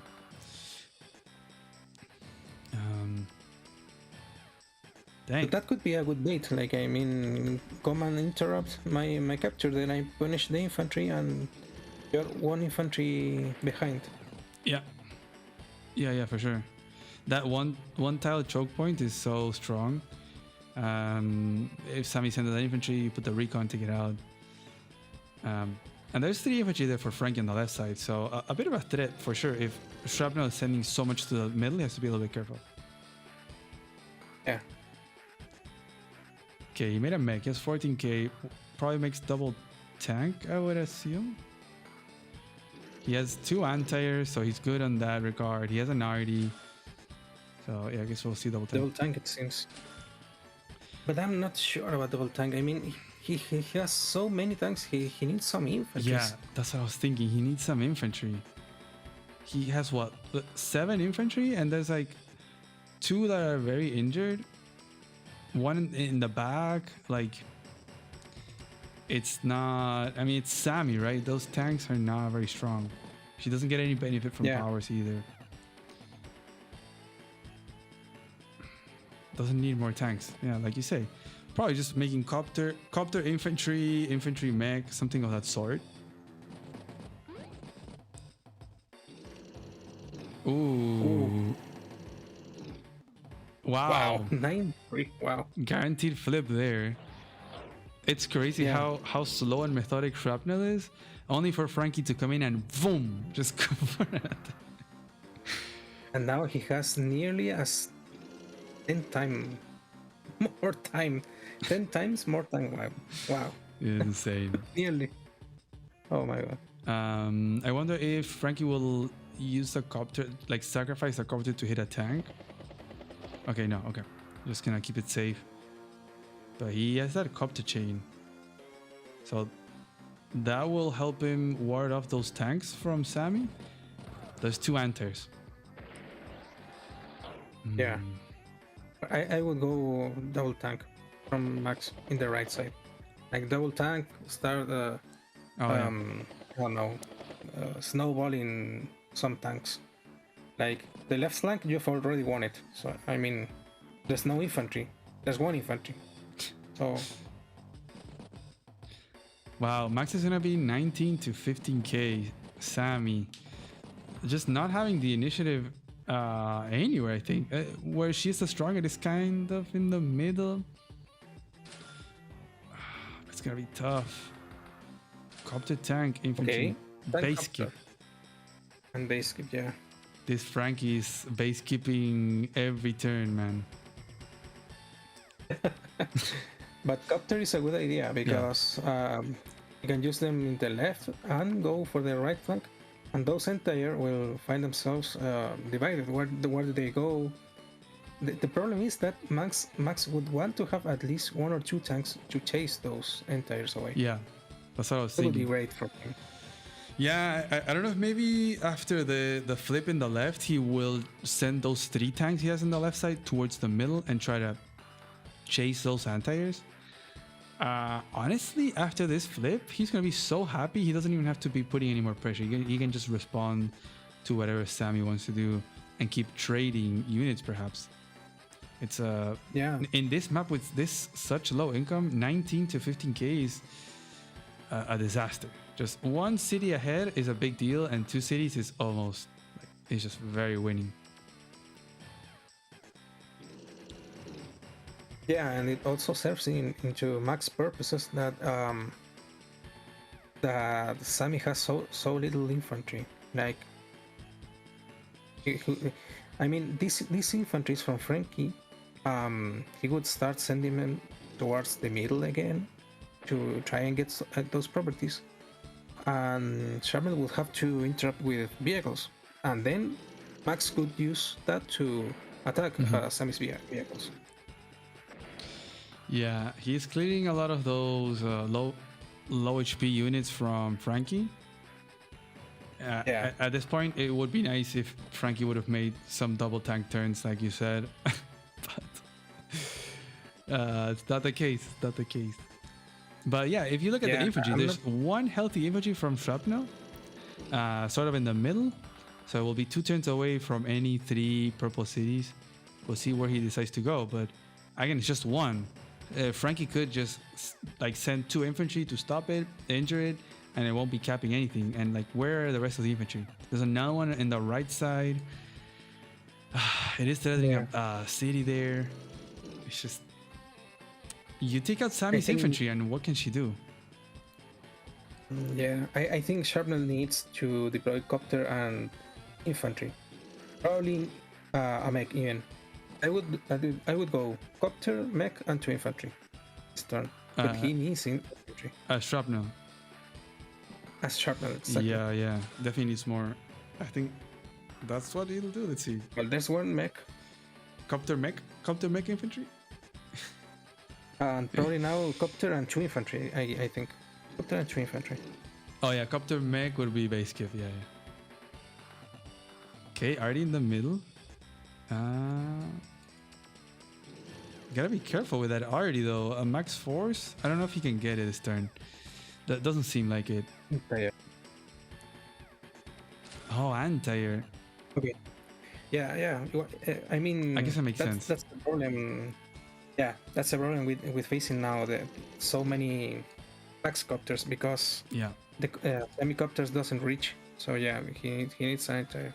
Yeah, that's fine. Yeah, that makes sense. He's gonna have 3 anti-airs, which is very good number. Maybe after that he can start making copter, mech, infantry. But yeah, he needs to stabilize and be able to push. Probably the area where he can push the most is in this right side. So I think it makes sense that he wants to shift over there. There's 3 purple cities now. Wow, okay. Attacking with enter. Okay. What? Okay, gonna take out a tank. Yeah, he has to attack with the helicopter too. It's overloading this soul entire. Yeah, and there go the tanks from shifting to the middle.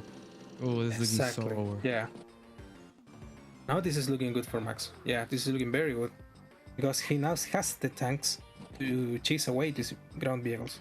I wonder if Max is gonna shoot at the infantry with a copter. Okay, no, never mind. Oh, that was so crazy. There you go, tank. Now, yes. But yeah. Now he's going with double tank. Yeah. Now that presence. It's very good for Max now. And the Max 4 is also ready. Yeah, he will lose a copter. Now, like he sent these copters in. There is an anti-air. He will lose one, but I think this makes sense. When you have so many copters and there's only one anti-air, you can do something like this. You'll lose one, but you did a lot of damage in the process. And even better, if you take out that anti-air, which is the last one left, then you might get air superiority after that. Dang. Profeta, we're gonna get into 20 to 14k income. That is devastating. Wow. That's a lot. That's so big. 50% more? I think almost. Almost. Yeah, almost. Crazy. Wow.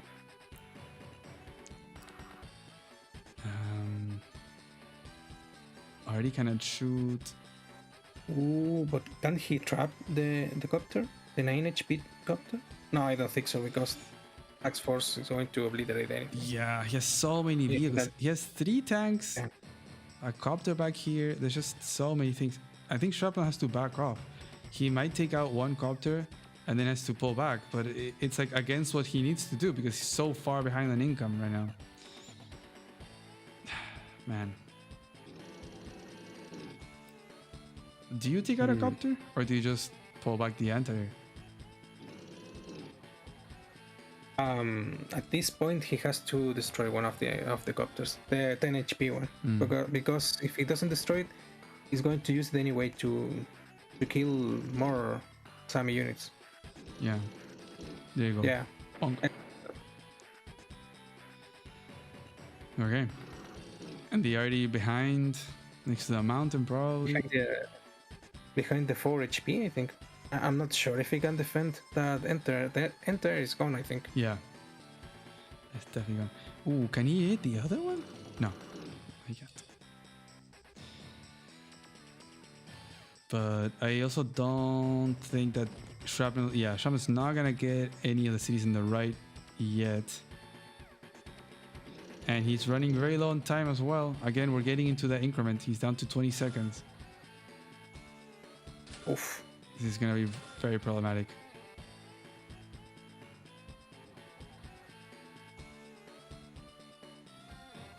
Well, yes. I mean, didn't move the RD. Oh no, he's going to lose the RD. I think that should. That's like you use 2 tanks to clear the anti-air. Recon shoots the RD. I know there's a mech behind, so maybe that you send the recon. And you can get a lot of value hits. You can still use the copters to hit the tanks. I think this might be it. I think a Max Force here could just destroy everything. Yeah, and you can also still use a copter to attack the mech. Yeah. It's in a forest, so it will take a lot of damage too. Yeah, that is totally true. I was thinking, let's see where we're gonna put this. Does a tank with Max Force take out an RD? No, it doesn't. It's a roll.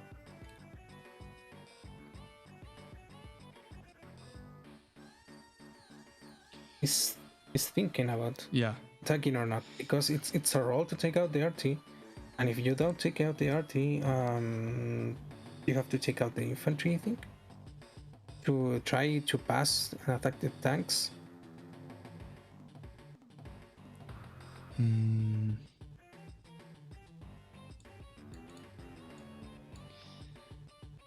Two, 4. Oh, and also the tank on the right side on 1511 with max force can reach a tank as well. Yeah, this is gonna be it. Okay. This is gonna... Ant is gonna blow up. Anter is gonna disappear. Ooh. Bye bye. Oh, okay. He calculated. I think the double recon. No. Okay. Double recon. But I think you're right. I think you use the copter to shoot at the mech. Oh, you have 2 copters. Wow. Okay. Yeah. Yeah. This is gonna 10 hurt. HP one. So. Yeah. Dang. Wow. Bye bye mech. Bye bye infantry. Now what does double time do here? Nothing. There's no foot soldiers. Like with the recon. Ooh, and the anti, that hurts so bad. No. Oh, that's nice. It's over. That is game right there. Wow. There's no answer to those 3 helicopters now. Wow. Oh, 20-14. Oh, I think it's over. That was a great attack. Dang. Yeah. That is super over. Well, I don't know if Shrapnel is going to resign. We've seen him hold on. But that seems very, very assertive of a turn. Yeah. Yeah, because Shrapnel doesn't have infantries. Yeah. There goes the missiles. Dang, GG. Wow, GG missiles. What a set. What a match. This was amazing. I think the best thing of the set is that Shrapnel won the first match. Because then, if Frankie would have won the first match, I think that it would probably been a snowball or something. Like, if these are the players we think they are, then I think Starflash said, okay, I'm going to go full force for the next 2 matches, and it showed.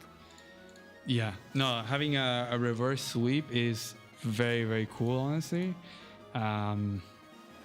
Shrapnel showing very strong in the first match, and Frankie a bit desperate, obviously.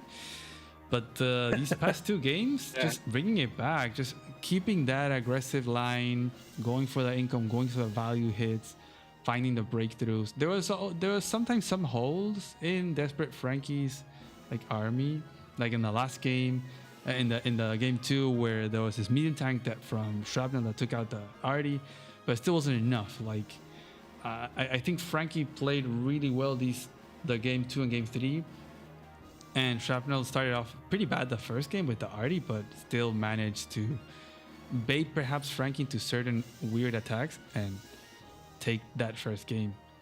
That was crazy. Yeah, I love that we saw 2 playstyles, very different. I mean, very different playstyle, and it showed not only in the CO matchup, but in the way they position their units, also in the timer, which is something that obviously benefits the more aggressive player. So, but very interesting set with very different playstyle. Yeah. I think in the beginning of our co-cast, when you joined in, we were saying, or we were kind of asking each other, do you think we've seen Starflash yet? Do you think we will see Starflash now? I think we have our answer. I am absolutely sure that Desperate Frankie is a Starflash. I still think that Golden Shrapnel is play, but there could be a possibility that maybe it's Talos or another player, but I think it's probably play. Or DFS maybe. DFS. I feel like in that sense, DFS and Plague have a bit of a similar playstyle, which is like very non-standard. So it could be, but yeah, Steelers is sharing me the form here. I can share it again with people, so you guys can submit your predictions. You can do it as well, Profeta. put it here in chat again. Yeah. I have my 2 shirts both now. I can't. I think the poll on YouTube only lets you do like 4 options. Yeah, so it's not really gonna work here. But you guys can put that, and you can change your answer, I believe.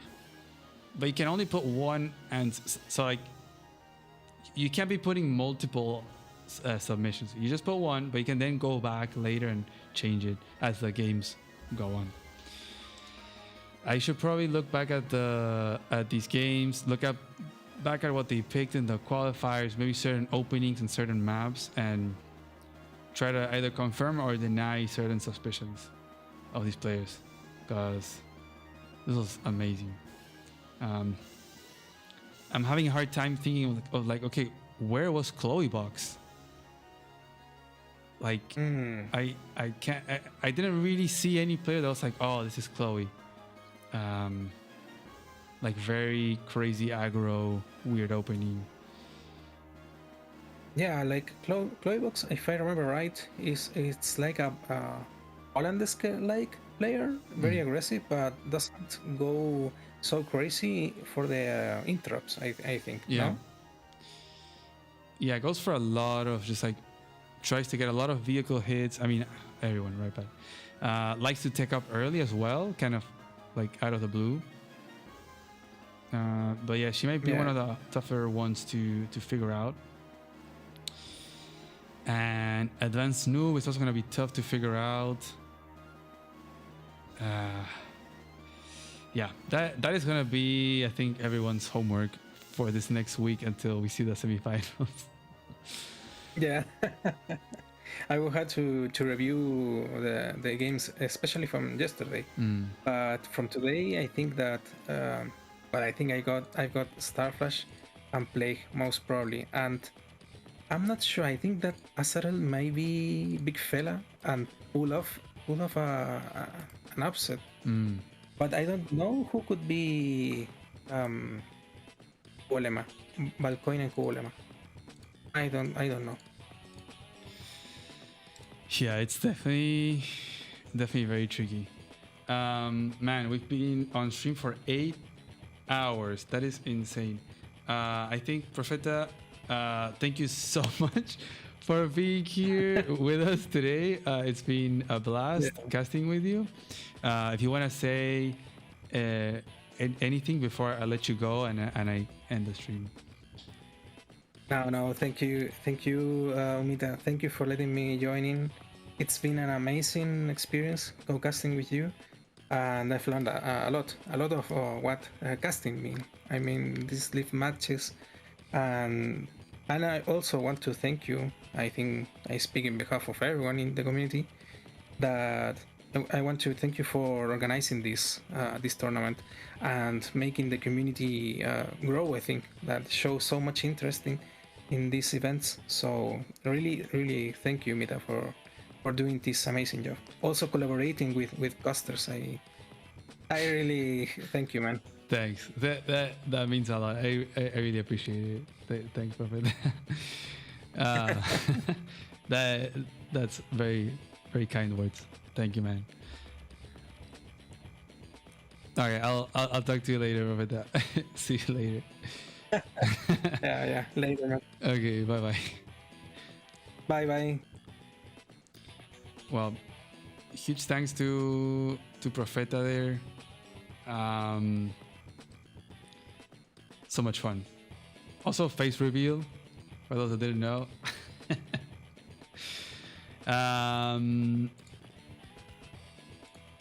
Yeah, that. Okay, so guys, I wanted to show you.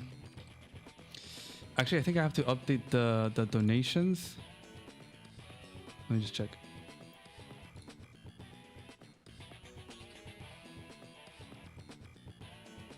Oh my god. Wow.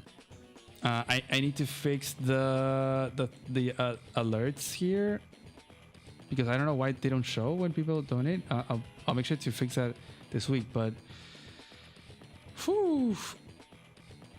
Yellow GBA donated $400. 400 thank you to you. That is insane. $400. That is the biggest donation yet. Double than the second biggest. That is massive. That's huge. Thank you so much. Let me add that. See how much that would be.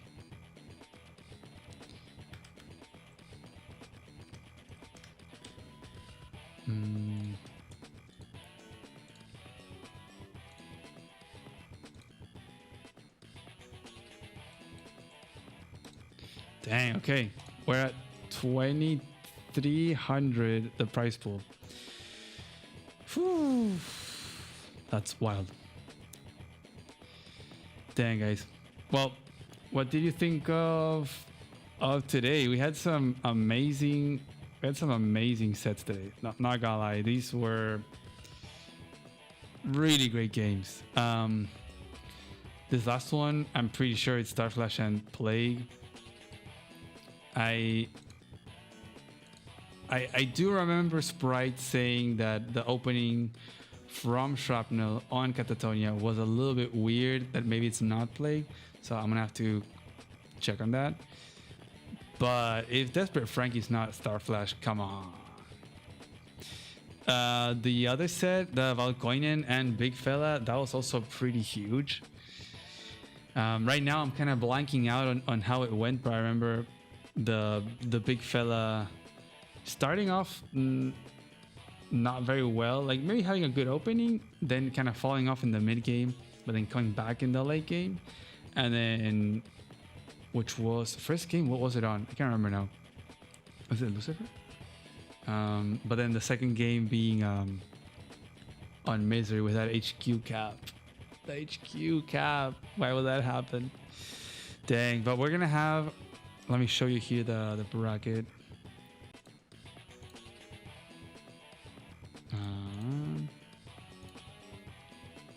So next weekend on Saturday, we're gonna have Systematic Joe against the Big Fella, a big hype, and then we're gonna have Hongjun Sifu against Desperate Frankie. So set 1 and set 2. So my sort of predictions here were that Systematic Joe could be, I think I was saying Plague, or I think it was Plague. So Plague, Plague is everywhere. Big Fella, maybe Azorel, Hongjun, Master of Math, and Desperate Frankie, Starflash. I mean, that's the one that I feel the most confident about. The rest, I don't know. Starflash against Sancho Superior would be pretty hype. Another two very different players. That would be very exciting. These two, though, Systematic Joe and the Big Fella, I have no idea, guys. This is going to be very tough. Yeah, but that is going to be for next weekend. We're going to have DJs co-casting on the first set. So the Systematic Joe and Big Fella is going to be with DJs. And then Voice of Akasha will be co-casting this second set. We'll be starting, I think, at the same time. 1 p.m. GMT, 8 a.m. Eastern US time. But we'll start a little bit earlier, like we've been doing, 20 minutes earlier to kind of do some intro talk, do some predictions and all that kind of fun stuff. And yeah, I think I'm gonna end the stream. It's been a long one today. It's definitely been the longest stream I have done yet, ever. So I hope you guys have had a great time. Have a great week, and I will see you next Saturday. Okay. Bye-bye.